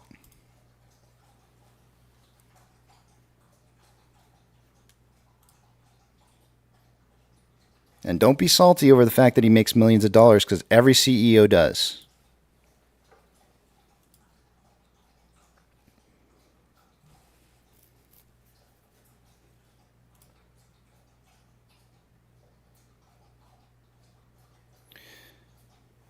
Yeah, ZZZ, you're right. Why was that debt opened? Why was the debt opened for that? Do you recall?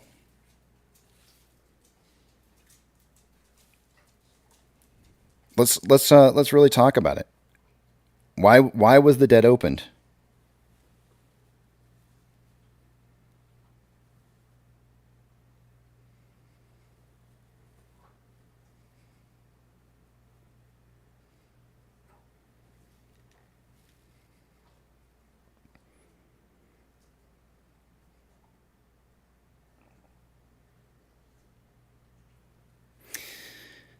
Pantheon did a great video on this. I don't know if he's listening or not. He may be listening or not. I can't remember the video number, but he's actually got a great breakdown video on why AMC collected the debt that they had, and he broke it all down and showed everybody.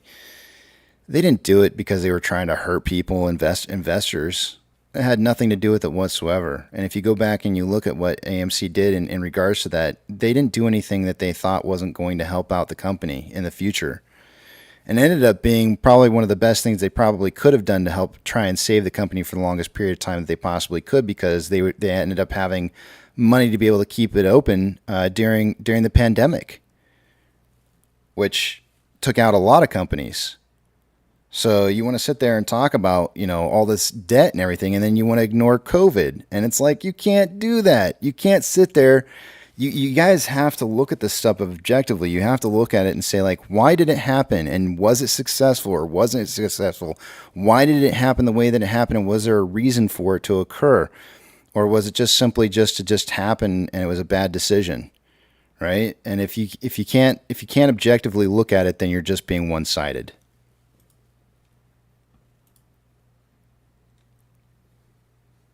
You're ignoring the truth. You're ignoring the history. You're ignoring the past. And that's what causes people to fail all the time, when they ignore the past, because their past holds the secrets and the clues into the answers in which you seek for the truth.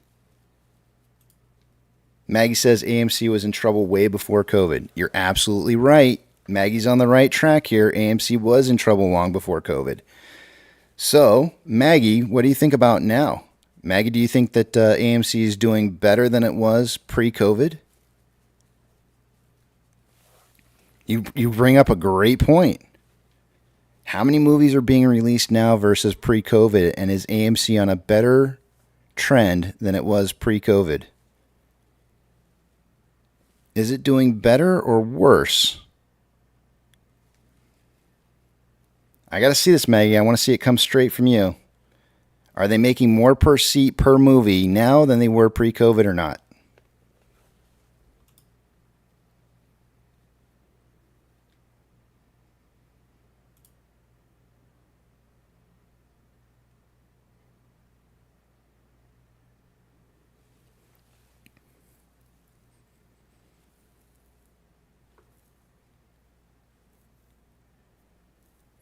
Gus says AMC is showing half the movies now.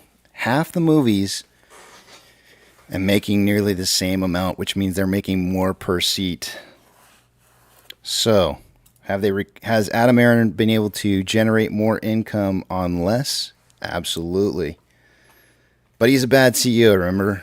You can't stand behind a CEO that you support, that you're a part of an investor of. And look at it objectively and say, like, wow, yeah, that's actually really true. He's making more money now per seat than he did from the past. It all comes from who you guys are listening to. All of this negative information is because none of those people are looking at this objectively and understanding the history as to why it is where we are, and why we're doing what it is that we're doing.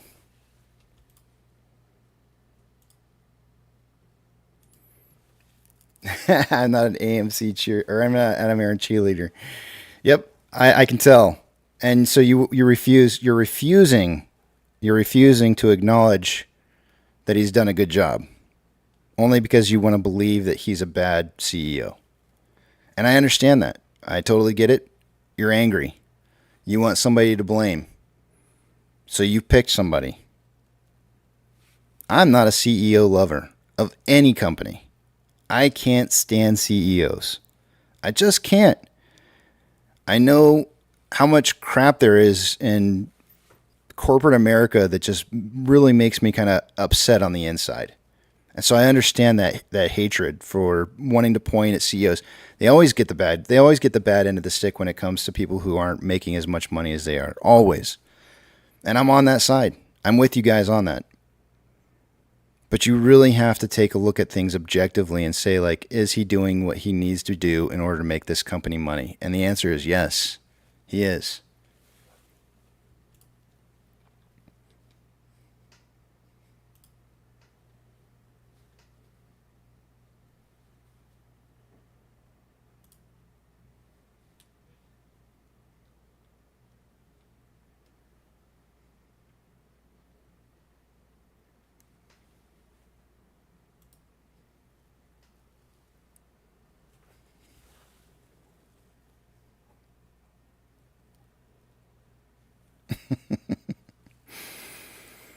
I'm sorry, Sam, but that's not true. If that were the case, Sam, if what you were saying was true, this company would have been bankrupt a long time ago. They could have been done with us back in 2021.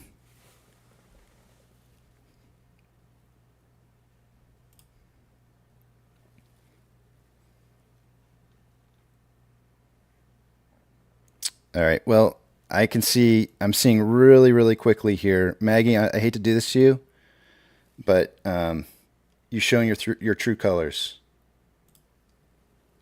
That statement alone right there it shows your true colors and how you feel about this. And I'm not going to stand for it because I know the truth. It's time to take a look at the numbers, guys. Let's see what we got going on for these numbers here.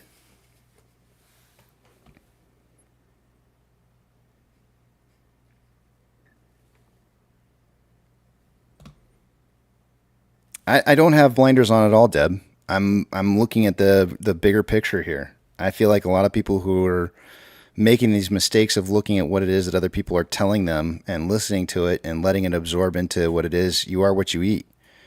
You eat shit sandwiches and you got shit for brains. You know, that's what it is. You say I have blinders on and I say you're not looking at the bigger picture. You're the one with the blinders on. You're not looking at what's happening here. When somebody tells you the truth and tells you what's actually happened from the past, you choose to ignore it and continue to see what it is that you want to see. I can't change that. That's what it is. That's how you want to see things. That's fine. That's how you see it. But it's kind of like, Deb, it's kind of like how you come in here and you tell me how I have to talk. Right? You tell me, like, I should have been doing this and I should have been doing that. You don't own me. I can make my own thought process. I can look at information. I can analyze it and decide what I'm going to do. But you don't get to come in here and tell me in my life how I get to live or think or say or speak or do because you think something's wrong.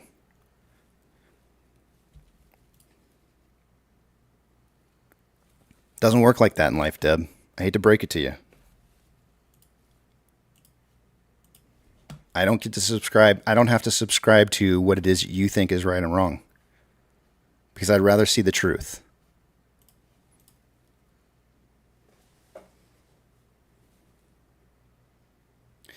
All right, let me take you guys over to the other side.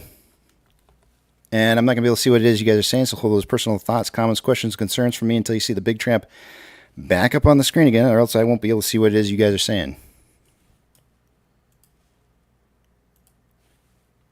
Let's see here.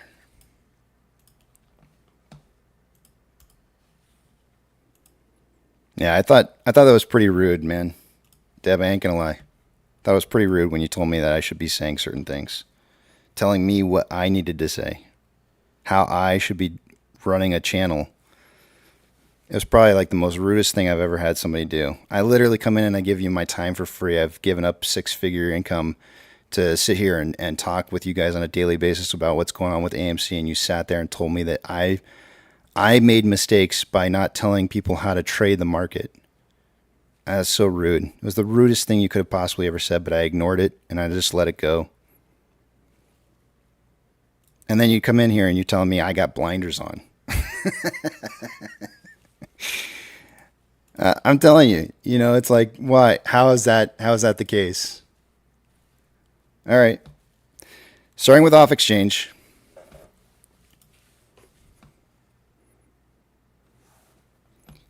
By this time of the day, I would expect to see about 63% going through off exchange. No, wait, that might be too much. 62% going through off exchange in EDGX.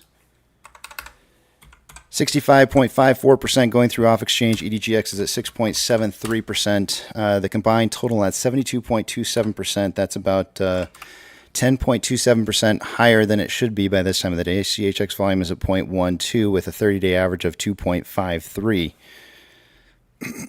For a total of 18,478 shares going through that exchange. Not a whole lot yet. Remember, though, yesterday they had enough shares go through CHX to cover the 575,000 average that they needed to maintain that I mentioned to you guys before the 1st of next month. Off exchange for Ape. 47.91% going through off exchange. EDGX is at 6.93%. The combined total on that is 40.98%. That is, is that right? Wow. 21.02% less than what I would expect to see by this time of the day. CHX volume is only 200 shares so far. GME is, let's see, CHX volume at 0.19 with a 30-day average of 0.38.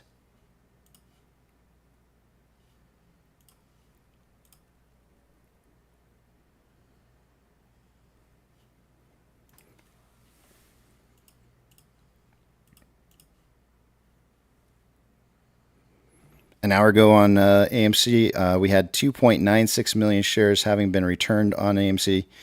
It's currently sitting at 2.05 million shares having been returned. So it's a little bit less than it was an hour ago, but almost a million shares. That's going to cause the estimated short share interest of the free float to rise to 29.07%. The cost of borrow mins at 8.27. Average is 343.52 and max is 399.52. Shares on loan for the day today is at 180.43 million shares. That's 1.24 million shares more than it was yesterday. And Ortex is estimating that about 5.7 million new shares have been shorted. But they did make that adjustment based off of the last 15 trading days, and it was more than they anticipated, so they had to make an adjustment for that. Taking a look at Ape. As of an hour ago, there was approximately 438,000 shares having been returned for the day. It's now 523,000 shares. That's going to have the effect of lowering the short share interest of the free float to 16.84%. Shares on loan for the day today is at 57.09 million shares. That's 40.33 million more shares on loan today than there was yesterday.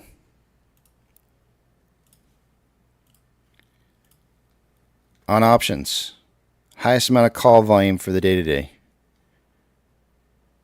is at a $5 strike. An hour ago it was 5.5, so it's dropped a little bit. We had 9.7 thousand contracts at 5.5 an hour ago. We now have 13.2 at 5.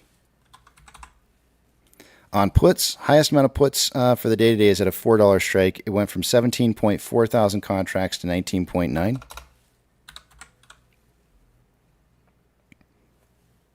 Combined price of AMC and Ape at $6.73. Starting to consolidate a little bit since our initial drop earlier this morning at around 1040. We got down to around 672 at about 11 o'clock this morning Eastern Standard Time, and we had a little bit of a run up and a little bit of a retest of that $6.72 range. So it looks like we're getting a little bit of consolidation here, a little bit of slowdown on this downwards momentum. And volume's also starting to fall off a little bit here.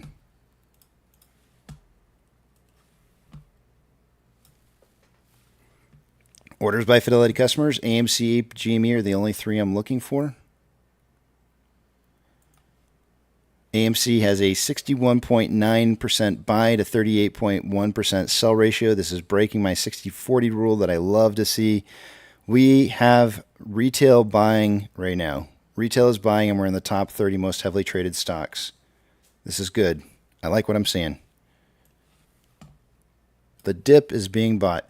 SSR trips at $4.61 today, and SSR is on from yesterday after having triggered.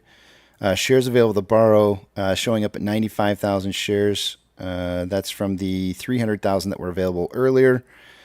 So we're looking at another 200,000 shares borrowed for the day-to-day. So that puts us at about... that's weird. I could have sworn I changed that number earlier. Let's see here. 200... 1.15 million shares borrowed so far, according to Stonko Tracker.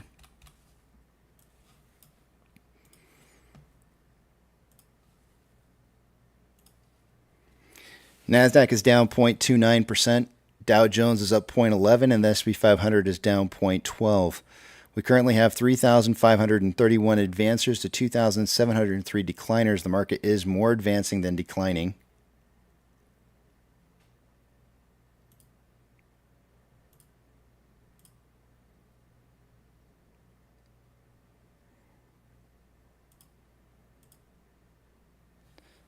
Let's see what we got going on with the banks here. It looks like FRC is down 5.71. Silvergate down 6%. PacWest is up 26.92. Western Alliance is up 9.9. First Horizon is up 4.43. Zion is up 6.29.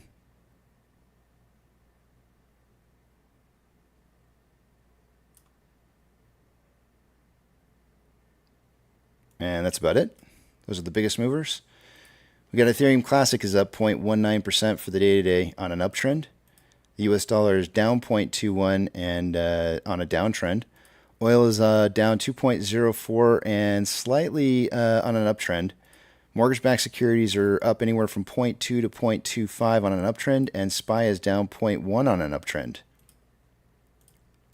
Looks like the market's starting to flip to the other side here. VIX is starting to show it too. VIX is up 0.07. We have a little bit of consolidation going on with VIX right now. VBR is up 0.041. And consolidating, VB is up 0.27. Consolidating, Tesla is down 0.34, and on a very slight trend upwards, but looks more like consolidation. Amazon is down 0.69 on an uptrend. Cinemark is up 2.11 on an uptrend. Doge is down 3.47 and on an uptrend for the most part, but it's moving. It's on an uptrend overall. Bitcoin is up 0.34 on an uptrend. GME is down 0.85 on an uptrend. HYMC is down 1.14 and consolidating. NCMI is up 2.69 and kind of consolidating after an uptrend. Hood is up 0.44 on an uptrend, and Ape is up 1.45 and consolidating. AMC is down 3.61, and of course it's going to miss looking like it's going to want to miss my big tramp here. And consolidating with a slight downtrend after our initial drop from 519 down to 491. Inflow versus outflow for the day today. There's approximately $1.8 million more outflow than inflow, 17.09 million shares traded so far. Oops. After 163 minutes worth of trading, we are on pace for 40.89 million shares traded by the end of the day today. In pre-market this morning, I suggested somewhere between 30 and 50 million. We might be still on pace for that. On a 4-hour chart, there is currently more selling pressure than buying pressure with an RSI of 48.54, which is average. On a 1-hour time interval, more selling pressure than buying pressure with an RSI of 37.97, which is slightly below average. On a 30-minute interval, there's more selling pressure than buying pressure with an RSI of 34.35, which is below average. And on a 5-minute interval, there's more buying pressure than selling pressure with an RSI of 39.89, which is below average. On Ape,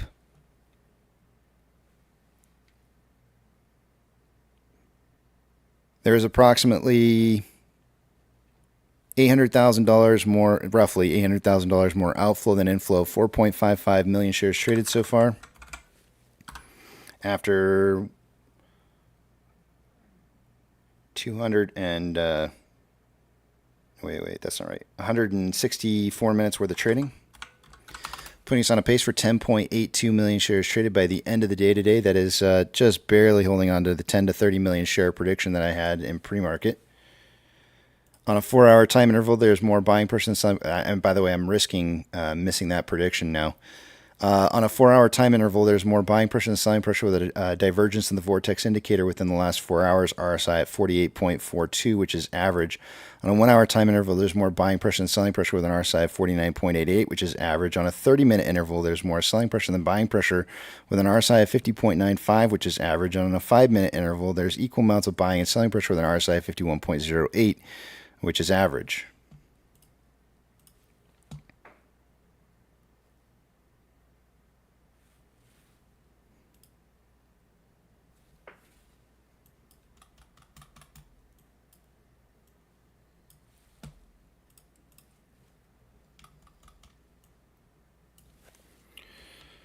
And with that, I can see what it is you guys are writing again.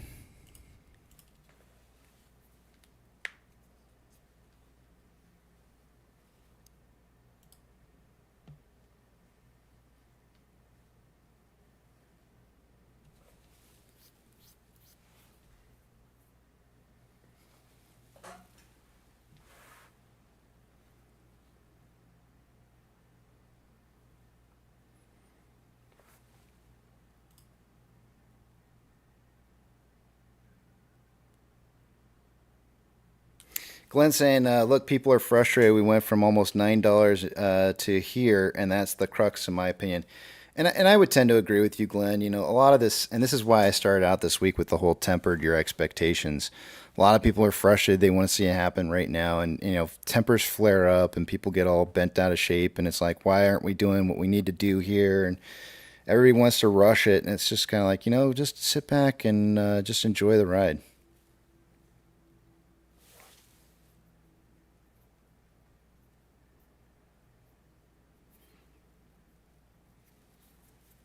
JM says, longtime listener Casey, just wanted to say I love the channel. Thank you immensely for what you're doing and what you do every day. Really enjoy it, man. Thank you, man. I appreciate it. I understand, and I understand the frustration, by the way, Deb, of me not wanting to talk about other stocks or how you could potentially trade better in the market by showing you examples and stuff like that. The unfortunate thing is I didn't come here to do that. I came here for something entirely different. And the thing is that while I love the fact that you're probably trying to give me a compliment by saying you trust in how I could probably potentially help people in making money in the market, I love that. I think that's but you didn't say that. That's not what you said. And I came here to do something else, to accomplish something else. And I accomplished, my goal was to accomplish in recording and documenting of history. Because I think that we're making that history. And I think that's more important than anything else that could potentially be going on in the entire market. The history that we have going on right here, to me, is my central point of focus. And I think that when people go back and they look at what we've done here, in the future, this is going to be a treasure trove of information. Instead of me going around talking about all these different stocks and moving people's attention away from what is most important about the history that's being made here, they're going to be glad that I did what I did. I'd like to believe that. So I continue to stand strong on my thought process on the fact that I think it's most important to be talking about what's important with this history making. And I'm going to continue to do that. I know I've done, through different periods of times, I've done some classes with you guys on taking a look at like different indicators and how you can use those indicators to benefit you in your trading. And I have hoped that would help you. And whatever other trades you may be making on a daily basis. And I think those are important indicators to look at in regards to just looking at the market as a whole, which is part of the reason why I kind of brought those up and we went over those together. But I can only do what I can do. I didn't come here to help everybody make like a crap ton of money. That was never my objective. Just wasn't.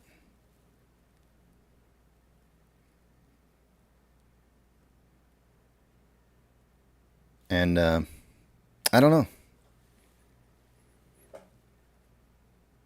I feel like there's a lot of places where you could go to get that information from other people who might even be way more qualified than or not even might even be, are definitely way more qualified than I am at probably talking about it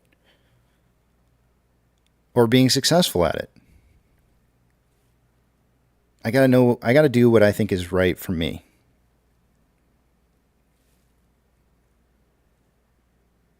That's all I can do.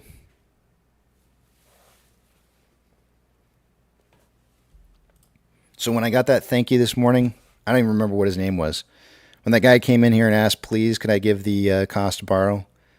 And I got that thank you, and it's like, I appreciate that. I appreciate the fact that somebody recognizes that, I'm giving out information as best as I can, free information to people who want the information. It feels good. It feels good to hear thanks for doing what it is that you do. I appreciate that. And I'm not shouting this out here to get thanks from you guys because I don't need that. That's not why I came here. I didn't come here to get you guys' thanks. I came here to document history. Right? And that's what I'm doing. That's all the thanks I need. All the thanks I need is just to document history, to make history with you. That's all I need. So we can either make history together, or we can crap on our investment and not make history together. And that's your choice. You get to make those choices. Just like I get to make my choices.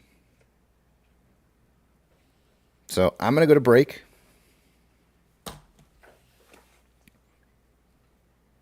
I've always told you guys that at some point you're going to hate me. I've always knew that was going to be the case. I expect many people to be angry with me at some point or another. I've always expected that. I've always told you guys that. I knew it was part of the deal. I'll see you guys after break.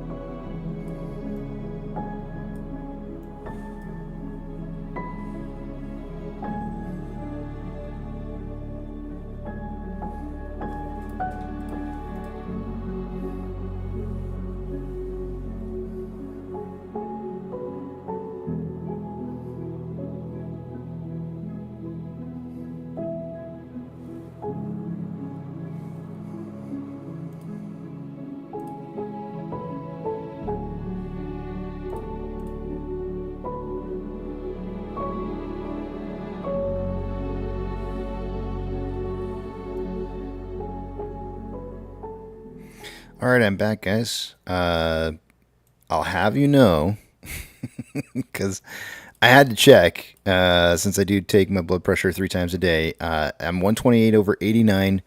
This is 5 days in a row. Hold on a second here. I'm checking to see. 1, 2, 3, 4, 5. 1, 2, 3. Yeah, this is the beginning of my 5th day. Today will be the 5th day if I can end it out underneath 130 over 90, having broken below that, which is the period of time at which I thought I would start doing writing of the bike. I wanted to see 1 week underneath 130/90. So I am completely good. Blood pressure is not through the roof. Completely fine. Somebody said earlier, like, Casey's gonna have to take extra blood pressure pills, and I was like, man, I wonder if that's true. So I had to go check and see. I had to check. I have to take a look at it anyway, so I might as well look at it. But yeah, it's definitely heading in the right direction, and it's time to start doing some exercising here. I don't have too much further to go. Dynamite says, you got this, Casey. Thanks, man. I appreciate it. All right, so I want to have a little talk with you guys before we get into, well, I guess probably after we get into numbers. So I'll talk to you guys about a little something that's on my mind. And it's not going to be like deep, dark, and pressing or anything like that. But I kind of want to, like, I feel like it's important for me to let you know why I acted the way that I acted earlier. Because I don't tell you everything. I mean, there's conversations that are had offline all the time, and there's information that I know that you guys don't know that I don't talk about because I just don't think it's beneficial to us as a community to talk about. And but I think that this would maybe perhaps bring to light maybe why I felt so strongly about what I felt about earlier. So we'll have a talk about that. But we need to go through numbers first because it is numbers time. Bob says you don't owe an explanation for yourself. I do. I feel like, I mean, it's not very, it's out of character for me to kind of get emotional and, like, you know, upset about something. So, you know, and I think it warrants like an explanation so you guys understand why I felt strongly about what I did. And I think it's I think it helps kind of paint like the in regards to this man right here. Anything we don't like, we'll turn it into a happy little tree or something. Because as you know, we don't make mistakes. We just have happy accidents. When you're painting a broader picture for somebody, so many times we've seen Bobblehead Ross paint these trees. Actually, he started off with the sunset, you know, like the background sunset or skyline. And you're sitting there going like, oh, that's the most beautiful thing I've ever seen in my whole life. And the next thing he goes, maybe there's a little hill. Maybe there's just a little hill over here in the backside. We're just going to paint some hills. And then he starts drawing these horrific looking hills or mountains in this skyline that he's drawn that's absolutely beautiful. And you're like, no! But having a bigger picture and understanding what's happening, eventually that molds into a beautiful picture that you understand what it is that he was trying to paint the whole time. So my objective here, I think, in a little talk about, you know, what it is that I want you guys to understand what's happening, I think it helps paint the bigger picture for you guys so you can understand why I may have been feeling like that. So let's take a look at the numbers first, though. Those are the most important thing here. Casey, I sold my soul to the fee. What the heck does that mean? I don't know what that means. I'm going to take you guys over to the other side here real quick, and we're going to take a look at numbers first before I paint you the bigger picture. We will take a look at the bigger picture of the numbers and then talk about the other stuff.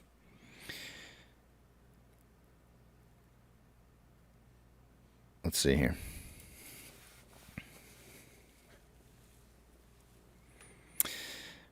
Remember, when I take you guys over to the other screen here, when you see the Big Tramp off the screen, I won't be able to see what it is you guys are saying. So hold those personal thoughts, comments, questions, or concerns until you see the Big Tramp back up on the screen again, or else I won't be able to see that. So hold those thought processes. And then, oops, hold on a second.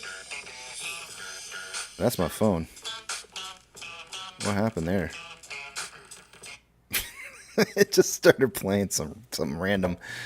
Two-factor authentication. If you don't have it, you may want to consider getting it, as it could prevent somebody from getting into your account that shouldn't be in your account. When you do set it up, if your broker allows you to have a secondary device to be able to receive an access code, not a bad idea to set that up. And then the most important part to all of this, guys, is make sure that you're getting those brokerage statements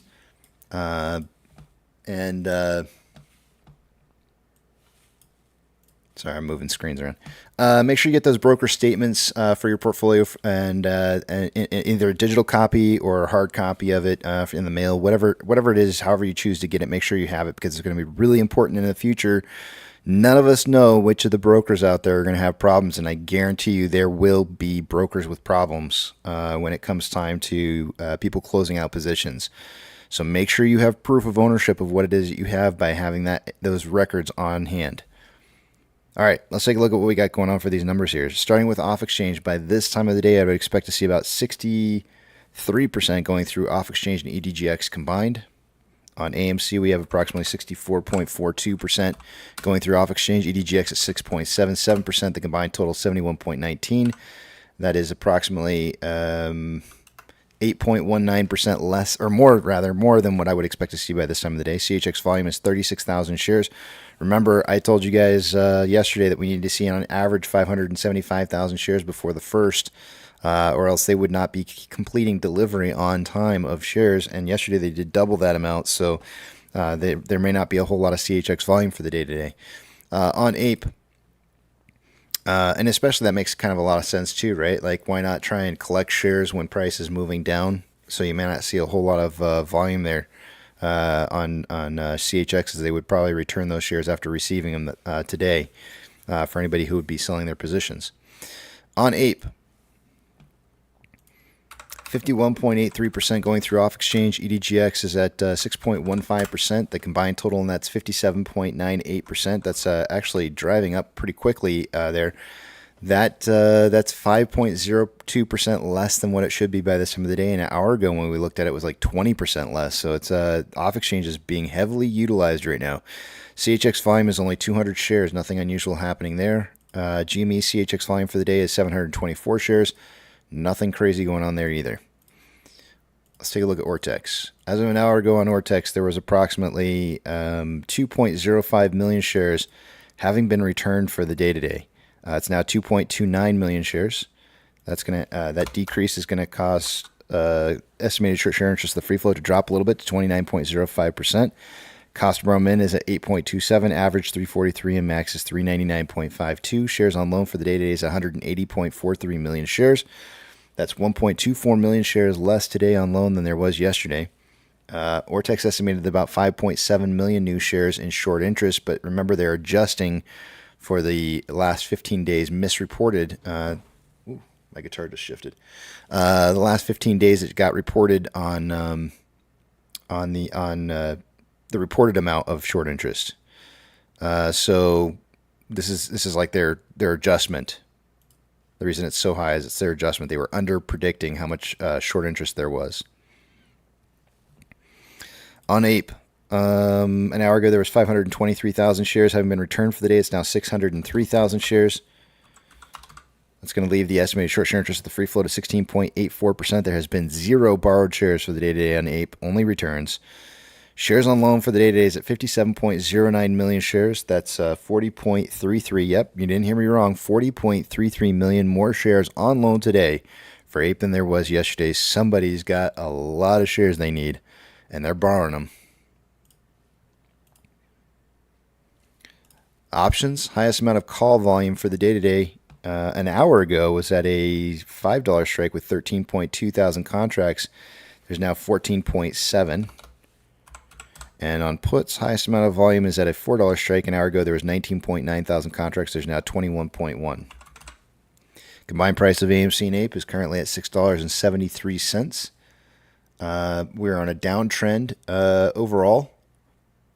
It looks to me like we might have a little bit of a pattern kind of forming here. I'm going to go ahead and delete this line right here.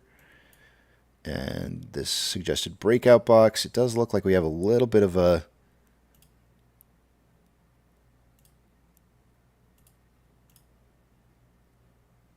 descending level of support.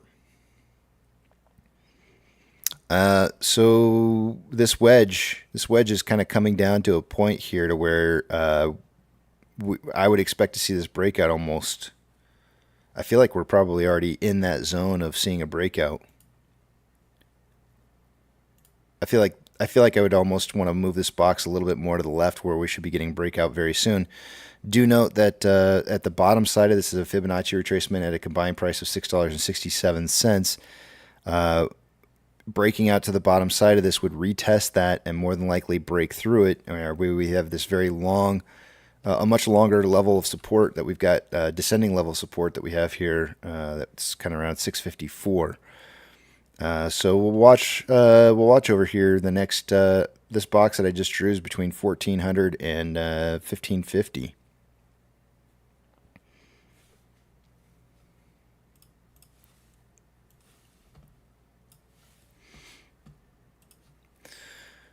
Orders by Fidelity customers.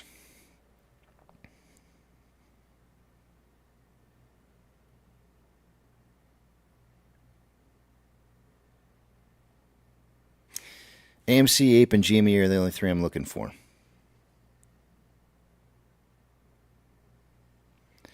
AMC, oh shoot.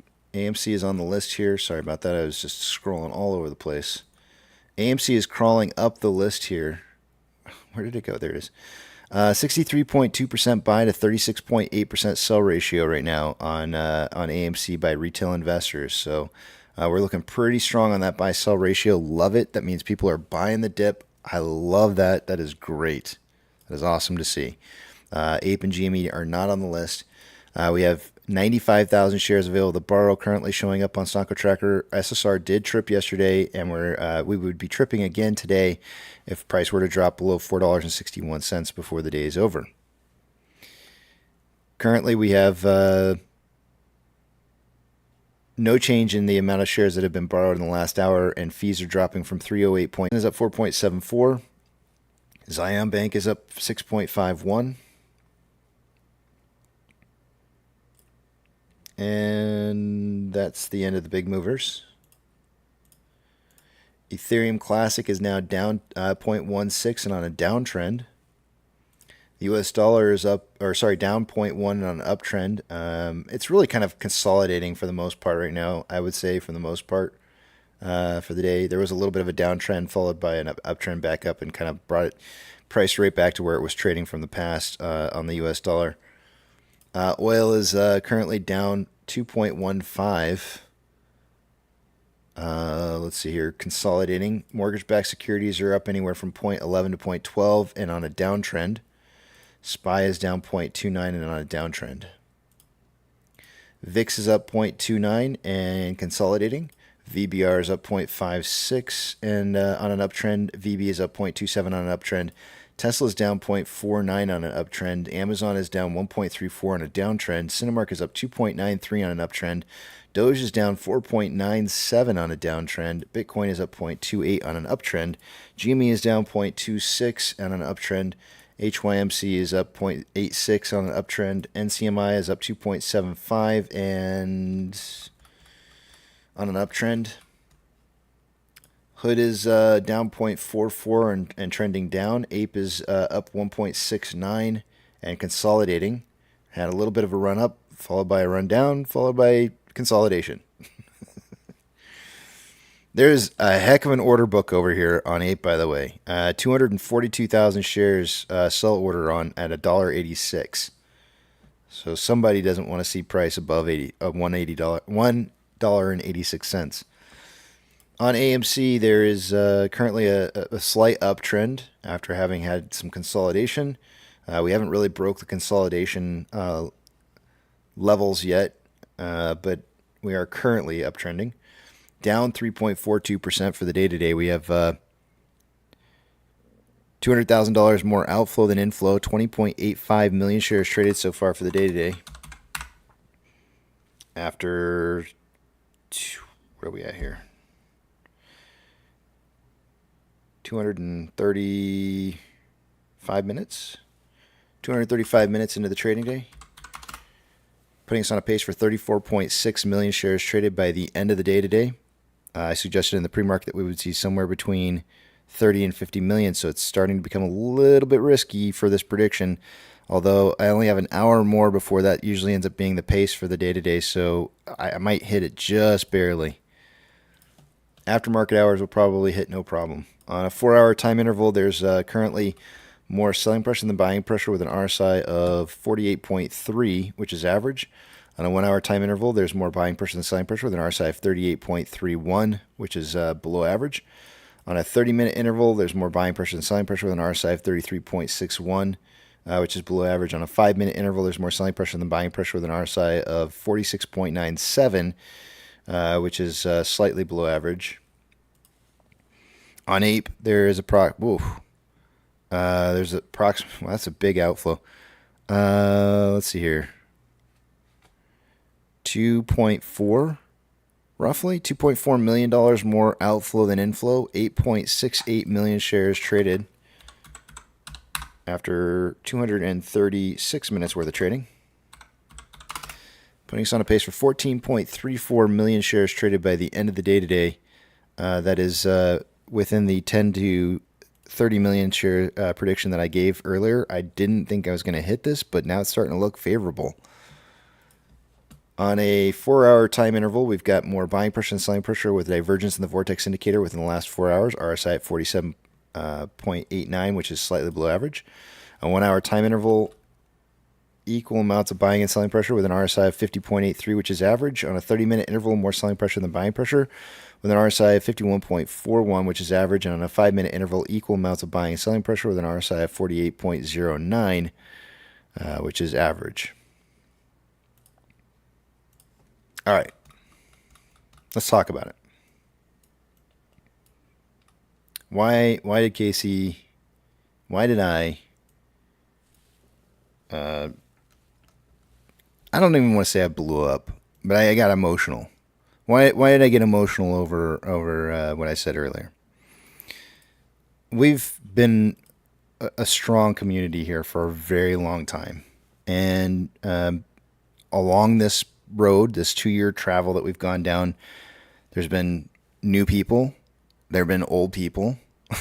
I'm old, by the way, and we've had a lot of characters, right? We're all playing our own character roles here, and I've always tried to keep the peace within the community as much as possible, because I feel like one of the things that is required to maintain a community, which is one of the reasons why I think, one of the main 5 reasons why I think this works for us, is that we have to have healthy communities. If we don't have healthy communities, we're not going to be very successful at what it is that we're trying to do. So my objective is to harbor healthy communities.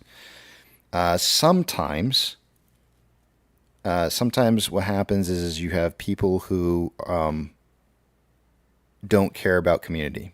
They only care about themselves or their pocketbooks.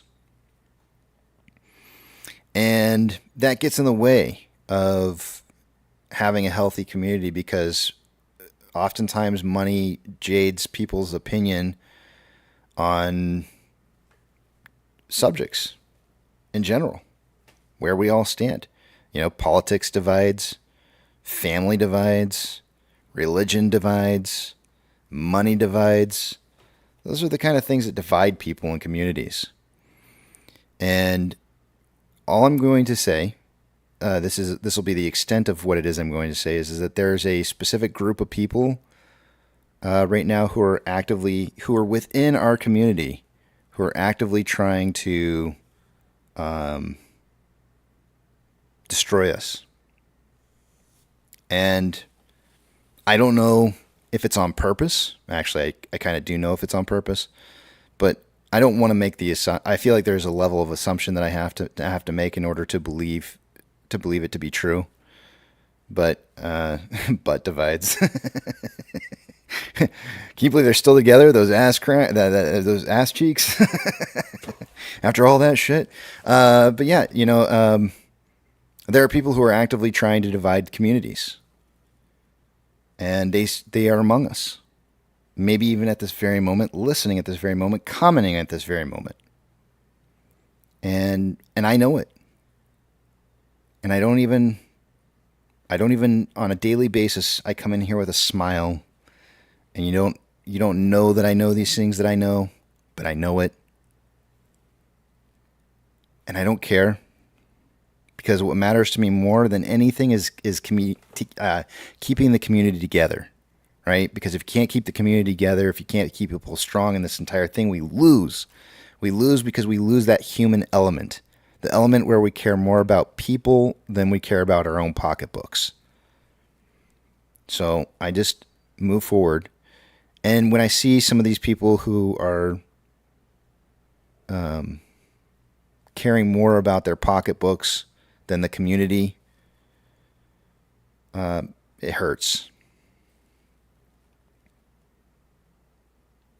So I'm telling you right now, guys, that I know what's happening. This is really kind of a message to people that are listening, that they know who they are. I know what's happening. I know you're trying to push my buttons. Sometimes it works. Sometimes it doesn't. And but the thing is, I've been doing this for 2 years. My resolve is strong. I promise. There's no way that I do what I've done and walk away from this thing not feeling like a success. So y'all can come in here and push my buttons all you want to. And you might get me on occasion. But I know what I'm here for. And I know what I hold for. And I know who I hold for. And we're going to win this thing. I believe it.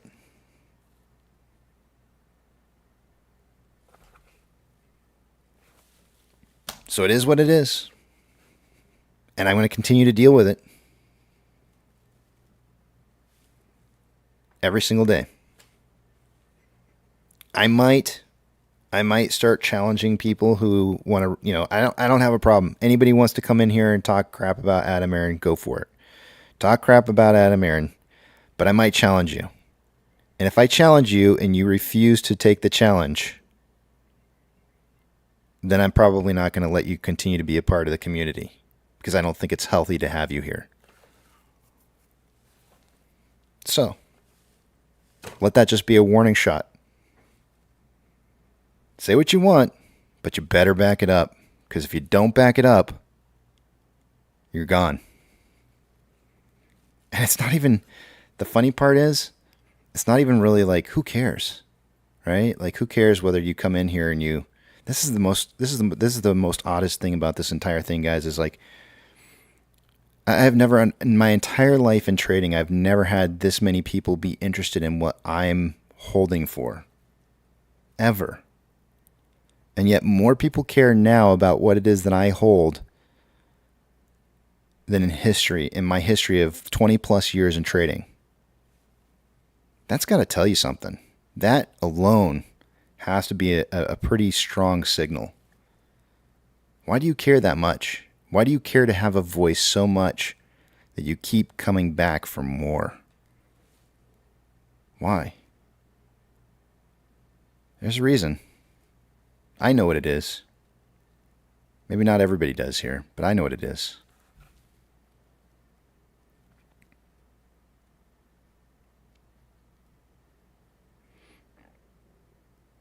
That's my talk. I'm off my soapbox.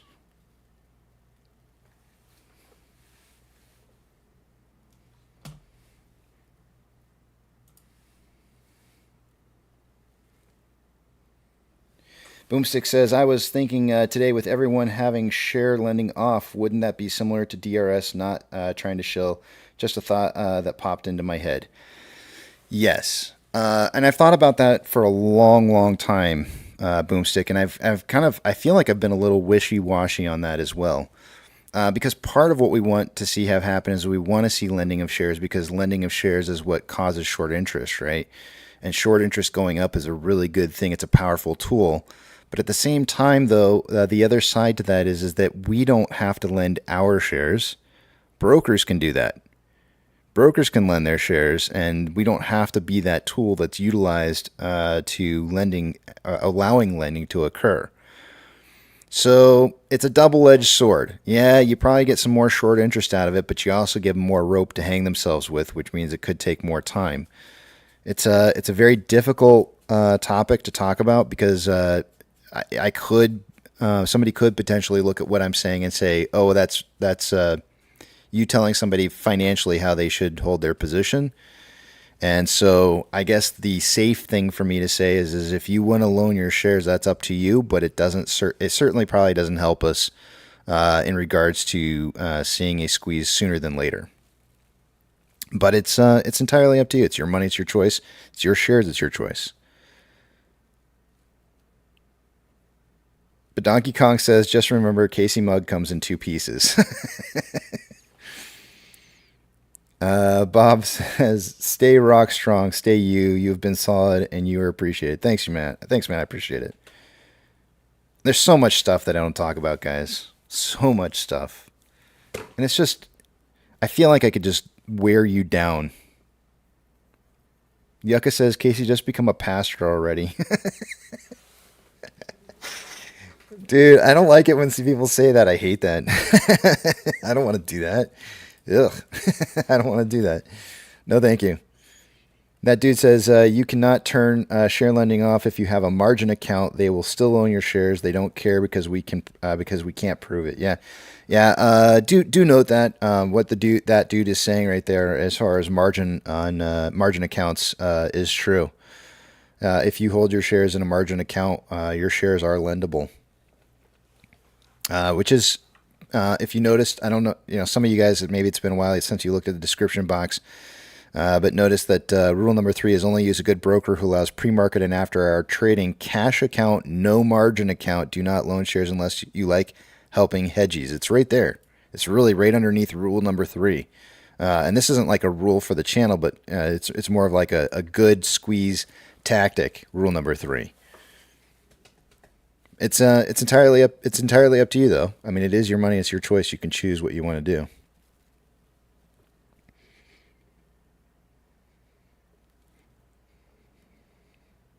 Dr. Zena says, here's what Shaw is saying. There's a lot of douchebags out there. Yeah.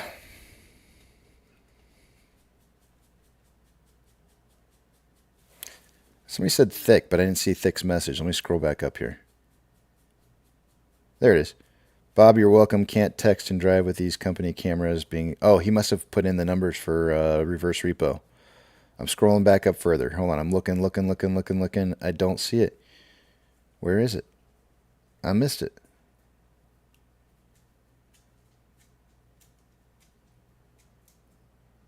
Maybe he's saying he's... Okay. I think I get what he's saying now. Never mind.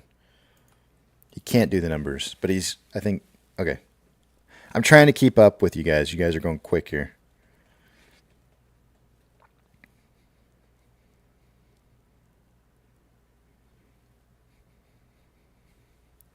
I would contend to as well, just because you have share lending turned off on your account and you may not be margin, there's still probably a chance that those shares could still be being lent anyways. We've seen plenty of times before where cost is factored into a cost of a breaking a rule is factored into doing business. So I think it would be a mistake to believe that just because your shares are held with a broker that those aren't being lent out as well, even with it turned off. Or here's another one too. If you're in a oh gosh, I just lost it. And when you're in a IRA, when you're in an IRA, they're not supposed to lend them either. So I think that's another one where who knows what they're doing. Jabe says there's a lot of these people out there who look to break us, but there is only one and unique Casey Shaw, who is one of the very few who is sincerely trying to help. Thanks, man. I appreciate it. But, and I've said this plenty of times before in the past too. You can't trust me. Your faith in what it is that you believe and what you're seeing happening in this marketplace has to be held within inside you. Each one of us has to carry that within ourselves. You can't rely on me. There is no everything that it is that you believe in or that you are seeing have happen has to come from within. And you can't just take my word for it or anybody else's word for it. And I say this to you because I want you to believe that there are people out there who are trying to act like they're giving you their best intentions and are not, and only care about themselves. And the only way I can do that is by telling you, don't trust me just as much as you don't trust anybody else. Thick came through with the numbers. Repo. Reverse repo for today is 1.746 trillion with 96 counterparties, previously 1.72 with 96 counterparties. It's going back up. I just lost 5 years of my life remembering that. Can you move the sexy tramp over? James says, absolutely I can. I don't know that it's going to do the same results as usual, which is where the price tries to avoid it, but I can move it. Why not? Let's keep them out of our house. Let's keep them off our tramp. Get off my front yard, tramp, you bastards.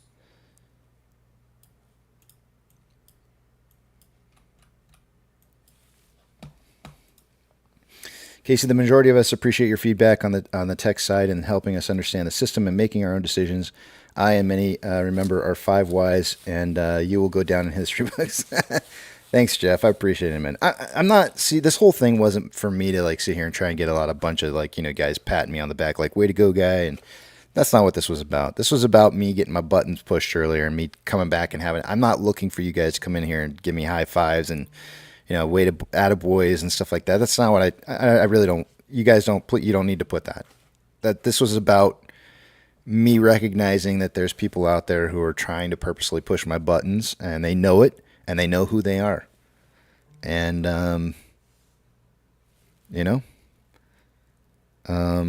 thanks a lot. I appreciate it. You make my resolve stronger.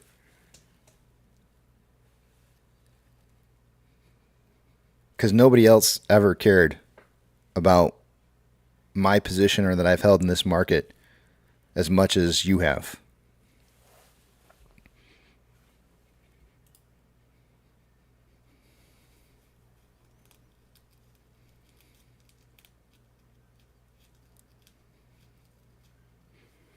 That dude says, Casey, I've been watching you since the beginning. Like I said before, most people will dedicate a $500 car payment for 60 to 72 months, knowingly that the car is worth nothing after that term. Those people need to be buying better cars. Wait, hold on a second here. I got to do the math because I don't remember how long that is. 72, 6 years. Yeah, they need to buy better cars, man. 6 years. That's like that's going to put you. What is that? Like just over 100K miles per year. 6 times 1,500. Yeah, that's 90,000 miles. 90,000 miles. I was just doing the math on my wife's Jeep. Her Jeep, I think, is 6 years old. It's just slightly over 90,000 miles, and I was sitting there thinking to myself, like, damn, how's the mileage so high? How many miles have we been doing a year? And so I was thinking the math in my head, and I was like, geez, I guess it's really not that bad a mileage. 6 years is it's getting close to 100K miles. And, hopefully people are buying cars out there that are going to last longer than 100,000 miles because, man, that's when you hit the sweet deal. You don't have payments anymore, and you're just running on a car that only requires maintenance, and that's it. Which could be high if you get an unreliable car, but if you get a reliable car, there's nothing wrong with that. Also, I don't know how much. I was driving down the road. This is where we're going to start talking about cars now. All of a sudden, I was driving down the road with one of the kids yesterday or the other day, and I saw a Supra. Toyota Supra. I haven't seen one of those in forever. Casey, what are you selling?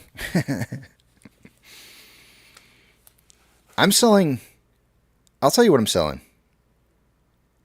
I'm selling hope on a community afterwards that can rely on each other. And I'm being dead serious. I really am selling that. Because I think that there's a lot of us out there that are going to be needing help when this is over. So I feel like if you build it, they will come. I've said that on many occasions, and I feel like if we build this community, make it strong and healthy, my hope is that when this is all over, we can walk away from this together healthy as a community. So if you want to know what I'm selling, that's what I'm selling. I'm not charging anything for it, but I'm selling that. But back to the Toyota Supra. I was looking at that and I was going like, that's a pretty cool looking car. It's not bad looking. I wonder if they come in stick shift, and I found out they do. And then, where was I going with this? Oh, I started looking up the used car prices on Toyota Supras. Holy crap, man. They hold their value pretty well. I think I was looking at one car that was a 6-year-old car that had like 70,000. I don't remember how many miles it had on it, but it seemed to be holding its value really, really well. I was kind of surprised. It's called Supra. What did I say? Did I say something different? Maybe I did.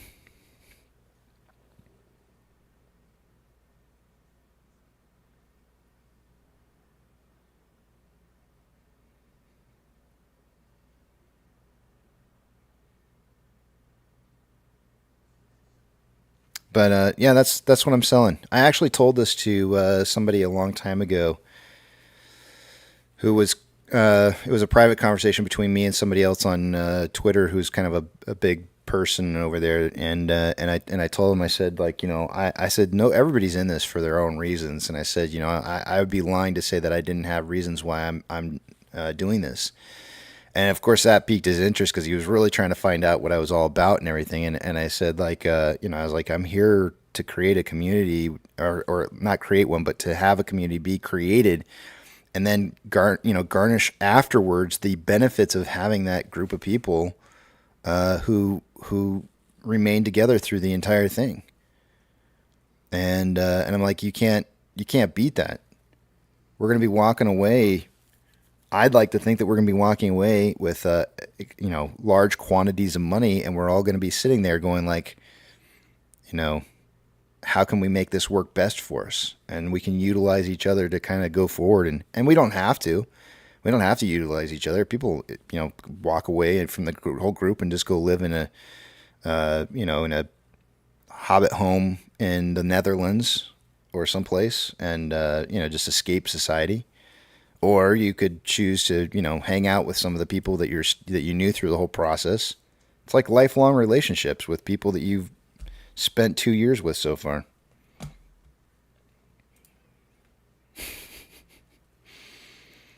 Yucca says, Casey, Yucca, you're throwing in comments like left and right, man. You're just like, you're killing it today. New Supra is just a BMW Z3. Well, what's wrong with that? Is there something wrong with the BMW Z3? I don't know.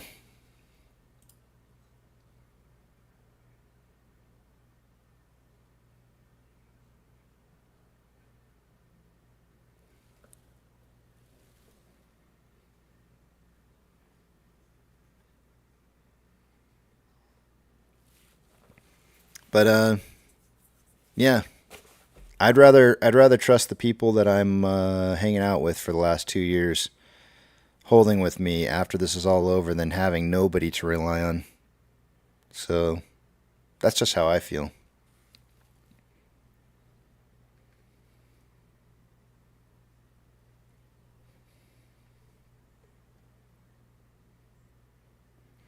Yuck, I have not listened to the Donkey song yet. Sorry.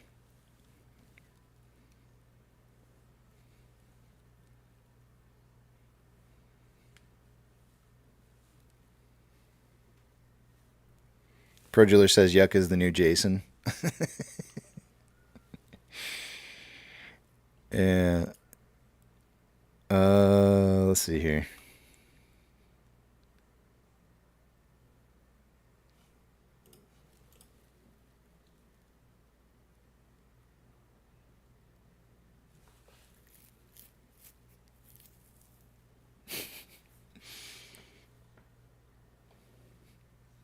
Tim, good afternoon. I haven't seen your name in here for a hot minute.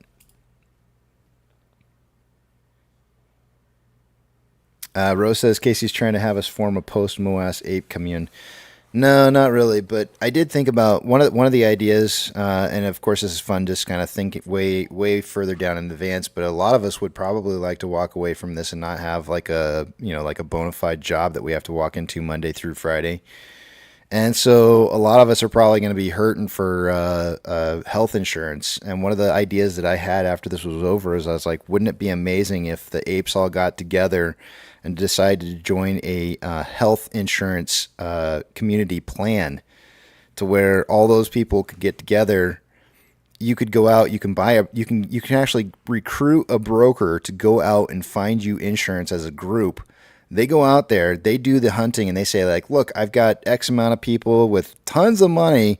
They go to all these different health insurance providers, and they say, I've got all these people. And if you look at a company, companies might run like, I don't know, 1,000 people to 10,000 people. We got 3.8 million people here.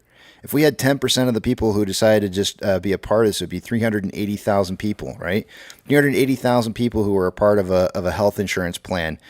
What medical company wouldn't be just clawing at trying to get their hands on that business? And they would bend over backwards to try and give you benefits that you wouldn't imagine. You probably have the best health care you could possibly imagine, the best plan ever, and it would probably be, it would be crap cheap. I mean, it would be super dirt cheap. And that's just one of the ideas that I have going forward about this. But I mean, that's the kind of stuff that, we talk about afterwards. I don't like talking about it beforehand because it's like, nobody wants to talk about that until they actually, see that we're there. But that's kind of, okay, so are you planning on opening the rear? It's Wednesday. It's Happy Hump Day. It's tomorrow. Tomorrow I am. Because if I go in there today, you guys are going to like, say like kind, nice, soft things and make me, like get all emotional and stuff. And so, no. But I'm just saying, like, that's kind of like an example of some of the ideas and that I have about the future and us and what we can accomplish together as a community. And you don't have to be a part of it. If you don't want to be a part of that, that's fine. That's cool. Don't be a part of it. It's okay. But if you do, I mean, if you're that kind of person where you think you're not going to be working a Monday through Friday kind of job and you're not going to have insurance anymore, you're probably going to be looking for some kind of deal if you're thrifty like I am. So why not work together, continue to be successful together? That's kind of the way I see it. I think I've said before, we're all a bunch of co-workers here. That's essentially what we are. We're co-workers.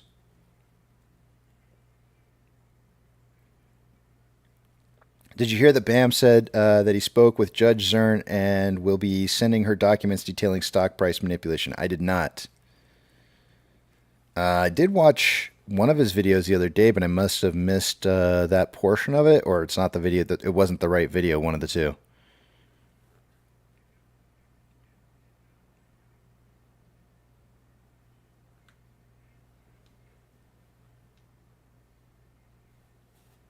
Thanks, Food Dog. I appreciate it, man.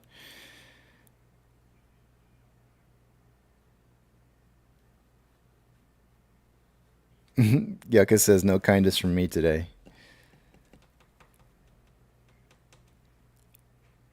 Tom says, Casey, I'll be creating a security company for our community. You never know. I mean, there's all kinds of different ideas that people can come up with. We have incredibly smart people and people with all kinds of different backgrounds within our community, and tons of people who could come forward and make suggestions from all kinds of different fields that would help be able to help in making the community work for the community. I know that sounds really strange to say the community working for the community, but literally, like, just having the money makes things happen for you. Believe it or not, right? It makes things go, regardless of whether you're even spending it or not. Like, literally, people just want your money so bad that they come to you for business. And this is that kind of thing where it's like, you have that kind of community and that kind of power. You have the ability to be able to make life better for yourself in ways you can't possibly imagine. But I don't know. We'll see when we get there. I've actually had some feedback about the whole thing and had plenty of people that tell me that it would never work, which they might be entirely right. Maybe I'm just a dreamer. Maybe I'm a dreamer and I'm selling you something that I'll never sell. It's a possibility, but it's a chance that I'm willing to take.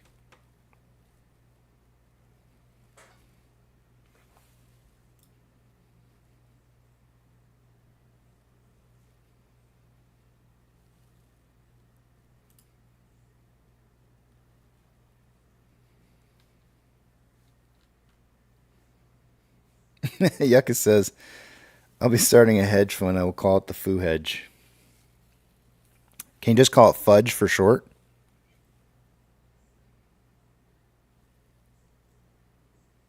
Or Fooge? Fooge might be better.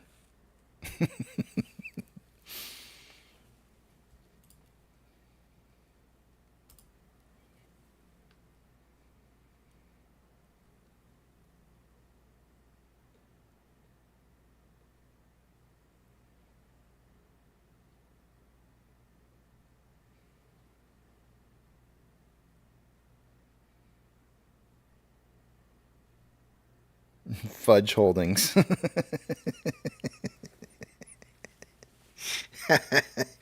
That's Fudge.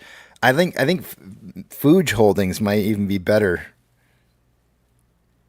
I'm not sure though. What's better, to hold Fooge or Fudge? I don't know.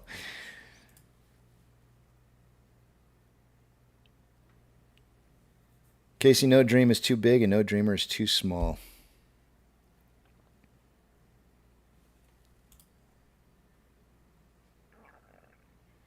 Tech says, I have a dream of opening up a men's gym. I see so many women's gyms, but no men's gyms. I want to undercut the competition, offering better price and service. A lot of people are going to have a lot of ideas.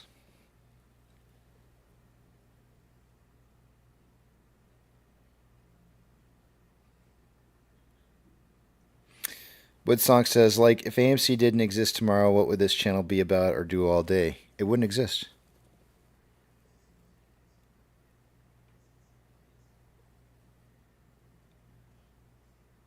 If you're not new, Woodstonk, you know what's going on here.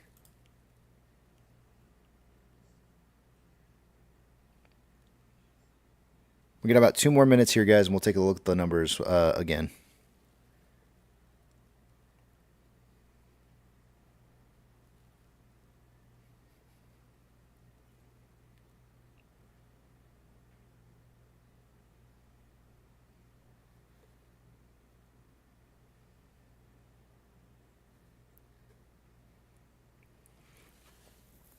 Powerporn saying, y'all need to stop with these pipe dreams and set those MOASS winnings aside for Chinchilla Fur Factory Farm in my... IPO. I used to work with a guy who was always talking about, like, there was a ton of money to be made in...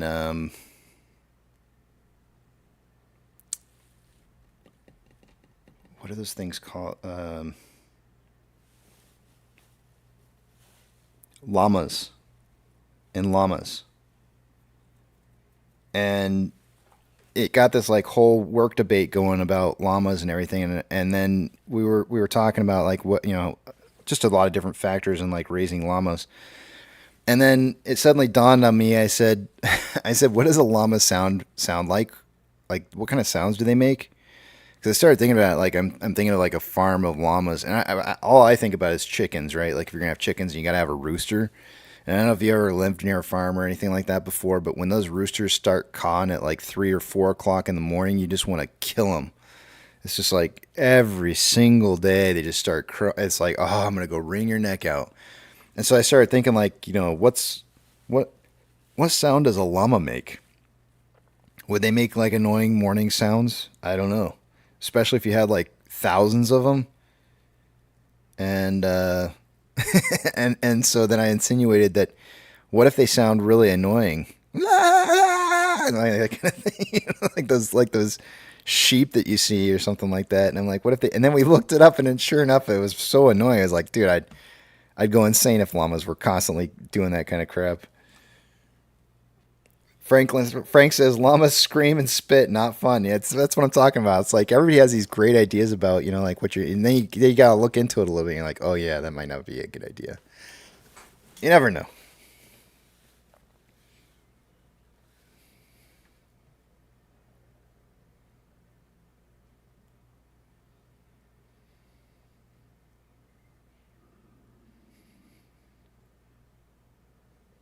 Yucca says, Casey, we have a problem. There's a rip in the space-time continuum. How do we fix it? How has it happened?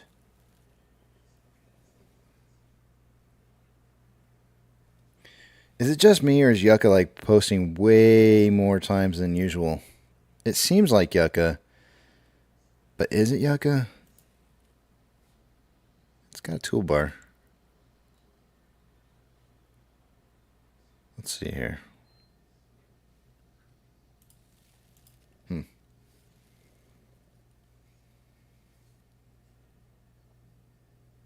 Boomstick says, weird 25 basis point rate hike. How do you get the information early? Like, isn't it supposed to be? Oh, that's right. It's coming out right now. It already happened. It's happening. Okay, so we got the 25 basis point like we expected. Let's see if we're getting Chair Powell is supposed to be speaking here. Powell's Bells is speaking at. Here we go. It's live. Okay, I got the live conference. Of course, it's going to be playing music right now. So I'm going to leave that on. What is the Fed? Brought to you by employees of the Federal Reserve Board. What is the Fed? So what is the Fed? What is the Fed? What is the Fed? The Federal Reserve, often referred to as the Fed, is the central bank of the United States. Congress created the Fed in 1913 to help promote a safe and sound monetary and financial system for our nation. The Fed includes the Board of Governors in Washington, D.C., which has 7 members, including the chairman and vice chairman. All of the members of the board are appointed by the President of the United States and confirmed by the United States Senate. The Fed also includes 12 regional Federal Reserve banks located in cities throughout the country. The reserve banks serve as the central bank's operating arms and also gather economic information from all over the country To help the Fed both monitor the economy and get the broad input necessary Is to develop this making anybody else sick? Effective U.S. monetary policy. Today, the Fed performs a number of important functions, all with the ultimate goal of promoting a healthy U.S. economy. One of the Fed's most recognizable functions is conducting U.S. monetary policy, which involves influencing interest rates and the availability of money and credit in our economy. Congress has tasked the Fed with implementing monetary policies that promote maximum employment and stable prices. High levels of employment provide people with more economic opportunities, and stable prices promote growth by making it easier for households and businesses to plan for the future. Monetary policy decisions at the Fed are made by the Federal Open Market Committee, which includes all 7 members of the Board of Governors. This guy missed head day. From the reserve banks. This committee meets regularly to assess the conditions and outlook for the economy. In addition to conducting monetary policy, the Federal Reserve also helps to supervise and regulate the nation's banks and works to promote a stable financial system for consumers, communities, and businesses. The Fed also works with communities, nonprofit organizations, and others across the nation to address housing problems, promote equal access to credit, and advance economic and community development. The Fed also promotes stability in the financial system, because instability in the financial system can pose a severe threat to the broader economy and communities across the nation. The Fed also acts as a bank to other banks by clearing checks, making electronic payments, and providing the currency that Americans need and use every day. Our nation's economy and financial system face constant challenges. The Fed is working every day to address those challenges and is committed to helping foster good economic conditions and outcomes. Employment opportunities, stable prices, and financial stability that benefit all Americans. And we are also the Fed. To learn more about the Federal Reserve, you'll find a wide range of resources on the Board of Governors website at federalreserve.gov. All right, well, I felt like that was needed to listen. I felt like I had to listen to that for some reason. That's the Fed, hard at work there to describe what it is that they do. I will leave that up. About 25 minutes from now, we should be getting that. I'm going to go through the numbers real quick. And what I'll do is I will... Hold on. I will get that up and playing for you guys while I'm on break later. I'll probably be watching with you, so we'll just watch it together.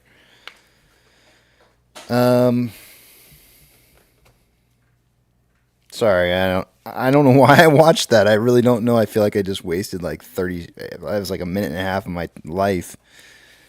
For some reason or another, I thought it would be. I don't. Dynamite says propaganda.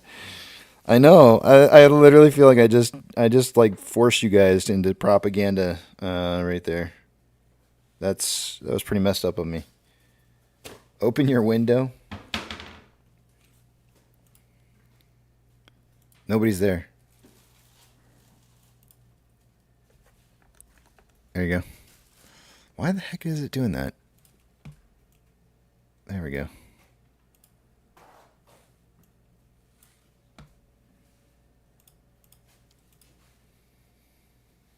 Food Dog says, Casey, thanks for forcing it on us. You're welcome. Oh, boy. All right, let's take a look at the numbers here, guys. I'm going to take you over the other page here, so I'm not going to be able to see what it is you guys are writing. So hold those personal thoughts, comments, questions, or concerns until you see the big tramp back up on the screen again. Let's see what we got going on here. I'm so sorry. That was like... I had only one like joke or two jokes in that whole thing that I thought I'm going to make fun of some of this, and then it was just making me sick to my stomach listening to it, and I was like, I can't even joke except for that one guy who missed head day. There was nothing else funny in there, because that was a failure. Off exchange by this time of the day, it's 1 o'clock. 64% combined between off exchange and EDGX is what I would expect to see. And off exchange alone, we're at 64.01%, which means that the rest of this in EDGX at 6.71, we're at 6.72% higher than what I would expect it to be by this time of the day. CHX volume is 89, almost 90,000 shares for the day today. On Ape, off exchange is at 50.87%. EDGX is sitting at 5.85%. The combined total, and that's 56.72%. That is, that's 7.28% less than what I would expect to see by this time of the day. 320 shares going through CHX. Nothing happening there. GME's CHX volume is 0.08 with a 30-day average of 0.38, which is 724 shares.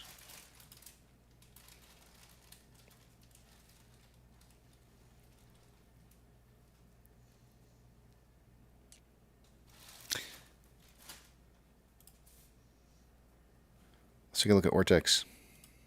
I just thought of something else that I said about our conversation earlier that I forgot to mention to you guys. At that point in time, like if there ever comes a time where I call you out or something like that, or we have a difference of opinions or whatever, if you find that somebody is conveniently trying to get into your ear right afterwards, it's because you're being targeted. FYI. Just throwing that out there as a general rule of thumb. I know that that's been happening as well. As of an hour ago, there was approximately 2.14 million shares having been returned for the day today. Or I'm sorry, an hour ago there was 2.29 million shares traded or returned for the day. It's now 2.14. That's going to cause the estimated short-term interest of the free float to slightly rise to 29.06. Cost to borrow min's at 8.27. Average is 342.53, and max is 399.52. Inflow versus outflow.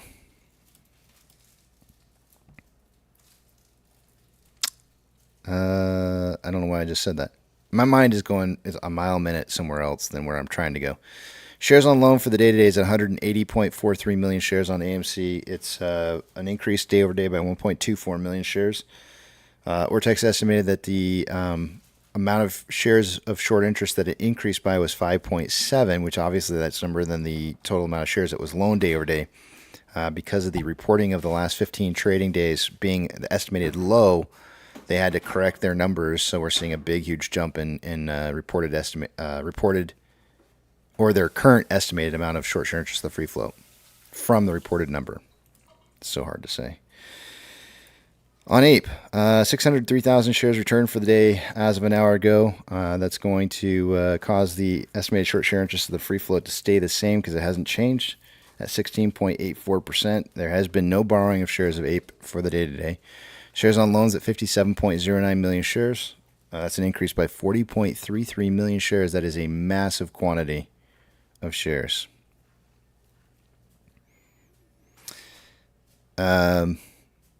Options.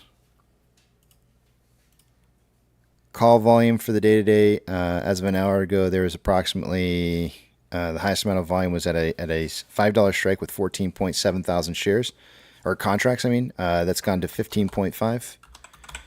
And on puts, at a $4 strike, there was 21.1 thousand contracts. There's now 21.5. Market suggesting a closing price between $4 and $5 by the end of the day today. Combined price of AMC and Ape is currently at $6.78. We are moving into the box that I've got for the breakout period. I would think that this would break out to the top side. I kind of thought it would break to the top side earlier, and it didn't. It broke to the bottom side. This I would expect to see to break to the top side as price is decreasing and volume is decreasing. That should be bullish.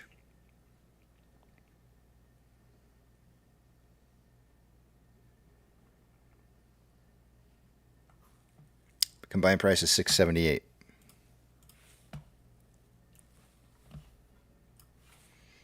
Orders by Fidelity customers. AMC, Ape, and GME are the only three I'm looking for. AMC coming in here with a 63.61% buy to 36.39% sell ratio.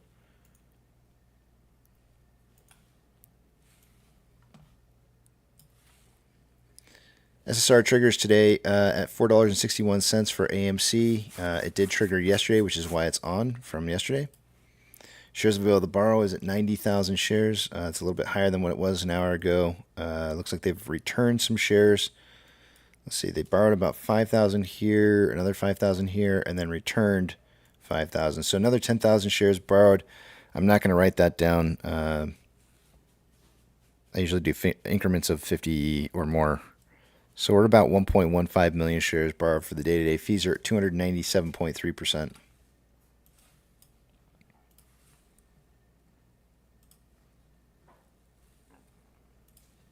NASDAQ is down 0.2. Dow Jones is up 0.08. S&P 500 is down 0.13. We have 3,510 advancers to 2,757 decliners. The market's even more slightly declining than it was an hour ago. Fractionally. Taking a look at the big bank movers. FRC is down 2.86. Silvergate is up 3.98. PacWest is up 25.81. Western Alliance up 10.8. First Horizon is up 4.82. Zion is up 6.06.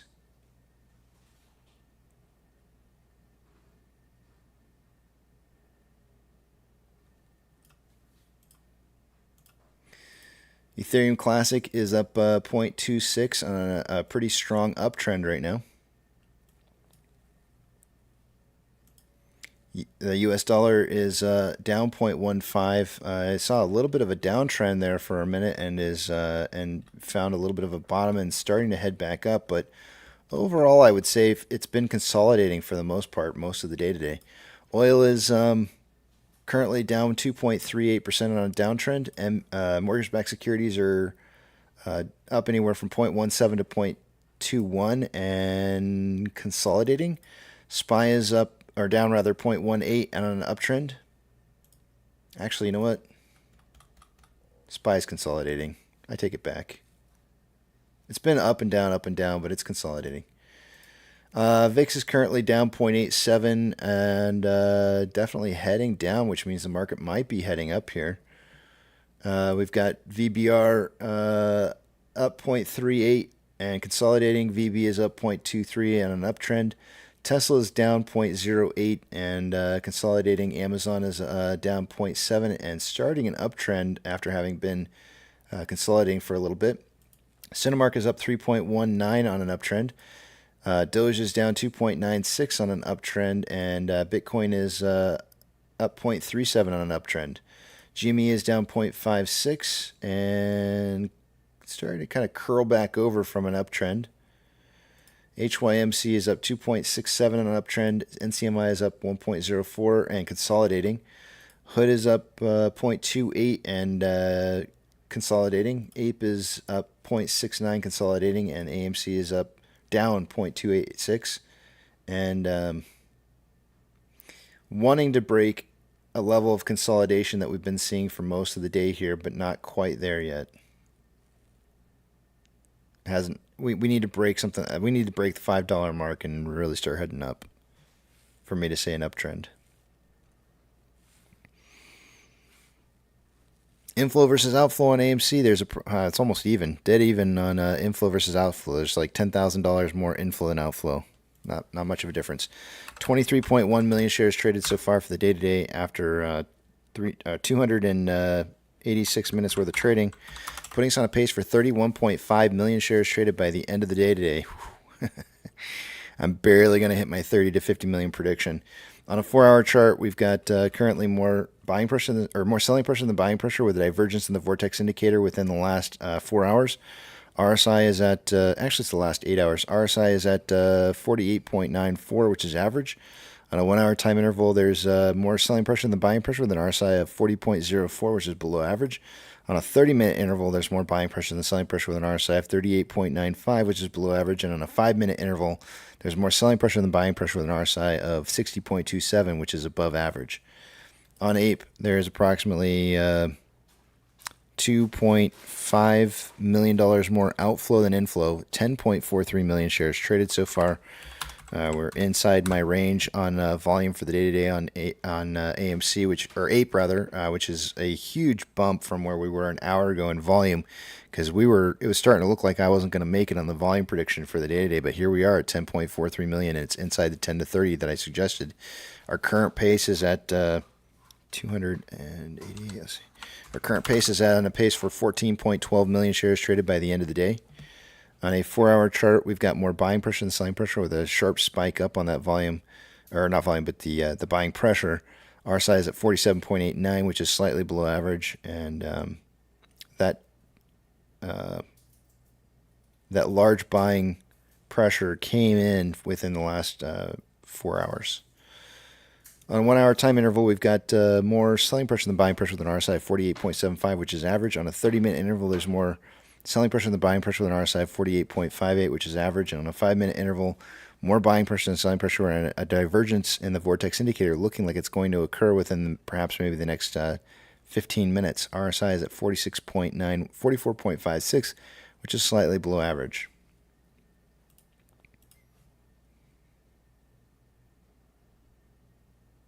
Bearish sentiment around Netflix after earnings report.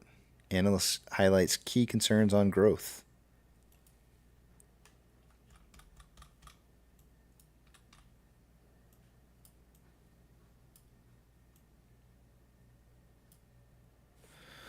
All right.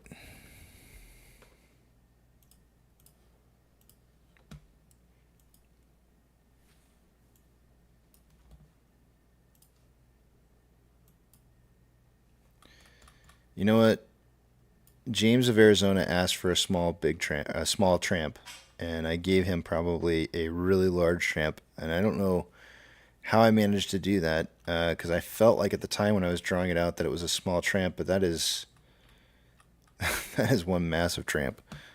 She's a bigger. She's a big one. Let's see.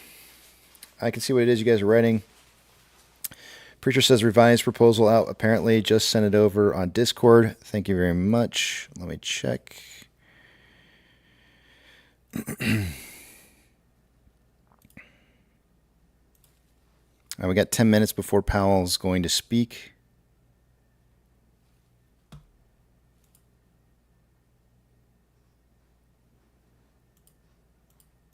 Okay, it's quite a few pages, but it does look like they revised it, and it's about 14 pages long.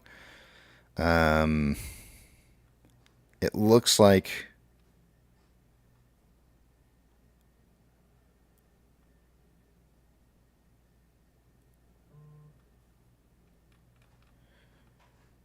I'll have to go through this and read this. There's no way for me to just. This looks like the final. This looks like what they want. This looks like what they want the judge to sign off on.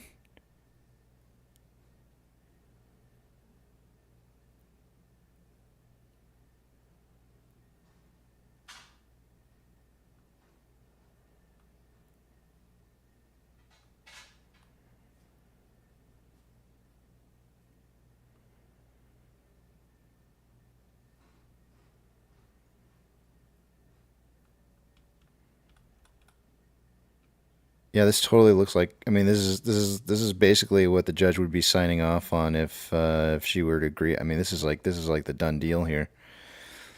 Interesting. That's really interesting. I felt like. I mean, it seems to me like maybe there might have been some communication here, other than perhaps with the judge, other than what was what we've seen so far. Because I mean, based off of other documents that I read, there was more to this.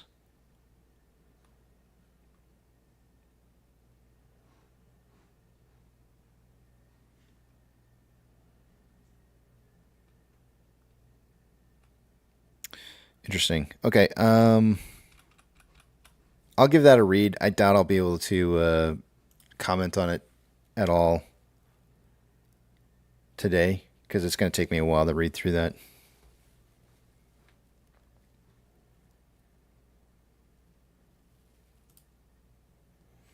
Yucca says, Casey, did you know that we love you? Aw, man.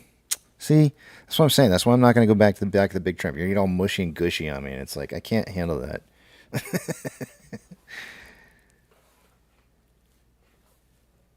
Thank you. I love you too, man. Full FOMO.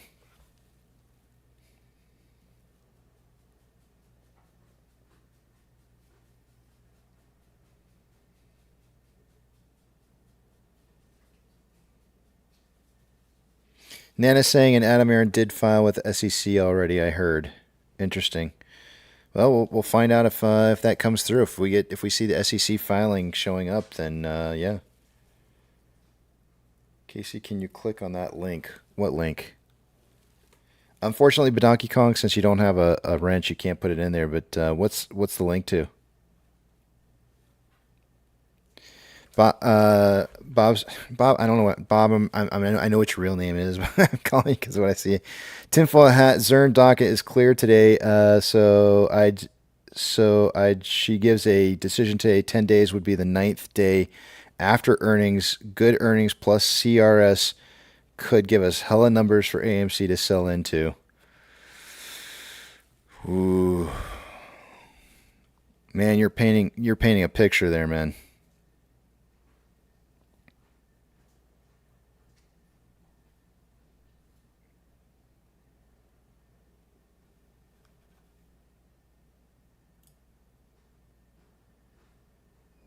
Dr. Zena says I'm just good for a schmuck. Thank you. So that I can handle. I can handle that. I'm used to people calling me schmuck. That's all right. I can deal with that. People say I love you, and it's like, that's weird. Stop doing that. Don't do that.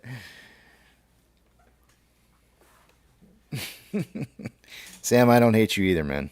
I don't. I promise.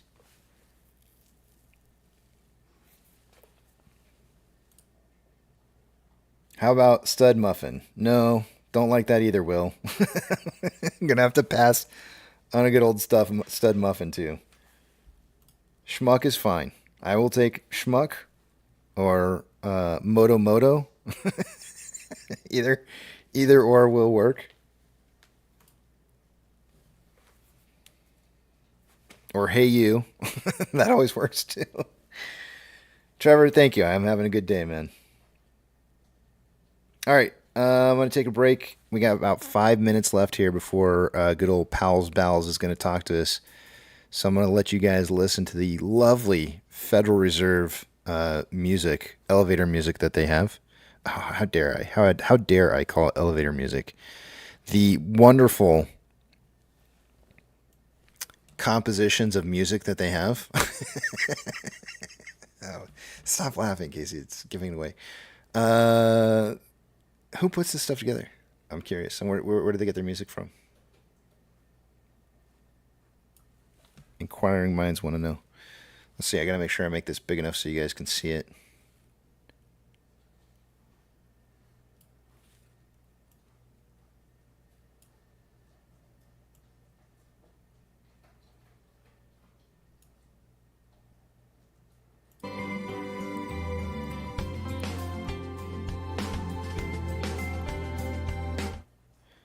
All right, so the music's going to be kind of loud, just because I know that usually when he gets up there to talk, he's always really low.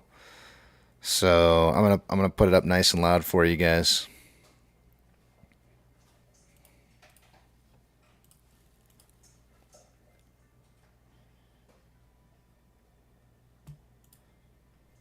Funky Pizza Production says, I kind of dig it.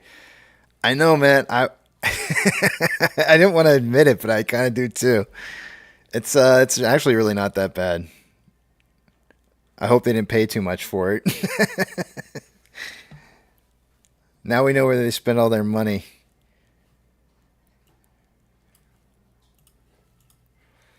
All right, what are we going to do here? I'm yelling at you guys because the music's real loud at me. I'm going to break. See you guys in a bit.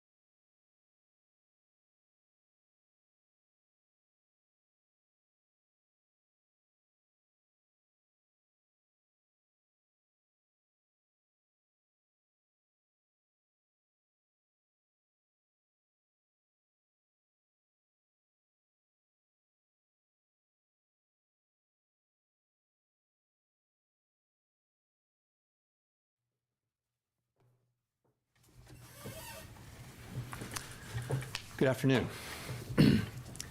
My colleagues and I remain squarely focused on our dual mandate to promote maximum employment and stable prices for the American people. We understand the hardship that high inflation is causing, and we remain strongly committed to bringing inflation back down to our 2% goal. Price stability is the responsibility of the Federal Reserve. Without price stability, the economy doesn't work for anyone. In particular, without price stability, we will not achieve a sustained period of strong labor market conditions that benefit all. Since early last year, the FOMC has significantly tightened the stance of monetary policy. Today, we took another step by raising our policy interest rate a 1/4 percentage point, and we are continuing to reduce our securities holdings at a brisk pace. We've covered a lot of ground, and the full effects of our tightening have yet to be felt. Looking ahead, we will continue to take a data-dependent approach in determining the extent of additional policy firming that may be appropriate. I'll have more to say about monetary policy after briefly reviewing economic developments. Recent indicators suggest that economic activity has been expanding at a moderate pace. Growth in consumer spending appears to have slowed from earlier in the year. Although activity in the housing sector has picked up somewhat, it remains well below levels of a year ago, largely reflecting higher mortgage rates. And higher interest rates and slower output growth also appear to be weighing on business fixed investment. The labor market remains very tight. Over the past 3 months, job gains averaged 244,000 jobs per month, a pace below that seen earlier in the year, but still a strong pace. The unemployment rate remains low at 3.6%. There are some continuing signs that supply and demand in the labor market are coming into better balance. The labor force participation rate has moved up since last year, particularly for individuals aged 25 to 54 years. Nominal wage growth has shown some signs of easing, and job vacancies have declined so far this year. While the jobs to workers gap has narrowed, labor demand still substantially exceeds the supply of available workers. Inflation remains well above our longer run goal of 2%. Over the 12 months ending in May, total PCE prices rose 3.8%. Excluding the volatile food and energy categories, core PCE prices rose 4.6%. In June, the 12-month change in the Consumer Price Index, or CPI, came in at 3.0%, and the change in the core CPI was 4.8%. Inflation has moderated somewhat since the middle of last year. Nonetheless, the process of getting inflation back down to 2% has a long way to go. Despite elevated inflation, longer-term inflation expectations appear to remain well anchored, as reflected in a broad range of surveys of households, businesses, and forecasters, as well as measures from financial markets. The Fed's monetary policy actions are guided by our mandate to promote maximum employment and stable prices for the American people. My colleagues and I are acutely aware that high inflation imposes significant hardship as it erodes purchasing power, especially for those least able to meet the higher cost of essentials like food, housing, and transportation. We're highly attentive to the risks that high inflation poses to both sides of our mandate, and we are strongly committed to returning to inflation to our 2% objective. At today's meeting, the committee raised the target range for the federal funds rate by a 1/4 percentage point, bringing the target range to 5.25% to 5.5%. We are also continuing the process of significantly reducing our securities holdings. With today's action, we've raised our policy rate by 5.25 percentage points since early last year. We have been seeing the effects of our policy tightening on demand in the most interest rate sensitive sectors of the economy, particularly housing and investment. It will take time, however, for the full effects of our ongoing monetary restraint to be realized, especially on inflation. In addition, the economy is facing headwinds from tighter credit conditions for households and businesses, which are likely to weigh on economic activity, hiring, and inflation. In determining the extent of additional policy firming that may be appropriate to return inflation to 2% over time, the committee will take into account the cumulative tightening of monetary policy, the lags with which monetary policy affects economic activity and inflation, and economic and financial developments. We will continue to make our decisions meeting by meeting based on the totality of the incoming data and their implications for the outlook for economic activity and inflation, as well as the balance of risks. We remain committed to bringing inflation back to our 2% goal and to keeping longer-term inflation expectations well anchored. Reducing inflation is likely to require a period of below-trend growth and some softening of labor market conditions. Restoring price stability is essential to set the stage for achieving maximum employment and stable prices over the longer run. To conclude, we understand that our actions affect communities, families, and businesses across the country. Everything we do is in service to our public mission. We at the Fed will do everything we can to achieve our maximum employment and price stability goals. Thank you, and I look forward to your questions. Steve. Mr. Chairman, thank you. You have, I think, a couple times in your opening remarks talked about this language in determining the extent of additional policy firming that may be appropriate. Should we take that to mean that additional hikes are likely on the way? And should we also believe that all future meetings, say September and November, are live, or are you in a every other meeting mode? Thank you. So we haven't made a decision to go to every other meeting. It's not something we've looked at. We're going to be going meeting by meeting, and as we go into each meeting, we're going to be asking ourselves the same question. So we haven't made any decisions about any future meetings, including the pace at which we'd consider hiking. But we're going to be assessing the need for further tightening that may be appropriate. You read the language, to return inflation to 2% over time. I would say that the intermeeting data came in broadly in line with expectations. Economic activity remained resilient. Job creation remained strong while cooling a bit. And the June CPI report actually came in a bit better than expectations for a change. And the June CPI report, of course, was welcome, but it's only one report, 1 month's data. We hope that inflation will follow a lower path it will be consistent with the CPI reading. But we don't know that, and we're just going to need to see more data. So what are we going to be looking at? Really, it will be the whole broader picture. And starting with, we're looking for moderate growth, right? We're looking for supply and demand through the economy coming into better balance, including in particular in the labor market. We'll be looking at inflation. And we'll be asking ourselves, does this whole collection of data, do we assess it as suggesting that we need to raise rates further? And if we make that conclusion, then we will go ahead and raise rates. So that's how we're thinking about the next meeting, and how we're thinking about meetings going forward potentially. But we're now mainly thinking about the next meeting. I will also say, since we're talking about it, between now and the September meeting, we get 2 more job reports, 2 more CPI reports. I think we have an ECI report coming later this week, which is Employment Compensation Index.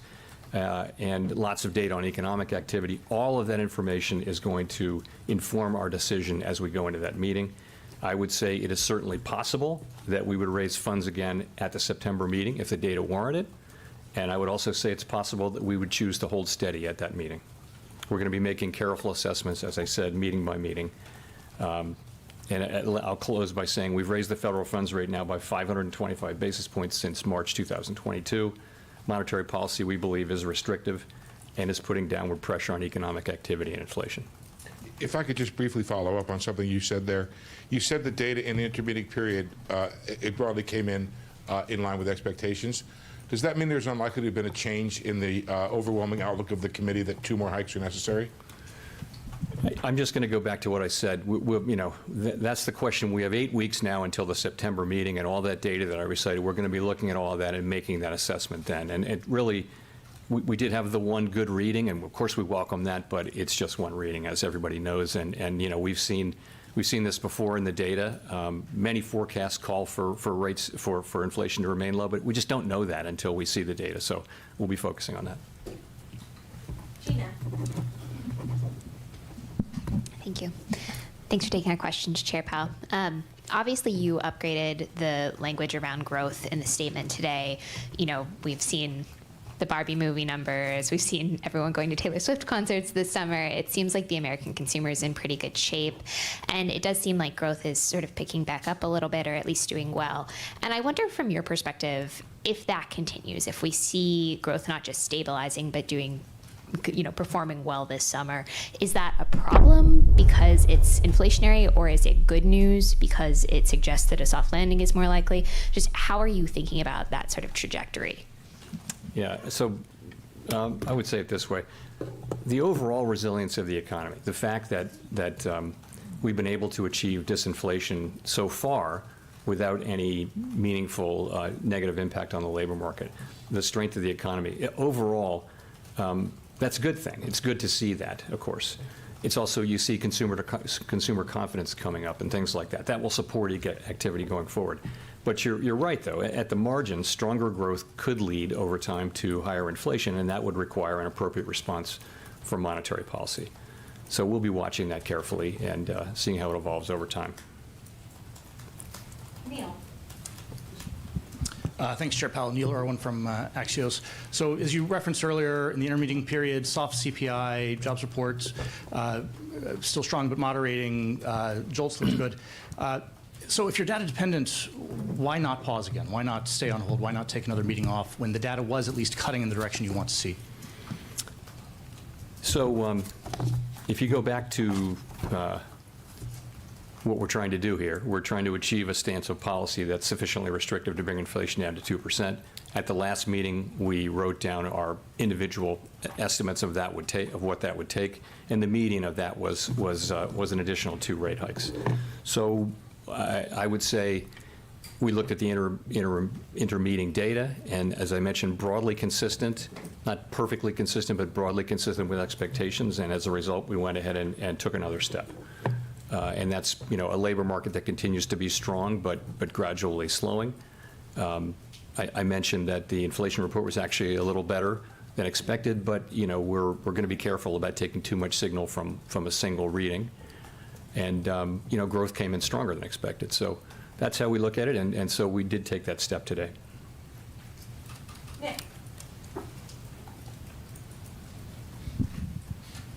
Nick Tamaros of the Wall Street Journal. Chair Powell, markets widely believe the median FOMC participants' inflation forecast from June for the fourth quarter of this year will be too high, given autos and shelter, and that by September that may warrant a downward revision in the inflation forecast of 20 to 30 basis points. Would that type of inflation progress be enough to hold rates steady from here, or do you need to see below-trend growth and decelerating labor income growth to be convinced that you've done enough? So it's hard to pick the pieces apart and say, how much of this and how much of that. We'll be looking at everything. And, of course, we'll be looking to see whether the signal from June CPI is replicated or the opposite of replicated, or whether it's somewhere in the middle. We'll be looking at the growth data. We'll be looking at the labor market data very closely, of course, and making an overall judgment about that. It's the totality of the data, I think, but with a particular focus on making progress on inflation. If I could follow up, last month you said there were benefits to moderating the pace of increases because it would give you more information to make decisions. Would another CPI report like the one we just had in June allow you to at least maintain that slower pace and defer until the fall any decision on whether you need that second rate hike? So I'm just going to tell you again what we're going to do in September. We're going to look at 2 additional job reports, 2 additional CPI reports, lots of activity data. And that's what we're going to look at, and we're going to make that decision then. And that decision could mean another hike in September, or it could mean that we decide to maintain at that level. And again, the question we're going to be asking ourselves is the overall signal one that we need to do more, that we need to tighten further? And if we get that signal whenever we get it, then, and that's the collective judgment of the committee, then we will move ahead. If we don't, then we'll have the option of maintaining policy at that level. But it's really dependent so much on the data, and we just don't have it yet. Chris. Hi, Chris Rugaber at Associated Press. So consumer confidence in the economy is rising, likely in large part because of the declines in headline inflation. You also see wages are also rising faster than prices now, after trailing them for a long time. How much are Americans truly harmed by inflation at its current level, headline level of 3%? And with that in mind, when do you put some weight back on the employment side of the dual mandate? So I guess I'd say it this way. First, it is a good thing that headline inflation has come down so much, because that's really what the public experiences. And I would say that having headline inflation move down that much almost creates it will strengthen the broad sense that the public has that inflation is coming down, which will in turn, we hope, help inflation continue to move down. So you are really, sorry, what your question was? Well, I mean, you've talked for many press conferences now about the harm created by inflation, how hard it is for people. So how much of that are we still seeing with inflation now down at 3? So I guess I would put it this way. I'd say it this way. It's really a question of how do you balance the two risks, the risk of doing too much or doing too little. And, I would say that, we're coming to a place where there really are risks on both sides. It's hard to say exactly whether they're in balance or not, but as our stances become more restrictive and inflation moderates, we do increasingly face that risk. But we need to see that inflation is durably down that far. As you know, we think, and most economists think, that core inflation is actually a better signal of where headline inflation is going, because headline inflation is affected greatly by volatile energy and food prices. So we would want core inflation to be coming down, because that's what we think, core is signaling where headline's going to go in the future. And core inflation is still pretty elevated. There's reason to think it can come down now, but it's still quite elevated. And so we think we need to stay on task, and we think we're going to need to certainly hold policy at a restricted levels for some time, and we need to be prepared to raise further if we think that's appropriate. Well, and then if inflation were to, just a quick follow, if it stays at 3 or drops even a little bit more, I mean, how much of an increase in unemployment do you think is acceptable to get that last bit of inflation? People are talking about the potential difficulty of the so-called last mile of inflation. So, but how much unemployment do you think is justified to get down that last? So it is a very positive thing that actually the unemployment rate is the same as it was when we lifted off in March of 22 at 3.6%. So that's a real blessing, and that we've been able to achieve some disinflation. And we don't seek to, it's not that we're aiming to raise unemployment, but I would just say the historical record, we have to be honest about the historical record, which does suggest that when central banks go in and slow the economy to bring down inflation, the result tends to be some softening in labor market conditions. And so that is still the likely outcome here.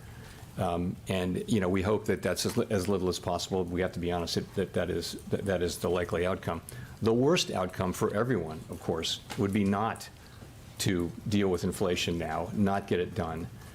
Whatever the short-term social costs of getting inflation under control, the longer-term social costs of failing to do so are greater, and that the historical record is very, very clear on that. If you go through a period where inflation expectations are not anchored, inflation is volatile, it interferes with people's lives and with economic activity, and that's the thing we really need to avoid and will avoid. Michael McKee. At this point, you say the policy is restrictive, but all year long we have seen growth surprise to the upside, unemployment to the downside, and inflation lately to the downside.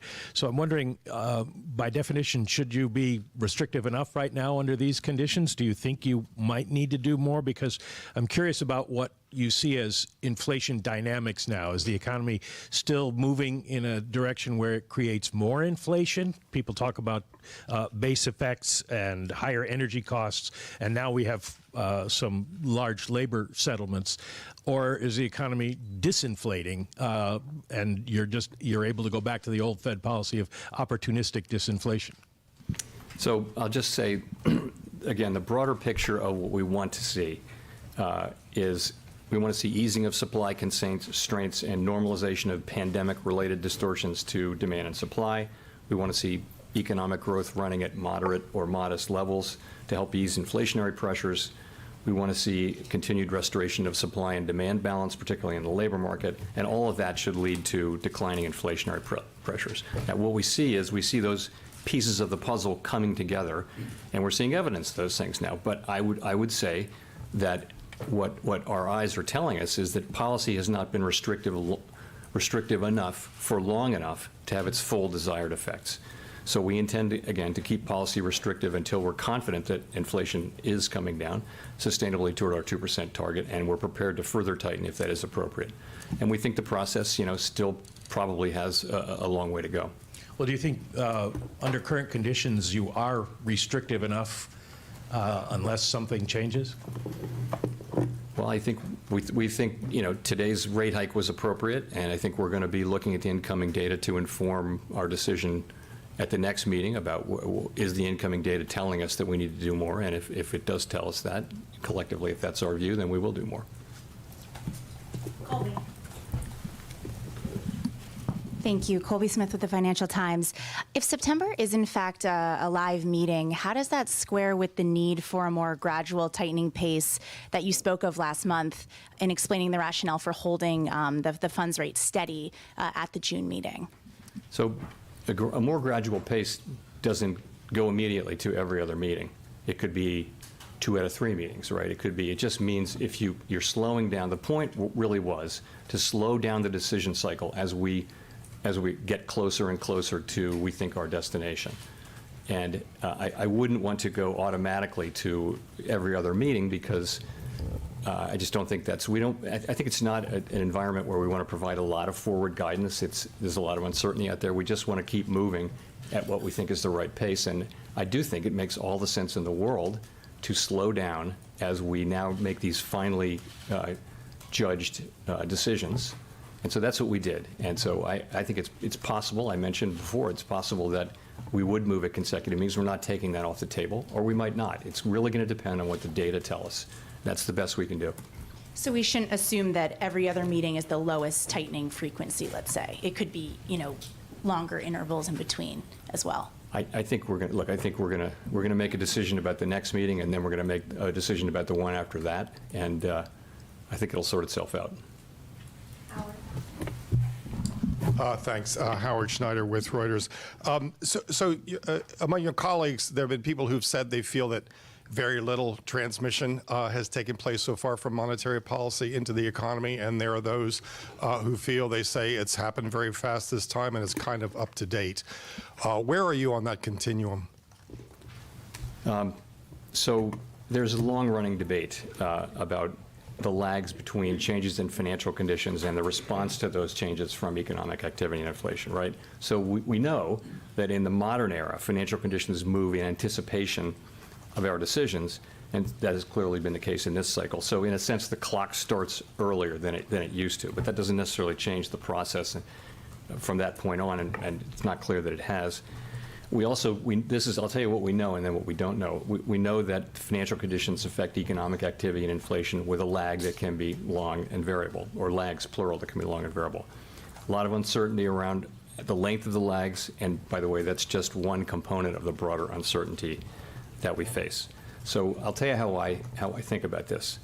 The first thing to say is we're determined to bring inflation down to 2% over time, and we will use our tools to do that. No one should doubt that. I would look at it this way, though. The real federal funds rate is now in meaningfully positive territory. If you take the nominal federal funds rate, subtract a mainstream estimate of near-term inflation expectations, you get a real federal funds rate that is well above most estimates of the longer-term neutral rate. So I would say monetary policy is restrictive, more so after today's decision, meaning that it is putting downward pressure on economic activity and inflation. We'll keep monetary policy restrictive until we think it's not appropriate to do so. So that's how I think about it. I mean, if I sum it up, I would say we've come a long way. We are resolutely committed to returning inflation to our 2% goal over time. Inflation repeatedly has proved stronger than we and other forecasters have expected. And at some point that may change. We have to be ready to follow the data. And given how far we've come, we can afford to be a little patient as well as resolute as we let this unfold.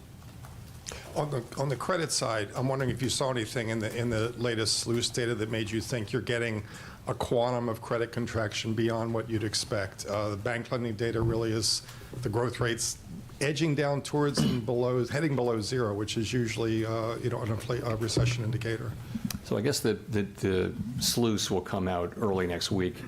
And I would just say it's broadly consistent with what you would expect. You've got lending conditions tight and getting a little tighter. You've got weak demand, and it gives a picture of pretty tight credit conditions in the economy.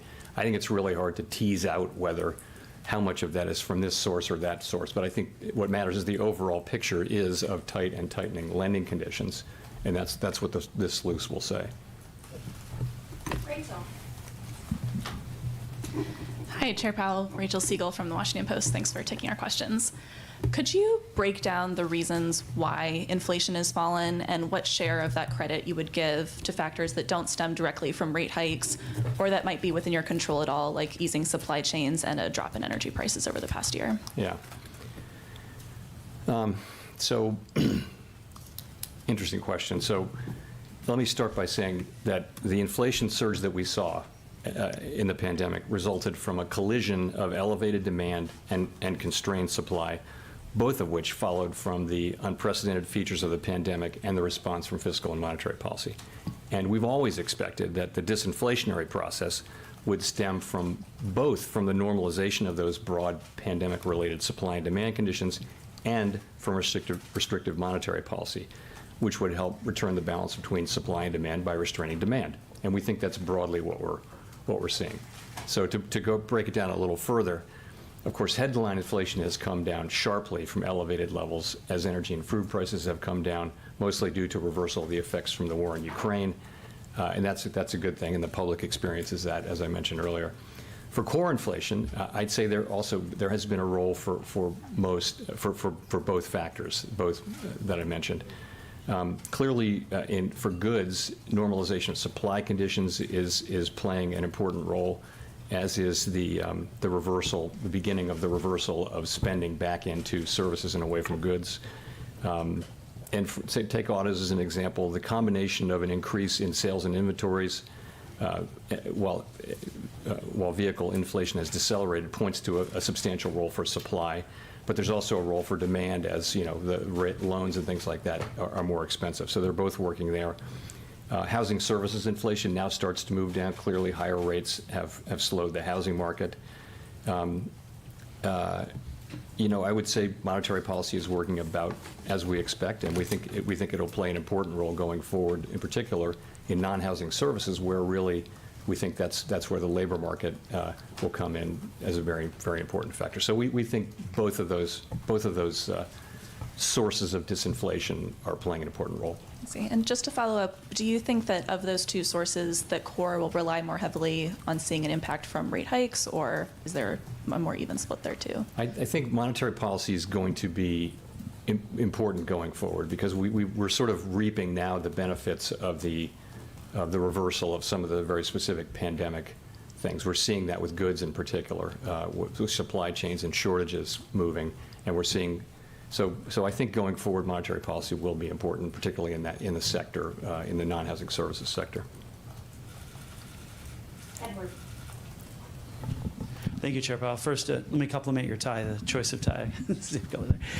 So thanks for taking our question. So the Beige Book, it said, input cost pressures remain elevated for services firms, but eased notably for manufacturing sector. Is that an indication that there's a wage inflation pressure? And how do you target and pressure on the wage inflation without pushing the economy into recession? I think as it relates to goods, it's really an indication that supply chains and shortages are easing.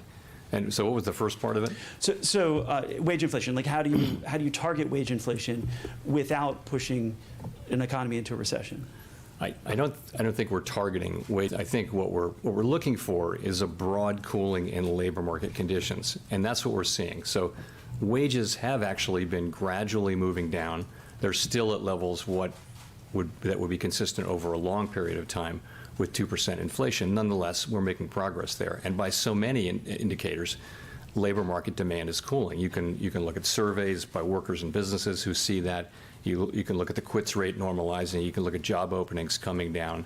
You can look at just job creation in the establishment survey has, it's still at a high level, but it was at really an extraordinarily high level for most of the last 2 years. So you see cooling, particularly in private sector in the last in the last report. So I think we see that, and it's happening at a gradual pace. So that's actually not a bad thing in a sense, because if what we see is a labor market, very strong demand for labor, which is really the engine of the economy. People are getting hired, many people going back to work. getting wages, spending money, and that's really what's driving the economy, but that it's gradually slowing, it's gradually cooling, that's a good prescription for getting where we want to get. But still, we see a push to raise minimum wage. We're seeing a lot of unions go on strike or threaten strike. And the common thing is they come out with agreements like big pay increases, like UPS, and we have the auto workers coming up. Are you concerned then about a trend of series of big unions, these contract pushing wage inflation then? Not for us to comment on contract negotiations, not our job, not our role. We monitor these things and we'll keep an eye on them, but really that's something that's handled at that level. And not, a large amount of people. Victoria. Hi, Victoria Guido with Politico.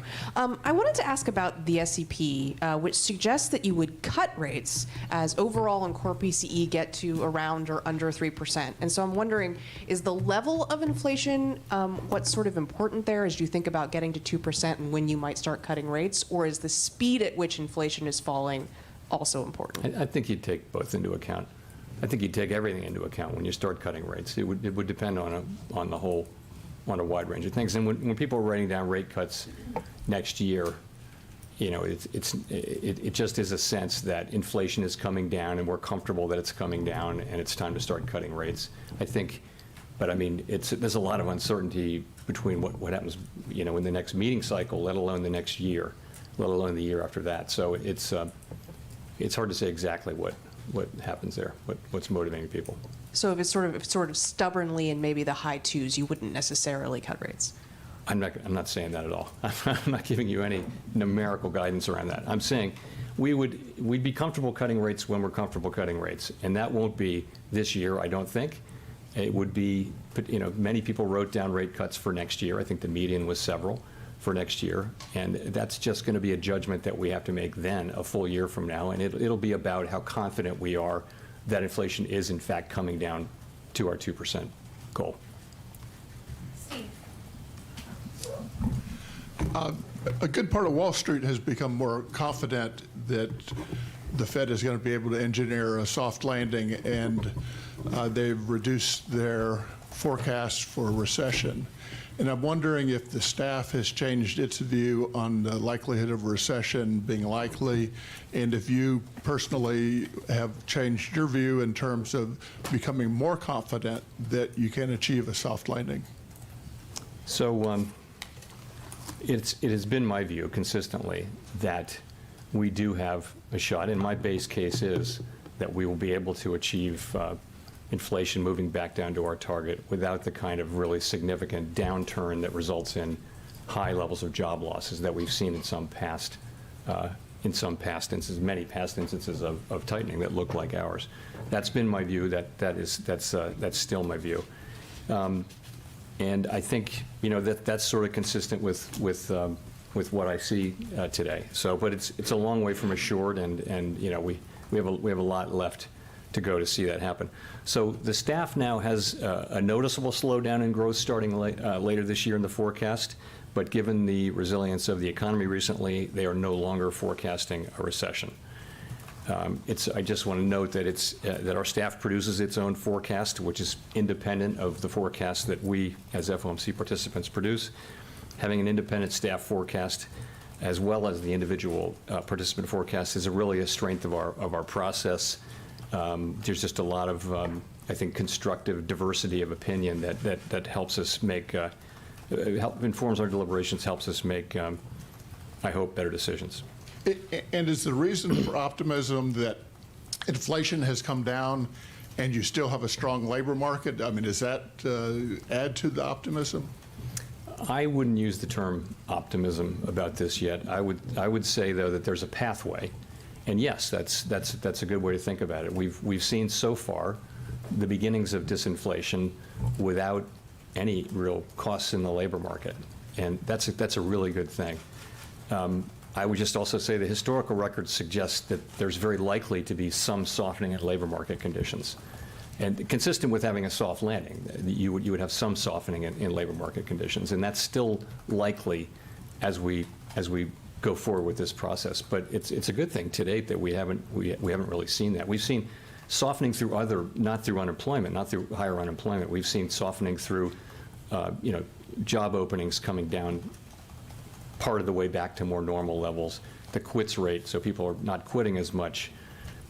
We've seen participation, people coming in, and so labor supply has improved, which has lowered the temperature in the labor market, which was quite overheated, going back a year or so. So we're seeing that kind of cooling, and that's very healthy, and we hope it continues. Jeff. Thank you, Mr. Chairman. Jeff Cox from CNBC.com. You and other Fed officials in the past have suggested that you don't need to keep hiking until inflation hits 2%, that as long as you see continued progress. So I'm wondering, how close do you need to get with the inflation numbers coming down? How many months of data do you need to see that will give you sufficient confidence? And how far does this fight need to go before you're willing to kind of declare victory on it? So the idea that we would keep hiking until inflation gets to 2%, it would be a prescription of going way past the target. That's clearly not the appropriate way to think about it. So. And in fact, if you look at our forecasts, the median participant, and again, these are forecasting out years, so take them with a grain of salt, but people are cutting rates next year because the federal funds rate is at a restrictive level now. So if we see inflation coming down credibly, sustainably, then we don't need to be at a restrictive level anymore. We can move back to a neutral level, and then below a neutral level at a certain point. I think we of course would be very careful about that. We'd really want to be sure that inflation is coming down in a sustainable level. And it's hard to make. I'm not going to try to make a numerical assessment of when and where that would be, but that's the way I would think about it. Is you'd stop raising long before you got to 2% inflation, and you'd start cutting before you got to 2% inflation too, because we don't see ourselves getting to 2% inflation until all the way back to 2 until 2025 or so. So. Jennifer. Thank you, Chair Powell. Jennifer Schonberger with Yahoo Finance. It's been over 4 months since a handful of regional banks, including Silicon Valley Bank, failed. When you look at credit conditions now, given Bank of California's acquisition of PacWest, does this acquisition suggest the full impact has not been felt, or are you comfortable saying that we've seen most of the ripple effects that may have occurred at this point, and how does this play into your outlook for policy? So I don't want to comment on any particular merger proposal, but I will say things have settled down for sure out there.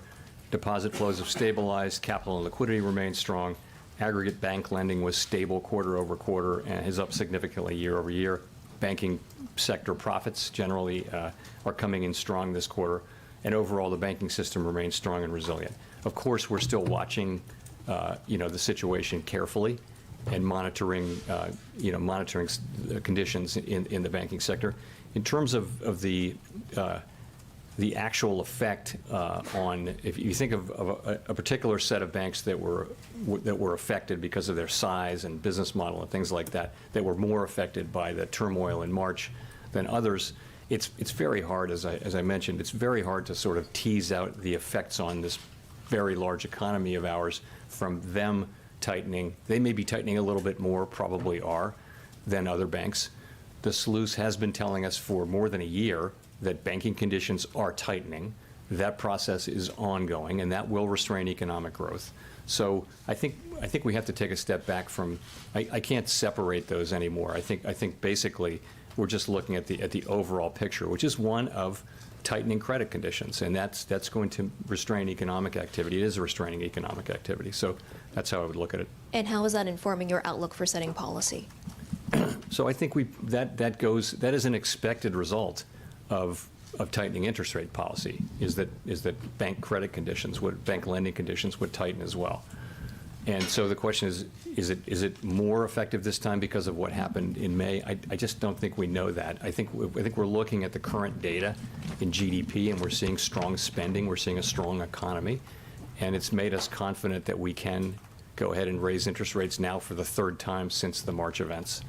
It seems like the economy is weathering this well, but of course we're watching it carefully and expect to continue to do that. Hi, Chair Powell. Thanks for taking our questions. Megan Casella with Barron's. I wondered on wages if you were at all concerned about any inflationary impact of wages now outpacing inflation, which is likely contributing to the boost in consumer sentiment and the continued strength of the consumer that we've been seeing. Well, wages in excess of inflation means real wages are positive. Again, that's a great thing. Of course, we want that. We want people to have real wages, but we want wages to be going up at a level that's consistent with 2% inflation over time. As I mentioned, nominal wages have been coming down gradually, and that's what we want to see. We expect to see more of that. That's just more of what's consistent over a longer period of time. We don't really think that wages were an important cause of inflation in the first year or so of the outbreak, but I would say that wages are probably an important issue going forward. Labor market conditions broadly are going to be an important part of getting inflation back down, and that's why we think we need some further softening in labor market conditions. This goes sort of to the balance of risks question, but you mentioned at the start how you're keeping an eye on consumer activity and whether there might be some sort of a rebound there. And I'm curious what the Fed's explanation would be to families if further interest rate hikes start to hit the labor market, start to drive that sentiment back down. What's the message there of why you continue to keep rates elevated or to raise them? Well, we have a job assigned to us by Congress to get inflation under control, and we think the single most important thing we can do to benefit those very families, especially families at the lower end of the income spectrum, is to get inflation sustainably under control and restore price stability. We think that is the most important thing we can do now, and we're determined to do that. And I would just point out that the people who are the most hurt by inflation right away are people who are on a low fixed income, who, when you're talking about travel or transportation costs, heating costs, clothing, food, things like that, those, if you're just making it through each month on your paycheck and prices go up, you're in trouble right away. Even middle-class people have some resources and can absorb inflation. People in the lower end of the income spectrum have a harder time doing that. So we need to get this done, and the record is clear that if we take too long or if we don't succeed, that the pain will only be greater. So that's how I would explain what we're doing. Thank you, Chair Powell. Simon Urbanovich with The Economist. You had said last month that this meeting this week was going to be a live one. In the event the market had assigned a roughly 99% probability to the rate move that you announced today, the decision was, of course, unanimous. And the statement was basically unchanged from last month. So may I ask, to what extent was the meeting actually a live one? Was there ever any doubt over the past 2 days about what the decision was actually going to be? Well, I mean, was there doubt?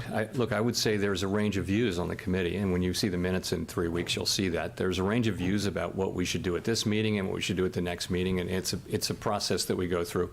Many times when we go into a meeting, the decision is not, fundamentally in doubt. Nonetheless, we have the meeting, and some meetings are less uncertain than others, and I'll just leave it at that. Evan Reiser, Market News International. Thank you, Chair Powell. Financial conditions have been loosening at a fairly steady clip in recent weeks, the dollar, the stock market, et cetera. What does that mean for the Fed in being sure that inflation will come down to target? So we monitor, of course, financial conditions, broad financial conditions. You're right, it's the dollar and equities, and we're of course very focused on rates and our own policy. We're going to use our policy tools to working through financial conditions to get inflation under control. The implication is, we will do what it takes to get inflation down, and in principle, that could mean that if financial conditions get looser, we have to do more. But what tends to happen, though, is financial conditions get in and out of alignment with what we're doing, and ultimately, over time, we get where we need to go. If I could also ask about the SEP from June that showed rate cuts. Do you expect the Fed to cut nominal rates next year while also continuing QT? So that could happen. The question is, is that consistent with, so if you think about both of them as normalization, imagine it's a world where things are okay and it's time to bring rates down from what are restrictive levels to more normal levels. Normalization in the case of the balance sheet would be to reduce QT. So to continue it, you depending on where you are in the cycle. So there are two independent things, and really the active tool of monetary policy is rates, but you can imagine circumstances in which it would be appropriate to have them working in what might be seen to be just different ways, but that wouldn't be the king to see that they are ready to use the discount window, and we are strongly encouraging them to do that, banks broadly. We did find, as you know, during the events of March, and that that it's a little clunkier. It can be a little clunkier and not as quick as it needs to be sometimes. So why not be in a situation where you're just much more ready in case you need to access the discount window? All right, I'm going to stop them right there, and we'll go back to listening to that a little bit later, and I'm going to take you guys over to the other screen, and we'll take a look at the numbers and see what we got going on here for the end of the day today. And then we'll do movie trivia, and then we'll go back to that and finish. Allow Chair Powell to Powell's Bells to finish off the rest of that meeting that they have there. Let's take a look at our numbers. Remember, I'm not going to be able to see what it is you guys are saying as soon as until you see the big tramp back up on the screen again. So hold those personal thoughts, comments, questions, or concerns. Two-factor authentication. If you don't have it, you may want to consider getting it, as it could prevent somebody from getting into your account that shouldn't be in your account. When you do sign up for it, make sure that you put in a secondary device that can receive the access code just in case something happens to your primary device. And I can tell you right now, with my broker, one of my brokers, Fidelity, they're actually requiring facial analyzing now in order to get in, instead of just a code being sent to the phone, which is kind of cool. But anyways, let's take a look at what we got going. Oh yeah, one more thing. Most important, I almost forgot it. Most important than anything is that you guys remember to take or to get a copy of that digital statement of your portfolio from your brokers, whether you have one or more. Something may happen in the future where they are reporting a different amount of shares that you hold than what it is that you expect there to be, and you're going to need proof for that if something changes. And I do expect to see problems with certain brokers in the future. So make sure you do that. That's super, super highly important. All right, let's see what we got going on here. Starting with off exchange, by this time of the day, I would expect to see about 66% between off exchange and EDGX combined. We've got off exchange at 62.71. EDGX at 6.72. The combined total on that 69.43%. That's about 3.43% higher than what it should be. CHX volume for the day today is 106.102, or 106,102 shares going through CHX. I told you guys they needed to average about 575,000 shares a day. Yesterday was they had the total amount of shares they would have needed for yesterday and today, all in one day. You can imagine that they're probably trying to collect as many shares as possible, not returning today as price is moving down. I did expect us to break below 5 at some point this week. I was kind of expecting it more tomorrow than it was today, which is why I was saying 538 tomorrow, or by the end of the day today, and I was expecting to see a little bit more downwards momentum going into the back portion of this week to break 5. So, I mean, I'm a little surprised. I was a little surprised to see price this low. But it is what it is. Taking a look at Ape, we have off exchange at 51.88%. And EDGX at 6.02. The combined total, and that's 57.9%. That's about 8.1% lower than I would expect. CHX volume is only 320 shares, not a whole lot. CHX on GME's at 1,058. Nothing unusual going on there. Taking a look at Ortex.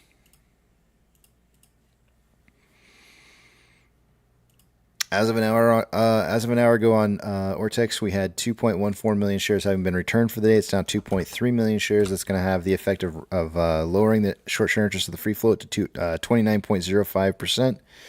Cost per min's at 8.27, average is 342.16, and max is 399.52%. Shares on loan for the day today is at 180.43 million shares. That is 1.24 million more shares on loan today than there was yesterday. Ortex estimated that about 5.7 million new shares were in short interest, but that number was only reported that high due to the fact that their estimates were too low over the last 15 trading days, and they had to make an adjustment for it to come in line with what was recently reported. Borrowed change amount on Ape. As of an hour ago, there was 603,000 shares having been returned for the day. It's now 528,000 shares, which will raise the estimated short share interest of the free float slightly to 16.84%. We had our first borrowing of shares go through for the day today. It was about 75,000 shares. Fees have been seen at an average cost and average rate and max and min rates all at 7.26. Likely just one borrowing for the day. Shares on loan for the day today is at 57.09 million shares. That is 40.33 million shares more on loan today than yesterday. Yeah, I know. It's really super high. Was really surprised to see that have happened. It's actually kind of exciting to see. Taking a look at options. Call volume for the day today, highest amount of volume an hour ago was at a $5 strike, and there was 15.5 thousand contracts. There's now 17.1 there. And on puts, highest amount of volume is at a $4 strike. An hour ago, there was 21.5 thousand contracts. There's now 25.3. Combined between the calls and the puts, market suggesting a closing price between $4 and $5 by the end of the day today. Looks like they're trying to close us underneath 5. Combined price of AMC and Ape is at $6.79. It tried to break through to the top side of this wedge down. Doesn't look like price really broke too far above where it's been from the past on this descending wedge here. So, but we're still hovering towards the bottom side of this. We may see volume grow towards the end of the day like we normally do, and see price breaking out of this to the top side right towards the end of the day today.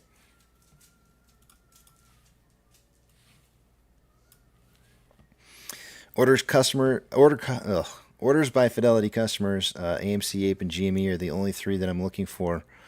Let's see what we got here. AMC is on the list. We have a 62.69 to 37.31% buy to sell ratio. Looking really strong there. I do not see Ape or GME on this list.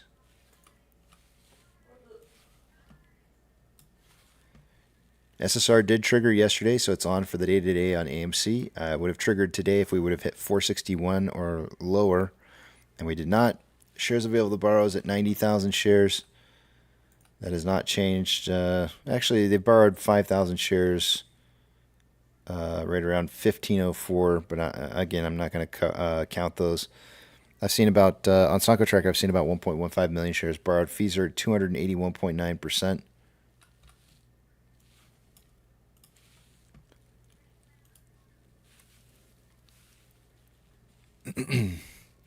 NASDAQ is down 0.37, Dow Jones is up 0.06, and S&P 500 is down 0.23.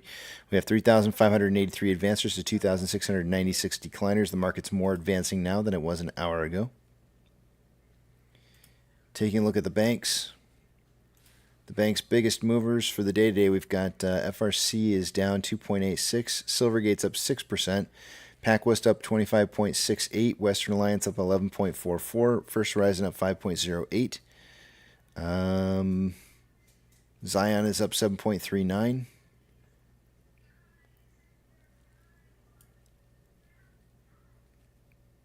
That's the rest of the big movers. Ethereum Classic is up 0.39 and trending up. US dollar is down 0.32 and having a little bit of a drop out here, and looking like it's going to go back and retest 100.79. Let's see, oil is down 2.72 and trending down. Mortgage-backed securities are up anywhere from 0.34 to 0.38 and on an uptrend. SPY is down 0.24 and consolidating. VIX is now down 2.24. Took a big tumble. It is starting to recover a little bit from the tumble down to 13.34, but it's currently at 13.52. It looks like they're not reporting the data accurately anymore now. I'm just noticing that the 13.52 that's showing up on the screen is not the same as the 13.57 that's here. Kind of weird. Still having problems. VBR is up 0.58 and consolidating. VB is up 0.4 and consolidating. Tesla is down 0.32, consolidating on a slight uptrend. Amazon is down 0.85, consolidating.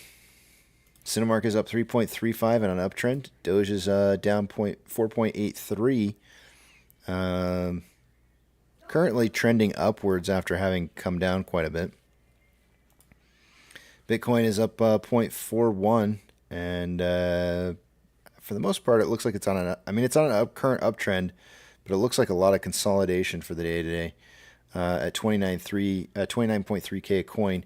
GME is down 0.31 and consolidating. HYMC is up 4.04 and on an uptrend. NCMI is up 2.99 and consolidating. Hood is up 1.71 on an uptrend. Ape is down negative 0.28 and on a downtrend. And AMC is down 2.34 and consolidating after an uptrend. Inflow versus outflow on AMC, there's approximately $600,000 more outflow than inflow. 27.06 million shares traded by the so far for the day today. Looks like I might just barely make the prediction on volume for the day at 30 to 50 million shares. We're looking like we're on a pace for 29.4 million shares by the end of the day today, but we usually do see a little bit of volume towards the end that starts spiking up, so I have a feeling I'm just barely going to make that. On a 4-hour chart here, we've got more selling pressure than buying pressure with an RSI of 49.52, which is average. That divergence in the vortex indicator here, large divergence in the last 4 to 8 hours. And then on the 1-hour time interval, there's more selling pressure than buying pressure with an RSI of 41.87, which is below average. On a 30-minute interval,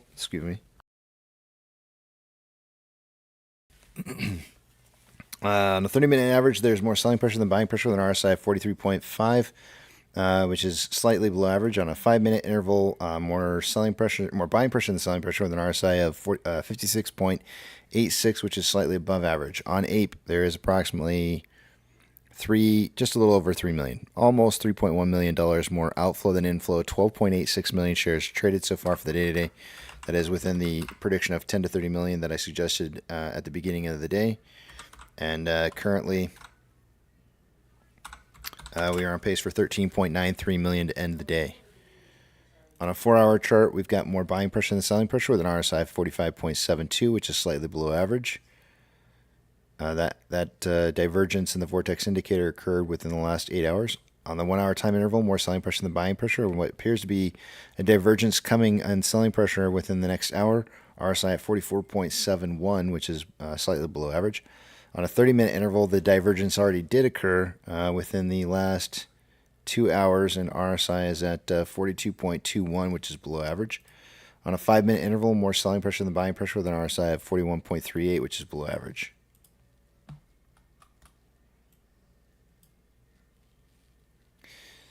And with that, I can see what it is you guys are writing again. It is time for movie trivia. It's actually a minute past.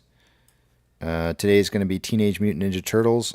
I for some reason, I keep copying that down and it doesn't seem to make it on my notes by the end of the day. So for some reason, I'm pretty sure TNT beat out Thing at the very last minute towards the end of the day yesterday. So let's see here. It's time for movie trivia, so let me go ahead and type that in. I do post the questions inside the chat, so if you think that you might be able to get to the answers quicker by reading the chat. I try to make it a little bit more fair by putting those up in there.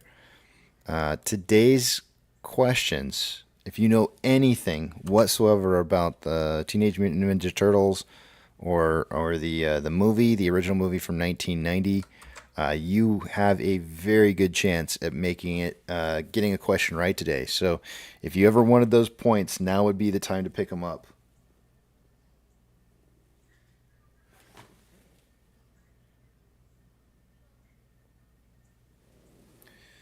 All right. Here we go. First question of the day.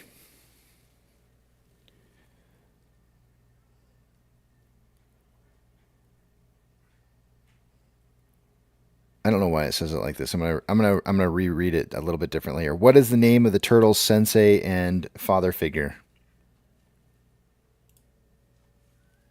Splinter by holy that was so quick, dude. That was like crazy fast. I'm gonna put you in as Arthur. I can't help it. Damn, that was so quick, dude. I literally barely had a chance to get that out, and you're like all over that. That was insane. That was way too quick. Okay, next one. What is the name of the villainous organization in the movie?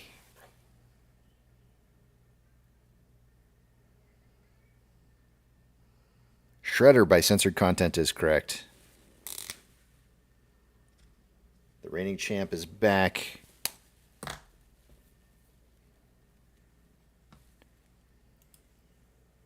Oh, wait. No. I got that wrong. It's the Foot Clan. I said the villainous organization. I got that wrong. I totally, my bad. Hold on a second here. Who said it first? Censored Content. It was Michael Hughes. That got that correct. My bad. I apologize for that. I gave the wrong answer correct there. So that's going to be Michael Hughes.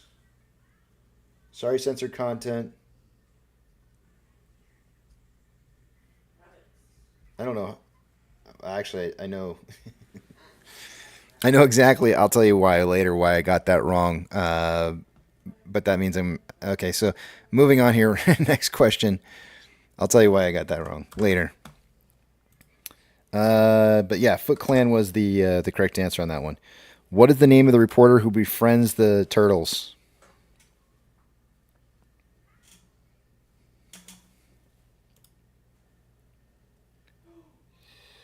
Yeah, Will says Kimberly, and I think there's a reason why you're saying Kimberly, but it's me says April. It's April O'Neil is her name. Boomstick put Shredder, April, Pizza. I'm not gonna count that, Boomstick, man. You can't just start throwing out tons of answers. Yeah, no, it's April. It's me, for the win on that one. And I think Kimberly. I feel like you're getting that wrong because I think that there at some point in time or another I think there was they renamed April O'Neil to Kimberly. I feel like you might have some trivia there that might be a little bit newer. I guess I don't know. I feel like they had changed like her name or something. You might be onto something. I can't remember for sure, but I'm pretty sure the original was April O'Neil.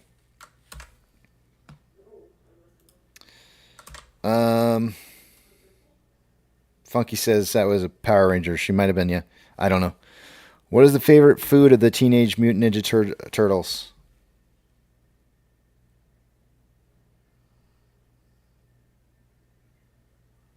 Pizza. First person to put it was Will Bowler.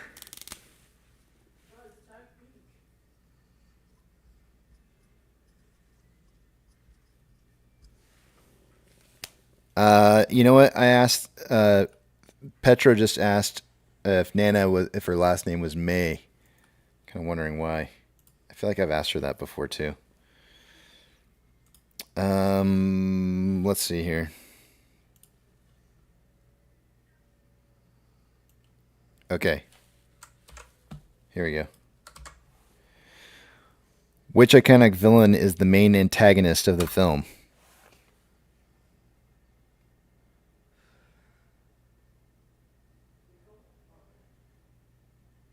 Now it's Shredder. Will Bowler for the correct answer on that one.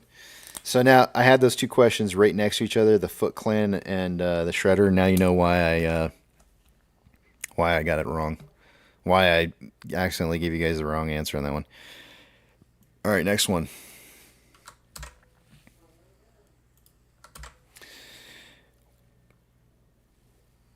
Which turtle wields a pair of nunchucks? Which I probably horribly misspelled in there. Papa Mac for Michelangelo is correct. I feel like Papa Mac, I haven't seen you write anything else in the entire time. I literally feel like you may have just had that ready to go to hit enter on, waiting for that to be one of the one of the answers. And whatever works, though, you got it right. That is the correct answer. So Michelangelo. Okay, let's see if you guys get this one. I would have got this one wrong because I thought, I don't know, I guess I don't remember the movie very well. Where is the final battle between the Turtles and Shredder fought?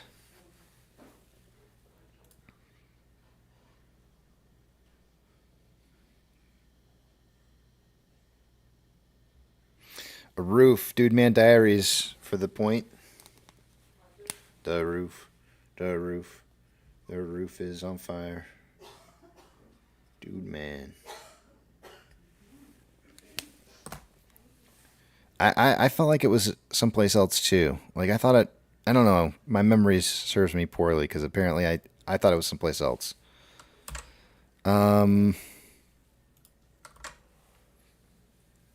Deb, take care.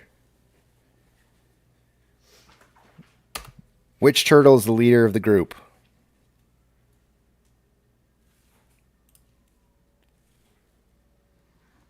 Leo is correct by Boomstick. Yeah, I got a lot of I got a lot of people getting points in here that don't normally. My board is like filled with names right now. It's crazy.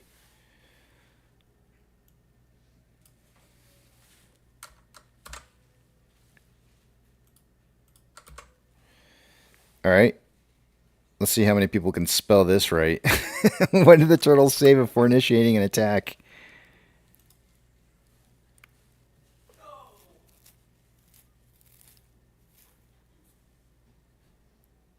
Cowabunga by Frank Lehman is correct. Holy crap, man. I don't have room for this. I don't have room for another. I gotta make room. Frank Lehman.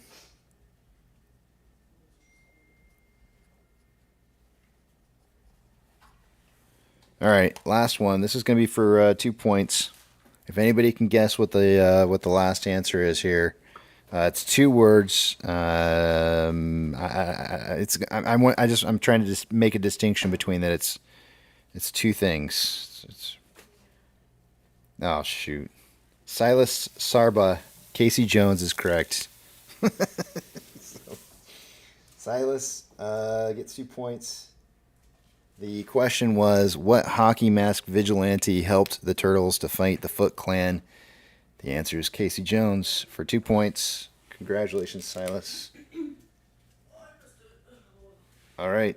Let me tally together the points real quick here.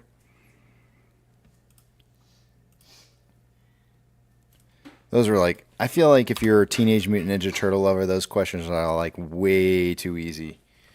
Silas, congratulations on your points for the day today.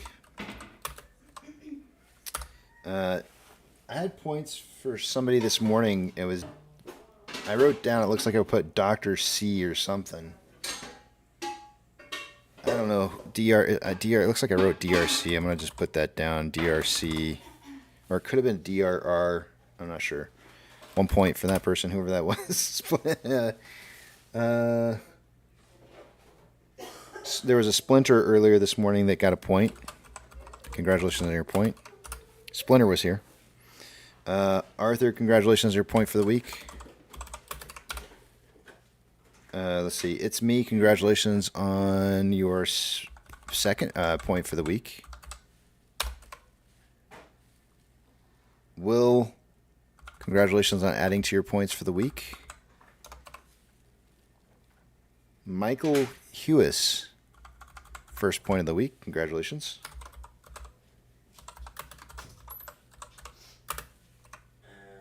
Boomstick, congratulations on your first point of the week. My wife just called you Boonhauer. Dude Man Diaries, congratulations on your first point of the week.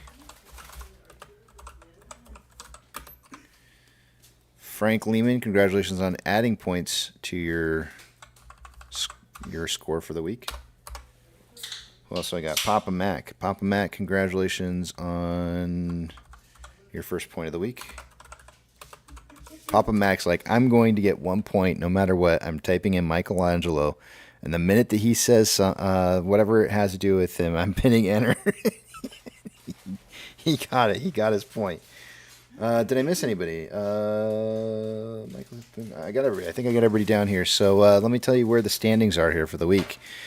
With one more day of movie trivia coming left to do here, it looks like Who Framed Roger Rabbit, which should be a lot of quiz questions that you guys get correct on that for tomorrow because it's kind of popular from way back in the day. But in third place, we have a tie between so many people. This is crazy.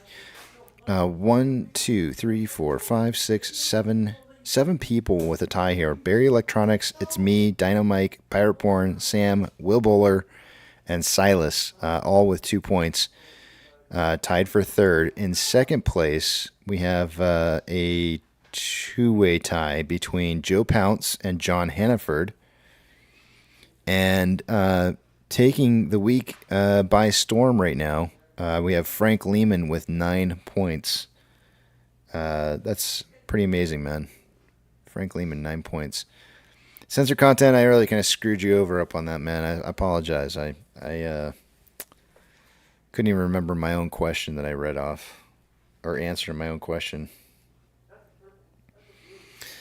That's it. That's the points for this week. I guess we can hear Powell's bells for the last portion of the day here. Hopefully, he can finish up in less than 15 minutes. Arthur, you take care, man. Didn't I have another point this week? Let me check and see real quick, Papa Mac. I don't see you on my list. But if you're telling me that you did, and I didn't have it down, I apologize, and I'll just give you 2 points. I trust you. Unless it was last week you're thinking of, but I'll give it to you.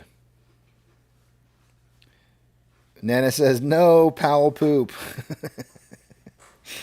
We got to finish listening to what he's saying. I know, like, it's, nothing we haven't heard before, but I kind of want to hear it a little bit. I want to see. I mean, who knows? Maybe there'll be another, maybe somebody will mention Barbenheimer or something. Actually, it would have been that reporter that asked that question, and she said Barbie. I was really hoping that she was going to say Barbenheimer. That would have been really awesome if she'd just kind of thrown that out there. So much for that. But yeah, let's take a listen to the rest of this here.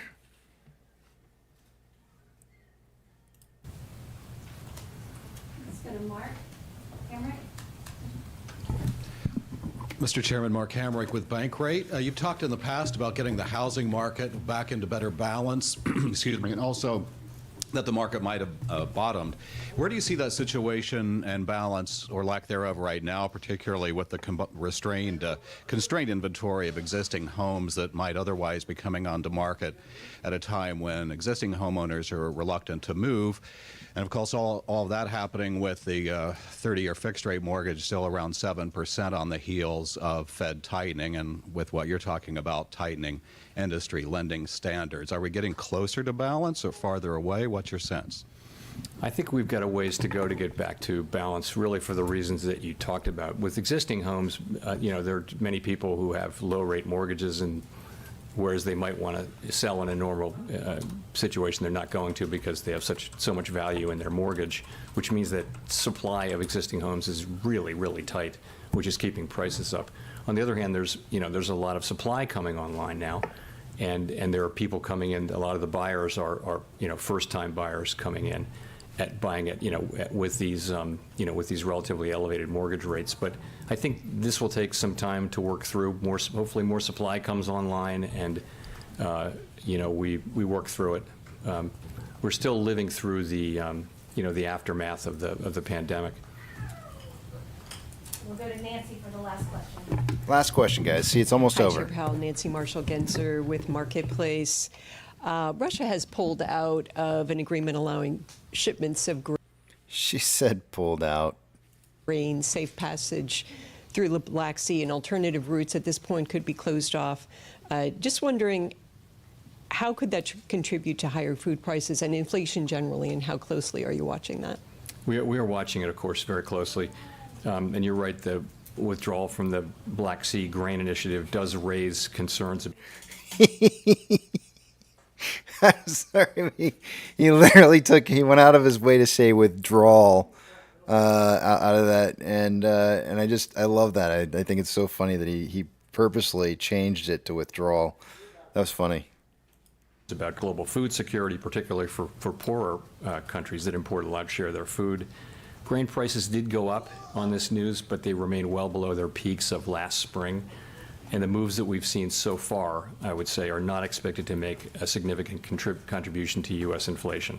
Of course, we will be watching that situation carefully. So you don't think it would have a big effect on Fed policy at this point? You wouldn't say so, looking at what we know now. Thank you. Thanks very much. All right, that wasn't so bad. I mean, it was just a few minutes there. It was like two or three questions.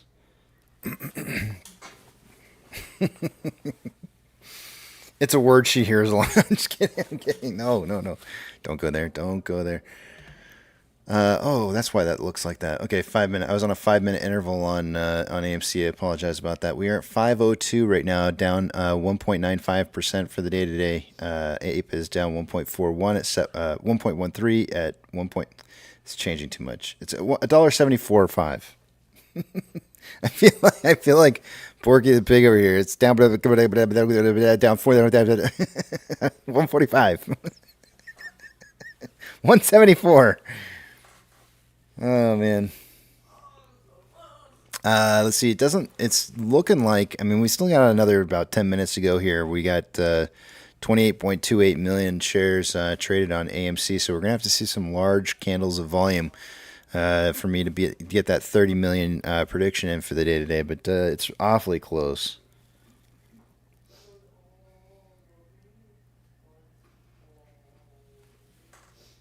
Thanks, DM. I appreciate that.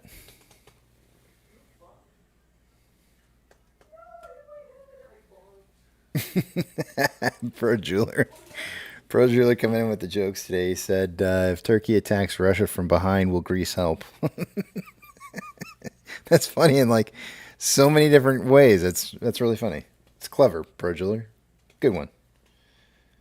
Oh, Pro Jeweler, I got to show my wife that picture.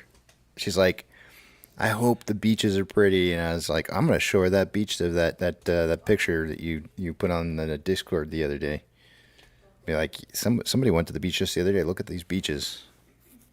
Look at these beaches.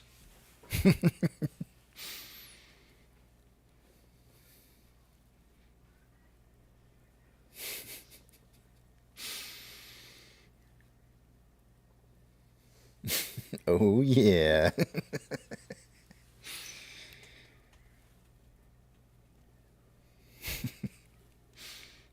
You gotta throw in a giggity in there. Giggity.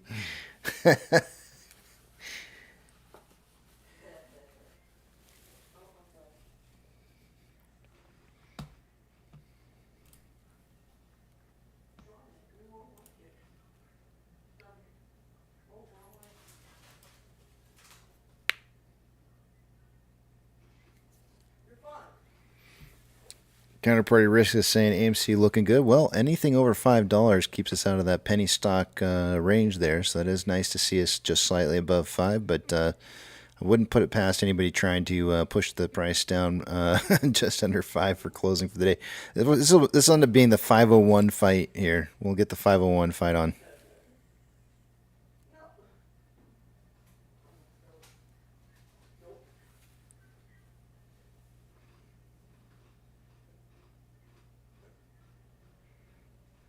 I'm really surprised to see the VIX taking a big hit at the end of the day here. It's really dropped. I mean, it's dropped quite a bit. It went from 14.11 down to 13.3 since 9 o'clock this morning. I guess what's kind of weird too, though, is that the SPY's down still 0.16. So the SPY couldn't even recover to positive territory with the VIX down. It's just kind of odd. And then you got the U.S. dollar being down too. Down, like 3 downs of things that don't normally run the same direction. I don't get it.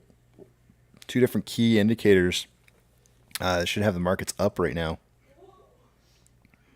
and the market's down. I mean, I know why. I know it's the large caps are taking some hits today. I mean, look at Amazon down 0.95%. It's large caps that are taking hits.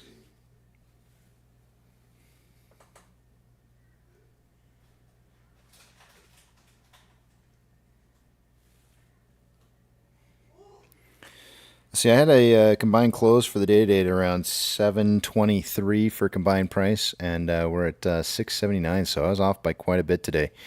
Let's see if we had anybody that was even close here. Let's see.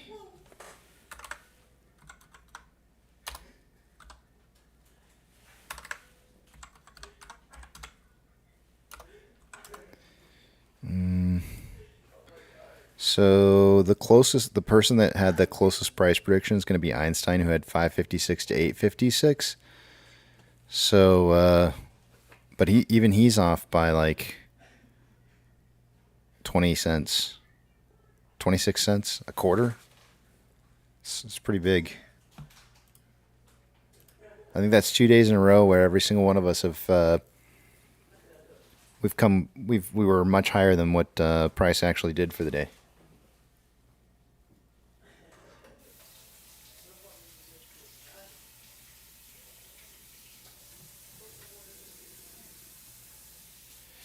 Buzz and Buzzman says, what do we say the judge signs the docs in the after hours and we rip again? I mean, it's possible. I guess we'll see.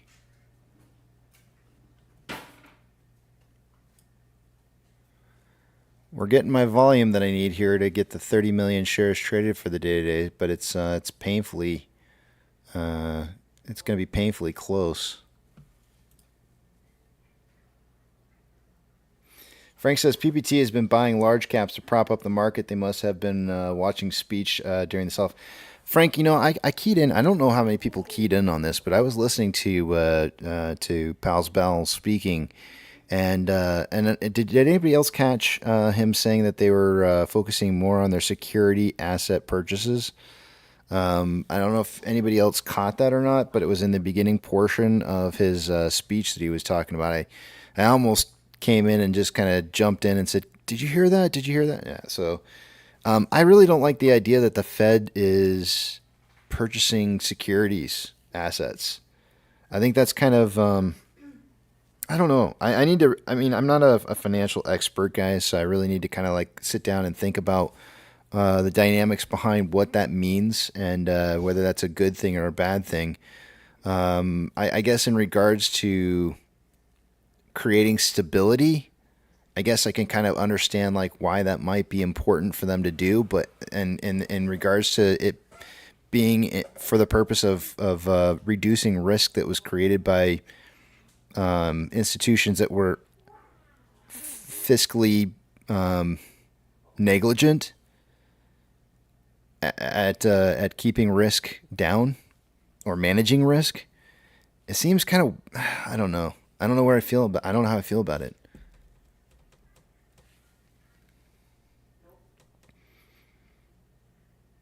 This is why I need to go back to college and take like a good. I need to get into economics pretty deep, and really kind of get into the inner workings of monetary policy and how it impacts, I guess, the broader world, really, and not just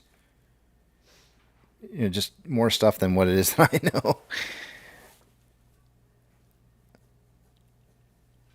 Gary Grayleaf says, and everyone, doesn't AMC still have to respond to Judge Zern's last request? Plaintiffs respond. That's what I was thinking too, Gray. But the thing is that the way that last portion was sent out for signature on the by the judge, it makes me feel like there may have been some communications that were had. What do they call that? Sidebar. Sidebar communications. Maybe AMC doesn't want to release that information. They might say it might be detrimental to the company, and so they might have the lawyers may have actually requested to speak about that off the record. So, but that was my first impression as I was just kind of like scrolling through the document. I was kind of sitting there going like, it doesn't look like they answered that last portion of it. So. I think that's a possibility. Because I can't imagine that they would have submitted the final document like that for her to sign off and her to just be like, oh, okay, sure, thanks for not, give me all the information I requested. So, but anyways, guys, it is that time of the day, and unfortunately, as usual, all good things must come to an end.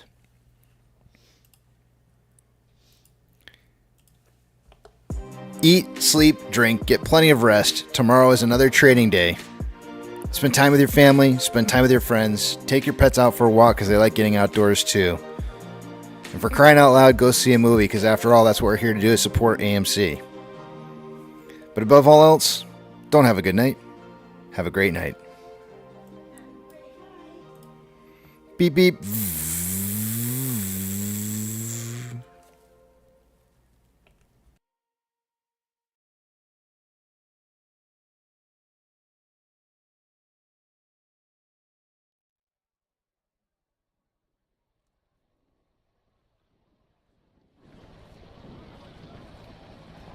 T-minus 90 seconds and counting.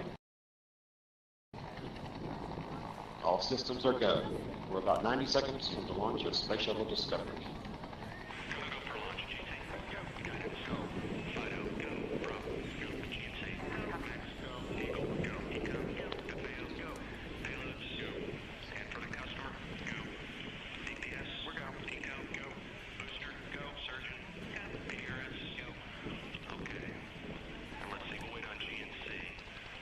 T-minus 60 seconds and counting. We are transferring to orbiter internal power at this time. Discovery is now running off its 3 onboard fuel cells. Coming up on a go for auto sequence start.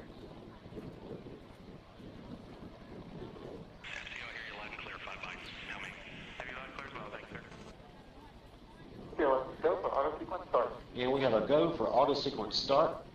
Discovery's onboard computers have primary control of all the vehicle's critical functions. T-minus 17 seconds and counting. 15, 12, 11, 10, 9,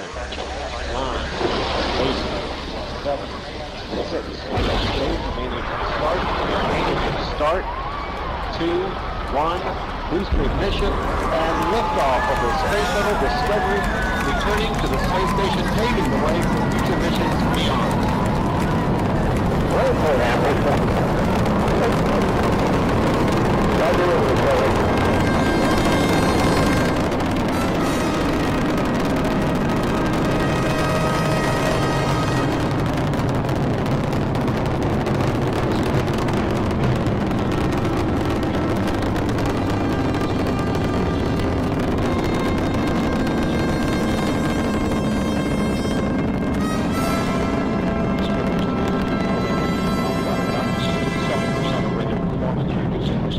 Shuttles and brings to the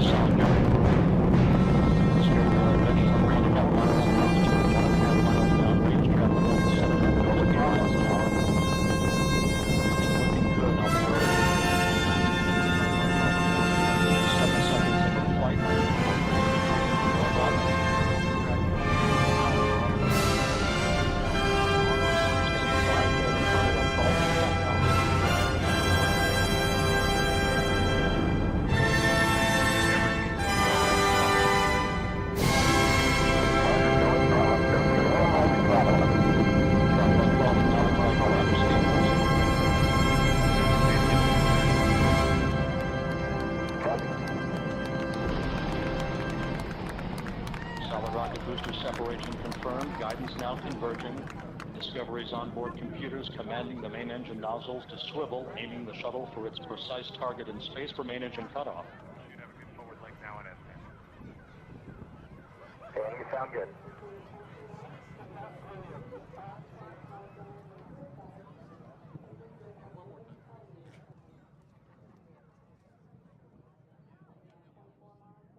Discovery Houston, negative return.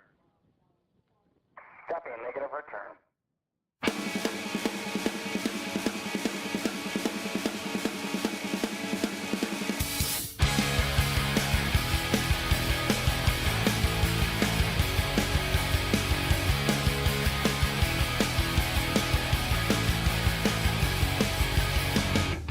Towns where you're from, what you want to become, and we'll say if you're okay. Where did you go to school? What has around your crew?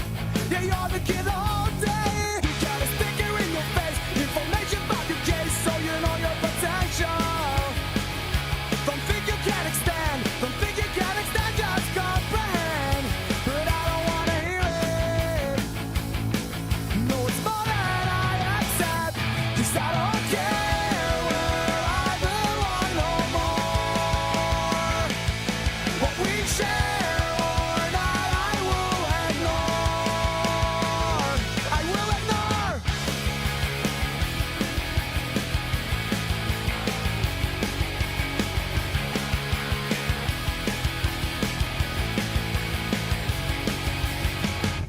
We will shut you out, we'll put you in doubt if you think that you're special. We'll tell you who you are, we'll tell you that you're close but no cigar.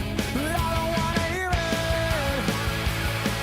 No, it's more than I accept, 'cause I don't care where I belong no more. What we share or not, I will ignore. And I won't waste my time fitting in, 'cause I don't think good just is a sin. What they say is, go back, you can't run. They tell you that, but I don't wanna hear. No, I don't wanna hear. No, I don't wanna hear it.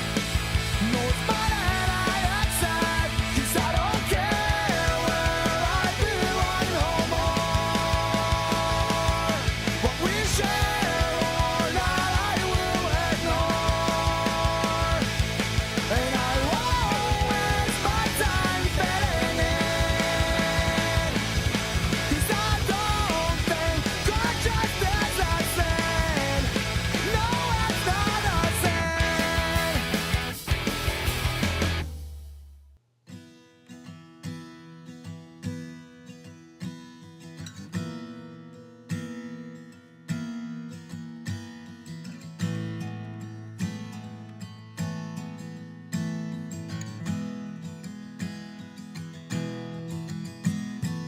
When the night's getting cold, you're needing a shoulder. Puff out your chest and be a little bolder. All we do is we buy and hold.